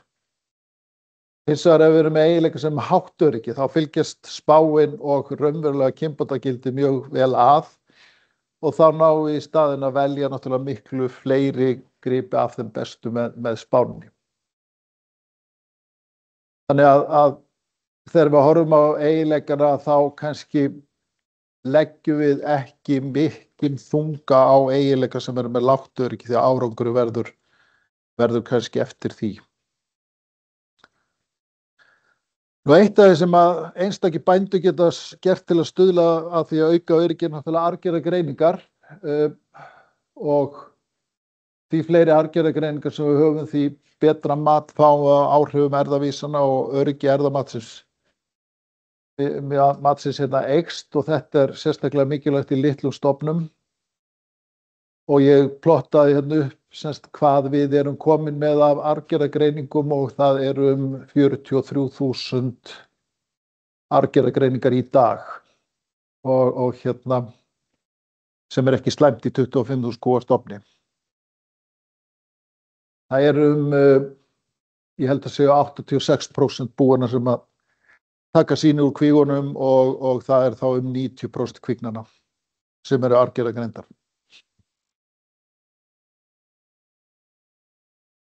Nú ættliðabilið, það náttúrulega hægt að auka erfðaframfarirnar með því að stytta ættliðabilið og hérna bændur geta náttúrulega gert það almennt hver og einn á sínu búi með því að velja yngstu gripina til undaneldis. Hér í svona hinu sameiginlega ræktunarstarfi þá hefur ættliðabilið verið að minnka og náttúrulega sérstaklega með tilkomu erfðamengisúlsins að þá hefur ættliðabilið faðir sonur snarminkað og það aðeins að lækka fyrir kýrnar líka. Við getum sagt að við séum að taka svona meðaltali 2. til 3. kálfundan kúnum í dag í staðinn fyrir 10-15 árum 3. til 4. kálf.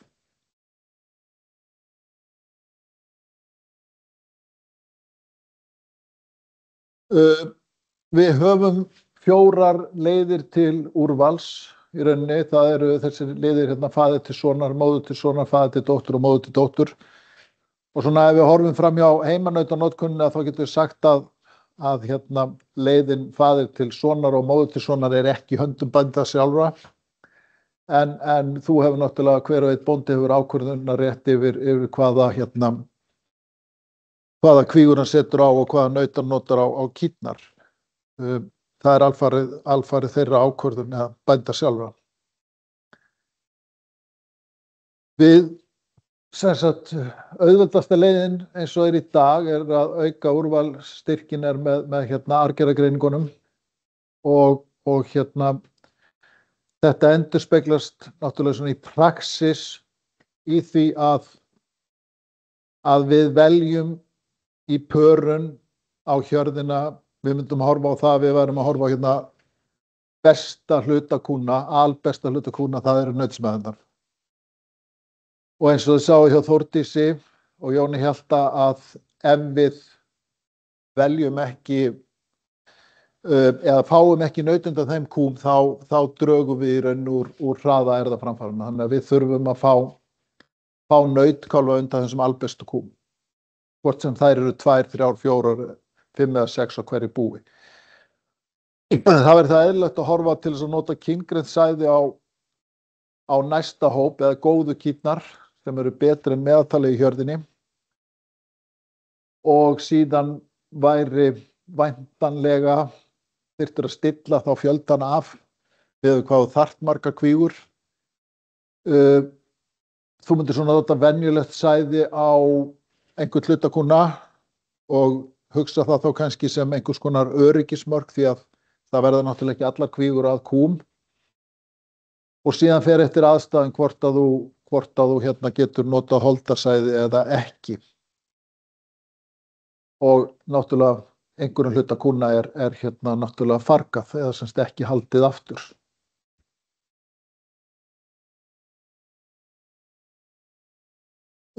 Það er mikilvægt fyrir menn að ef þeir ætla að nota kyngrindssæði að gera sér svona áætlun og skoða þá hvaða gripir eru vænlega mæður næstu kynslóðar. Og ég myndi halda mjög góðu mælikvarði til þess að velja kvígurnar væri að nota erðamatið. Og mér heyrist nú svona mönnum að hérna eftir því sem að það bera kvígur sem að fengi erðamat, að erðamati gangi nokkuð vel eftir eða erðaspáin. Og kyngrindasæðið tryggir þá að þú færð kvígur undan þeim gripum sem þú vilt.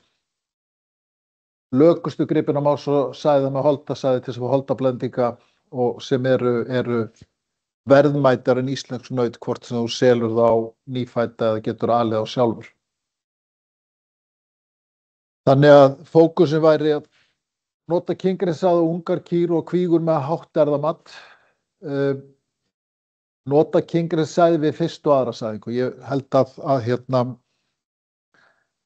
sé kannski ekki gott ef þú ert farin að sæða kýrnar 3 og 4 sinnum að líkurnar ekki meiri með kyngrindssæði heldur en venjulegu sæði. Þannig að sé kannski betra að snúa sér eftir 2 fyrstu sæðingarnar að venjulegu sæði og hreinlega gefast upp á kyngrindssæðinu ef hún festir ekki fang. Kýrnar er náttúrulega sjálfsagt að velja með hátt erðamat, afurðaháar og með góða byggingu og hérna ef frjósemi hjarðarinnar er góð að þá ættu menn að skoða kyngrindssæði á eldri kýr. Ef frjósemin er ekki góð þá er kannski ekki skynsamlegt að vera að nota mikið kyngrindssæði. Því að fanghlutfallið og það er heldur lægra. Nú, ég reiknaði svo hérna dæmi bara fyrir 60 kýr, eða 60 kúa bú með 35% endurnýjunarhlutfall sem er svona nokkuð nærri landsmeðaltali. Kyngrindssæði á allar kvígur nema þessar sem eru flaggaðar efnilegar og sæða kyngrindssæði fyrstu 2 sæðingarnar.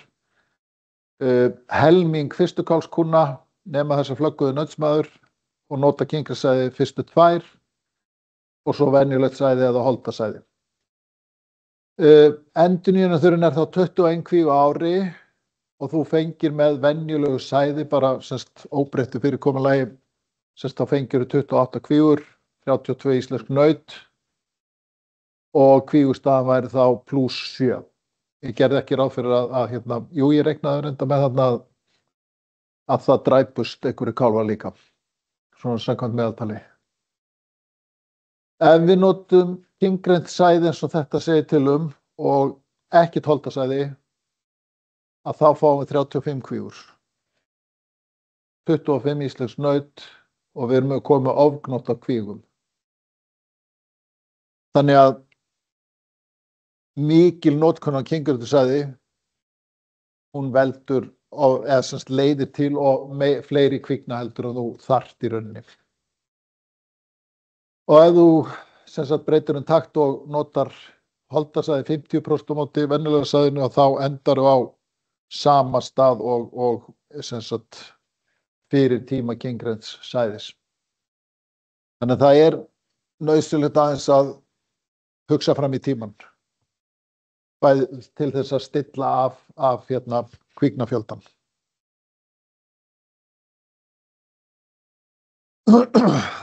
Þannig að pörunáætlanir núna eru náttúrulega snúast ekki bara að finna réttu pöruna, þær eru líka ræktunaráætlanir sem við þurfum að velja sæðistegund í rauninni.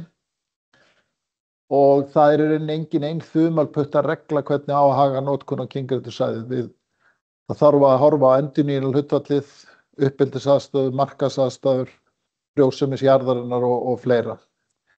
Þannig að þarf hver og einn í rauninni að skoða sína stöðu og gera áætlun út frá því hvernig staðan er. Við erum semst að breyta núna form á pörunáætlunum hjá okkur. Við erum komið með þessa áætlanagerð í huppu og við höfum svona, þið leiðrétti mig ef ég fer með vitlaust, vinnulagið að inn á listanum birtast allar kýr og kvígur sem eru orðnar eldri en 12 mánaða. Við setjum markmið sem felst í því þá að við veljum vægi á helstu eiginleikana. Fengnar kýr eru sjálfkrafa merktar ekki sæða, sem þú getur keyrt pörunáætlunina og það er ástæðulaust að eyða vinnu í kýrnar sem eru fengnar núna að þessu sinni, þær koma bara inn næst. Við veljum hvort að þú velur íslenskt naut á holtasæði, valda sæðistegund, þá venjulegt X- eða Y-sæði og kerfið reiknar svo bestu pörun miðað við forsendurnar. Og við setjum svo takmörk á notkun á nautunum sem sagt að við séum ekki með öll eggin í sömu körfunni. Þannig að hvert og eitt naut sé ekki notað óhóflega mikið á einu og sama búinu. Útkoman verður þá, er það bara á þessu formi að það er þá áætlun þar sem að hver og einn kýr fær tillögu aðalnaut, varanaut og aukanaut og hún er aðgengileg bæði í huppu, hægt að prenta hann út og senda í fangappið. Og kannski rétt að ég gleymdi að taka fram að hún náttúrulega tekur tillit til þess að para ekki saman of skildagripi.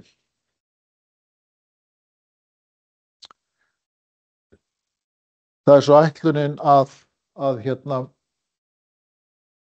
þegar við erum búin að prófa þetta almennilega, sjá hvort það virkar ekki vel, að þá verði þetta opnað fyrir bændur sjálfa og þá geta menn í rauninni gert sínar eigin pörunáætlanir og sem ég held að skili sér til lengri tíma litið í markvissari pörun og betra vinnuumhverfi í sæðingastarfseminni. Já, takk.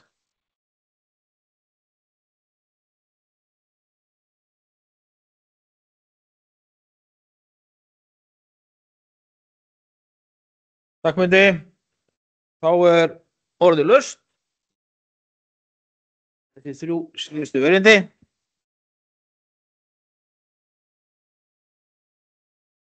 Höskuldur.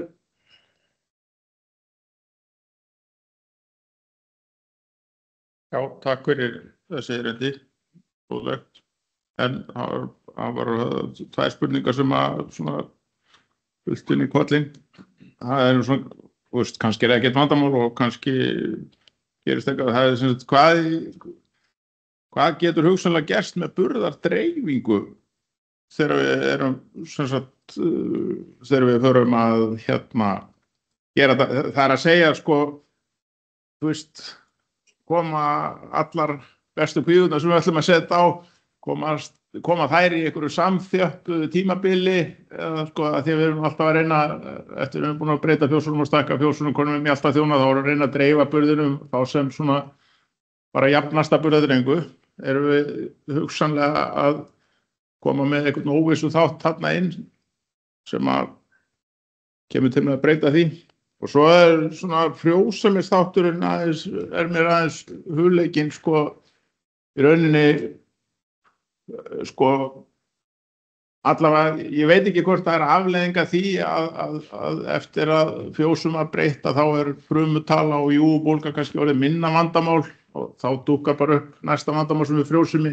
Er hún að aukast hjá okkur eða er þetta bara tilfinningalegt atriði á einhverju leyti? Svona mín tilfinning er allavega svo að frjósemi sé að fara að verða svona heldur meira vandamál heldur en var. Aðeins pæling. Takk. Takk.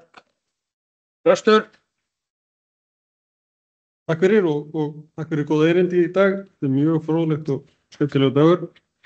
Ég með svona 3 punkta og svo fyrst það að það ekki mjög margir bændur hérna inni og ég veit ekki hversu margir bændur eru að hlusta, virkir bændur, en ég held að sé alveg tilefni fyrir það að búa til einhvern svona smá námskeiðspakka eða fyrirlestrapakka til að fara heim í hér og ræða við kúabændur. Við vitum það kannski flesta að þegar við erum að kynna hrútana þá mæta svona 70% af bændum, en ef við erum að tala eitthvað nautgripi þá það 25%. Og ég held að þetta sé alveg gullið tækifæri til þess að efla þennan áhuga á kynbótum og nautgriparækt sem alveg nauðsynlegt. Og eins þá líka bara til að kynna þessar breytingar og hvað í bígerð, af því að þetta svolítið breytingar tímabil og menn verða að fá að vita hvað í bígerð og hvernig á að byggja upp ræktunarstarfi.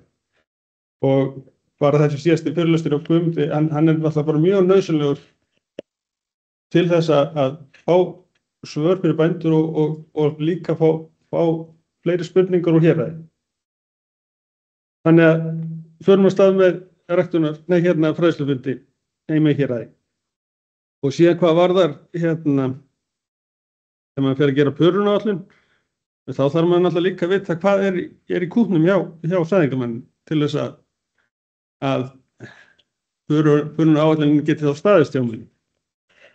Síðan að 3. punkturinn, hvað varðar hjá Jóni Hjalta, hvað var júgubólgu og hvað það stór þáttur í förgunar ástæðum.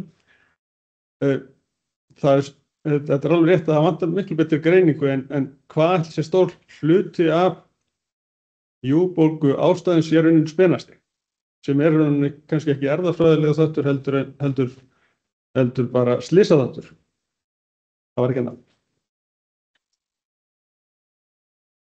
Takk, Eirík. Jón Viðar.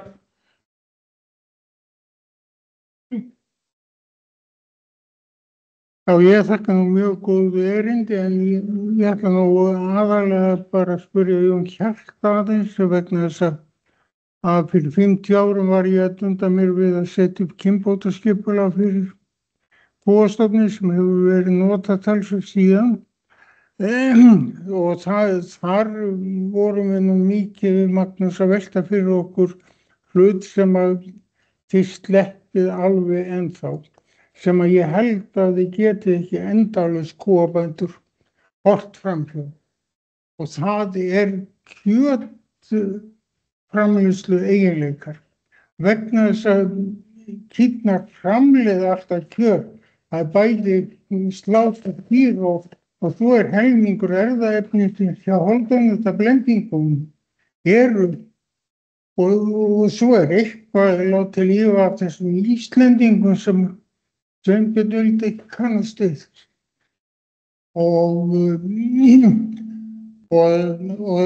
þetta örugglega stærsti þátturinn að velta fyrir sér gagnvart nautgriparæktin í heild sinni. Fyrir utan bara í innflutning á bókin. Síðan Jón Hjalti aðeins að spyrja þig hvað þú veist erlendis frá í sambandi við svona nýja eiginleika. Eitt sem að ég var við að nýsjálendingar voru farnir að spekla í sambandi við efnamagn, hafa mjólk, sykur í mjólk. Hann var og ég held að stíðan þá mældur hjá okkur það ekki og sem notaði ekki. En þeir voru mikið farnir að velta þessu fyrir sér sem ræktum þetta. Nú, annað sem hefur yfirgnæft umræður sem að ég veit að Jón Hjalti þekki vel erlendis loftslagsmálin. Eitthvað nýtt að gerast þar og það ekki atriði sem verðum að fylgjast með. Svo bara til gamans að spurði mig, velferðarmál eru mikið til umræðu og eitt af því sem að menn hafa sumstaðar erlendis hort á er hindar eða fótboltakýr. Og við vitum það að í sumum kynjum er farið að velja fyrir kollóttur og gefa því beint vægi í kynbótamöllum. Og bara síðust vil ég taka undir það sem að Þröst var að tala um. Við þurfum endilega að fá einhverja meiri umræðu uppgripa kynbætur. Ef þið ætlið minnst að búa við íslenska búakyn.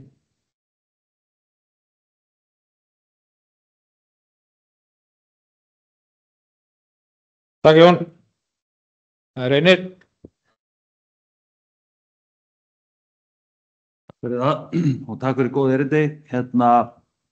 Ég vil taka aðeins undir með það sem Þröstur var að tala um að fara heim í héruð og eins bara brýna RML og þá ráðuneytar sem eru að vinna þessum málum þar að bjóða bændum bara þjónustu, ráðgjöf, tarfin og það er bara, já, það er tækifæri virkilega mikið tækifæri þar að ná í þessar upplýsingar að mínu viti.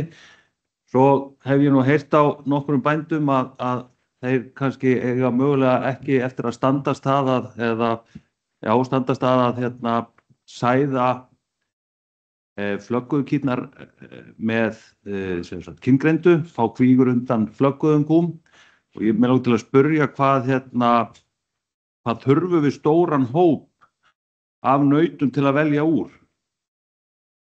Nú hef ég ekki hugmynd hvað eru margar kvígur og flaggaðar og svo nautsmaður. Það er spurning hvort að það sé eitthvað hægt að velja úr þessu og minnka þennan hóp til þess að fá betri kvígur. Takk. Hilda. Svona eiginlega framhaldið af þessu sem að Reynir var að hafa orð á, ég var aðeins að velta fyrir mig, hefur ekki komið til tals að taka uppsölunasæði og sæða þessar nautsmaði sem það absolutt vilja fá nautúr í samráði við bændur. Og þegar þetta taka X þá lítur við að taka uppsölun líka. Takk. Erik. Fjallinu segir þau. Það er eiginkona sem er. Jókvæð,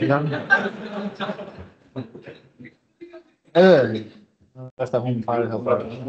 Hvað er þessi lík bara að vera aðtengsleysir og hundstórn? Nóna að gera. Spurning til Munda, hvað er á skylt? Tek undir það er vandamál að finna út hvaða nautur í kútinu hjá sæðingamönnum. Tek líka undir það er afleitt að bændur í nautheldi fá ekki upplýsingar um vaxtargetu.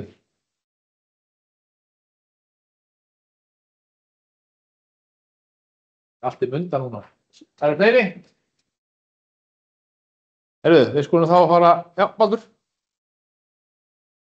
Já, ég vil aftur þakka kærlega fyrir mjög góð erindi. Að því að við erum að ræða notkun á kyngreindu sæði og ég nú vissi ekki augnablikinu í allan dag og kom hingað með formanni félags frjóttekna þá er líka, þetta er bara svona hugleiðing þau mál því að það er alveg ljóst að mjög víða land er aðstaða til sæðinga óviðunandi, held ég að með segja. Og það er hlutur sem við þurfum að taka okkur á með því að það er mjög mikilvægt sérstaklega ef við ætlum að fara að nota kyngreindu sæði og ná árangri með það að þá má ekki líða nema mjög takmarkaður tími frá því að sæðið tekið upp og þangað til að það á að vera komið á sinn stað og það er aðstaða lykilatriði þannig að ég held að það sé hlutur sem við þurfum að taka mjög fastum tökum og bæði út frá þessu og bara fyrir í sjónum með vinnuvernd og afköst í sæðingum og allt þetta. Svo er langar með að taka bolta það sem að Jón var að tala um áðan með nýja eiginleika. Víða er í nálega löndum þá hefur verið safnað upplýsingum um svona klaufir, sérstaklega það sem að sko, klaufskurðarmeistarar hafa aðgang að skráningu á klaufum, að því að við upplifum það svolítið hér, finnst mér, og óþarflega mikið að kýr með snúnar klaufur og svona sem að gefa alls konar fótamein og vesen. Það er spurning hvort að það séu eitthvað sem að við getum farið að beina sjónum okkar að varandi nýja eiginleika í rektorstarfi. Takk. Takk Baldur, Lefey.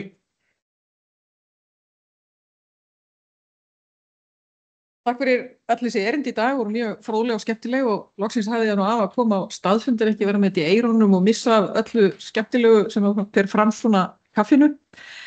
En ég ætla kannski aðeins að taka upp þráðinn hjá sem að Höskuldur var með frjósemina. Hvort að menn hafi svona þessa tilfinninguna að það sé vera meira vandamál. Þá svona er ég að velta fyrir mér hvort að ég leggja þá bara jafnvel meiri áherslu á þau tæki og tól sem að geta hjálpað okkur að hafa eftirlit með því og staðsetja þá sko kýrnar á réttum stað í beiðslinu til þess að sæða þær á réttum tíma, hvort sem við svona nota kyngreind eða venjulegt sæði. Og það eru ýmis tæki og tól til þess eins og flesti vita, það er þessi eyrnamerki og hormónamælingar í mjólk og fleira, og það væri kannski ekkit af því að sá pakki væri innifalinn í þessu fræðsluherferð til bænda sem við var verið að stinga upp á áðan, að ef við bændur fáum aðeins upplýsingur um það hvaða hjálpartæki eru í boði. Ástarlífskúa. En fyrst ég að koma nemar hérna á borðið að þá ætla ég að losa mig við pirringi sem ég er búin að vera með hérna í allan dag, að mér finnst þess að við sem komum út í miðja á en við glemdum að gera ráð fyrir hvernig við ætlum að synda til lands. Við erum komin hérna með fullt af frábærum verkfærum til þess að hjálpa okkur inn í framtíðina en við glemdum að skrifa framtíðina. Að við séum ekki tilbúin með hvað við ætlum að gera þegar við erum komin hérna með notkun kyngreindu sæði og erfðamengis úrvali. Að við séum ennþá að finna upp það hvernig við ætlum að gera þetta. Við áttum að vera búin að gera þetta og tilbúin með það í dag. Takk fyrir. Takk. Fleiri?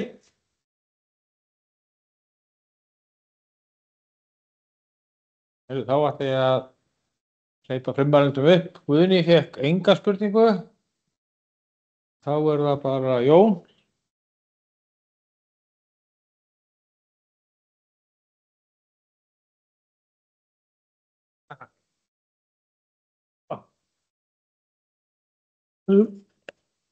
Já, varðandi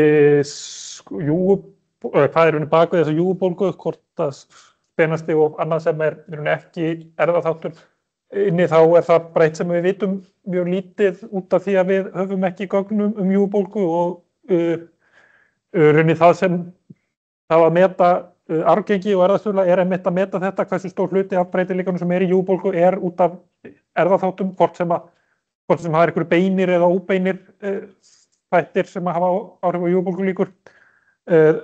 Þannig að ef við hefðum það getum við sagt svona mikið hluti er út af erfðum og þess vegna virkar svona mikið að reyna að velja fyrir þessu og svona mikið er eitthvað sem við höfum engin áhrif á. Varðandi kjötframleiðslu af kúm þá höfum við ekkert skoðað í þessu. Ég veit að Þórdís var aðeins búin að vera að skoða slátugagn á kúm á einhverju tímapunkti að skoða erfðastöðla á því og eitthvað að velta því upp, en bara hefur ekki gefist tími eftir því sem ég best veit til þess að klára það eitthvað, og við vildum líka horfa dálítið á það í samhengi við loftslagsmálin og stærðarmál á kúnum, vegna þess að við færum að velja fyrir holdmeiri, að ungneitin vaxi hraðar og séu holdmeiri, þá er trúlegt að það myndi líka leiða til þess að við fengjum holdmeiri kýr sem að væntanlega þurfa meira að éta og er líklegt að sé þá tengt bæði meira áti og meiri loftslagsáhrifum. Og það er mjög mikið að gerast í loftslags og sérstaklega metan tengingum við kýr úti og upp að bæði fóðrunar og erfðarannsóknir. Við höfum aðeins fengið að hérna, bæði ég, Egill og Mundi held ég erum í svona áhorfendur á fundum hjá, eða svona einhverjum yfirlitsfundum sem mjög stórt verkefni sem að skoða þetta alveg í mörgum löndum með að safna gögnum þetta og það er náttúrulega til hérna á Hvanneyjabúinu mælingabás í Landbúnaðarháskólanum mælingabás og við hefum nú svolítið verið að skoða hvort að við getum náð að nota hann til þess að fá ykkur gögn sem við getum eitthvað gert með í þessu sambandi. En ja, það er í rauninni á undirbúningsstigi en vonandi kemst eitthvað í gagnið með það. Varðandi laktósa þá hef það ekki eitthvað sem að ég tekið eftir að sé verið að skoða. Það var á tímabili veit ég inni hjá Hollendingum en þeir hafa tókuð út aftur sem eitthvað sem þeir varu með inn í einhverjum hjá sér. En svona eftir því allavega á tímabilum hefur það verið afgangsafurð í mjólkurframleiðslunni í mjólkurvinnslunni. Ég þekki svo sem ekki hvernig nógu vel inn á mjólkurvinnsluna hvernig staðinn á því núna, hvaða gildi það hefur með laktósan. Hornin Egill sé betri til þess að segja aðeins frá stöðuna því, en það er náttúrulega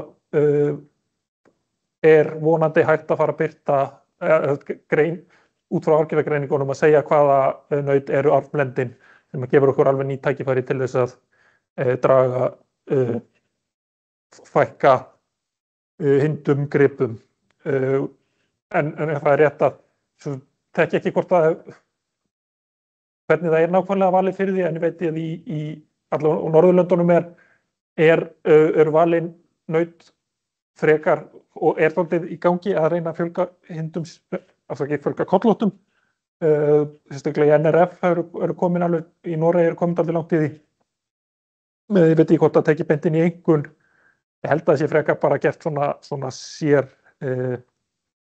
val fyrir því. Varðandi klaufirnar er þetta náttúrulega bara einn af mjög mörgum eiginleikum sem við erum ekki að skoða en eru skoðaðir sem starfandi þar.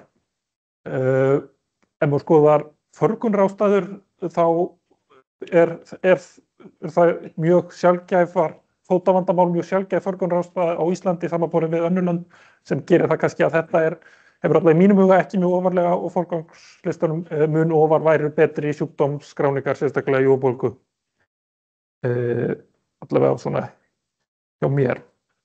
Mér langar aðeins að það var heldur beint að munda hjá Reyni með hversu marga nautkálfa við þurfum til þess að velja úr. Það er eitt sem að væri gott að vita svolítið betur. Í okkar í hermilíkaninu fyrir kynbótaskipulagið er þetta eitt þáttur sem að stóð til og stendur ennþá til að gera aðeins auka greiningar á. Við vorum alltaf bara með 500 naut arfgerðargreind en það á að vera hægt í því að skoða hversu miklu það breytir að fækka þeim niður í 200, 100 eða fjölga þeim í 1000. En það þarf töluverðan fjölda til þess að erfðamengjaúrvalið sé að gefa okkur eitthvað. Því að valskrefið í kerfinu er að velja nautin inn á stöð og til þess að það verði ykkur úrvalsstyrkur í því það þarf að vera töluvert stór hópur af arfgerðargreindum nautkálfum sem við erum að velja. Og það er ekki nóg að fá 30 nautkálfa ef við þurfum að kaupa þá alla. Við þurfum dálítið hóp til þess að geta valið á bestu sem hafa fengið bestu genin frá foreldrum sínum. Og annað sem að Þórdís skoðaði aðeins varðandi þetta var að skoða út frá kvígunum, hversu margar bestu kvígurnar byggt á kynbundnum foreldra þyrfti að arfgerðargreina til þess að finna 30 eða 20 bestu og miðað við það á greiningar þá voru jafnvel 1000. Besta kvígan stundum kom inn í topp 30 í einhverjum tilfellum. þá er náttúrulega ekki nauðsynlegt endilega að finna þær allar en miðað við það virtist geta orðið töluvert mikil endurróðun sem að segir okkur að það þarf að greina dálítið stóran hóp.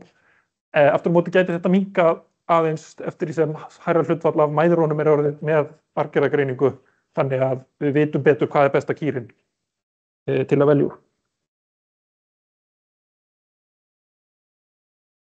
Takk, Mundi.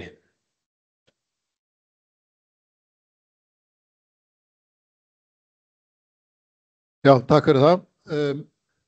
Fyrst kannski með fjölda nautkálfana.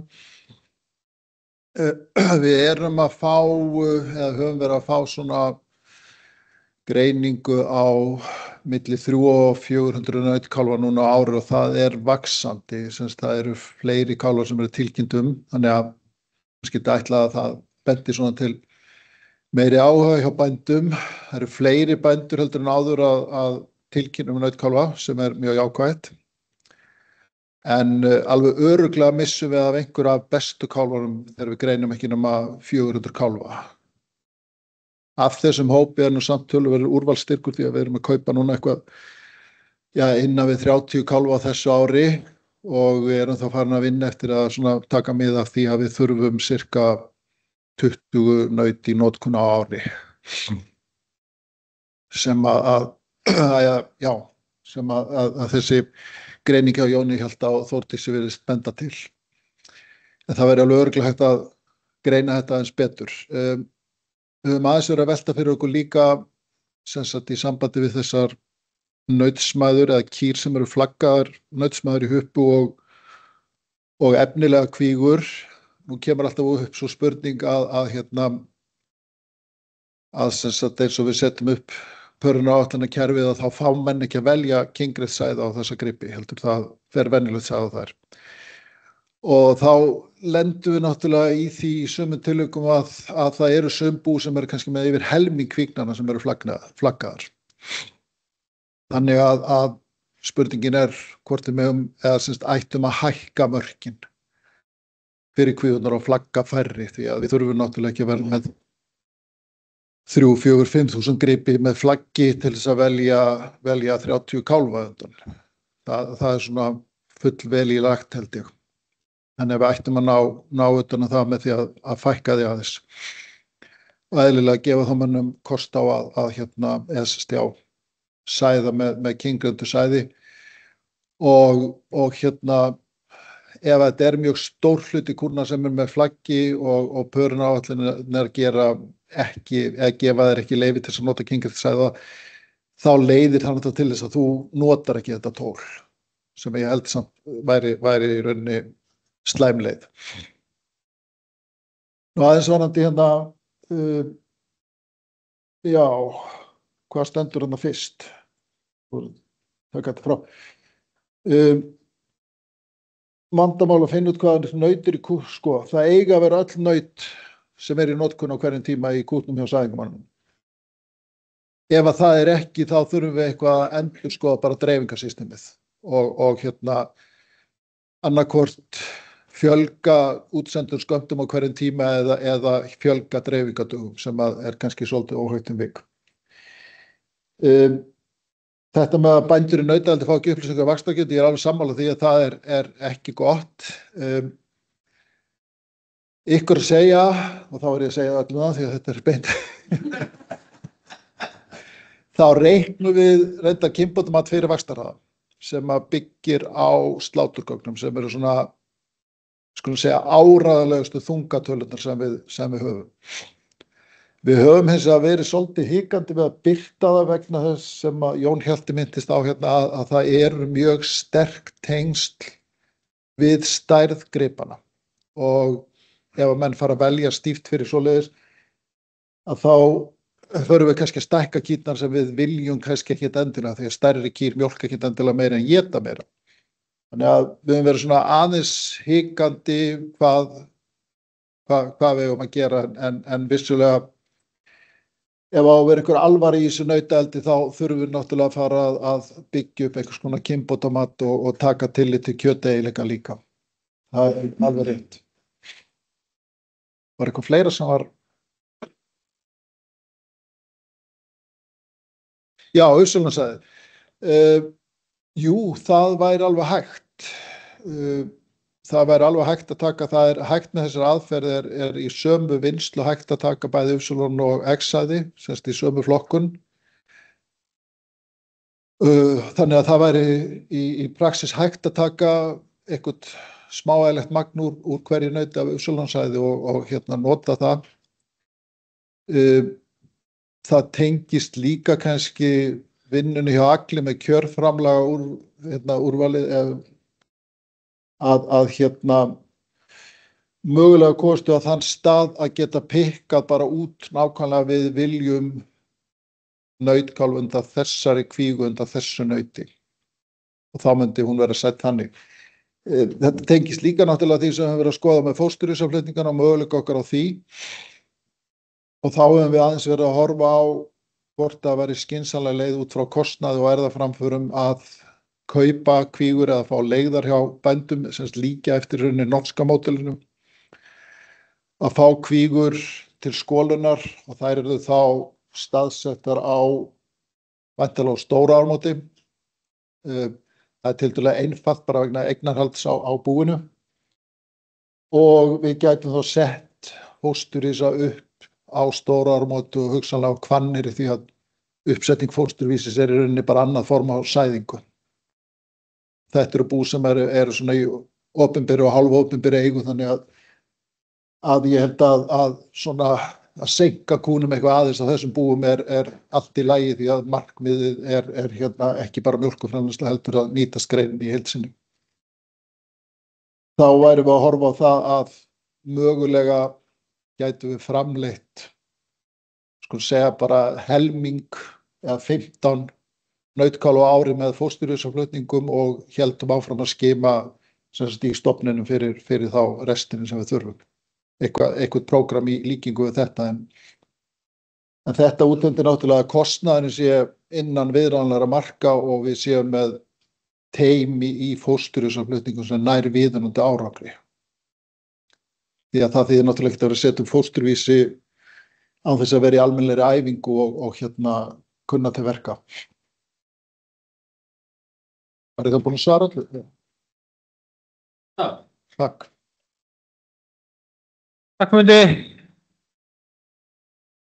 Egill, varst þú með eitthvað komment á Kollóttu? Við Mundi tölum okkur á fundi erfðamarki sem að stýra þessu og það er nú farið að birta hornaðir fyrir nautin.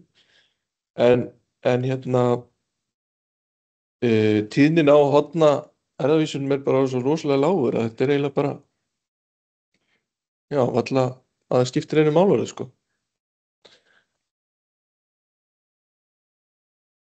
Takk. Guðný, það kom engin spurningi til þín. Vilt þú segja eitthvað?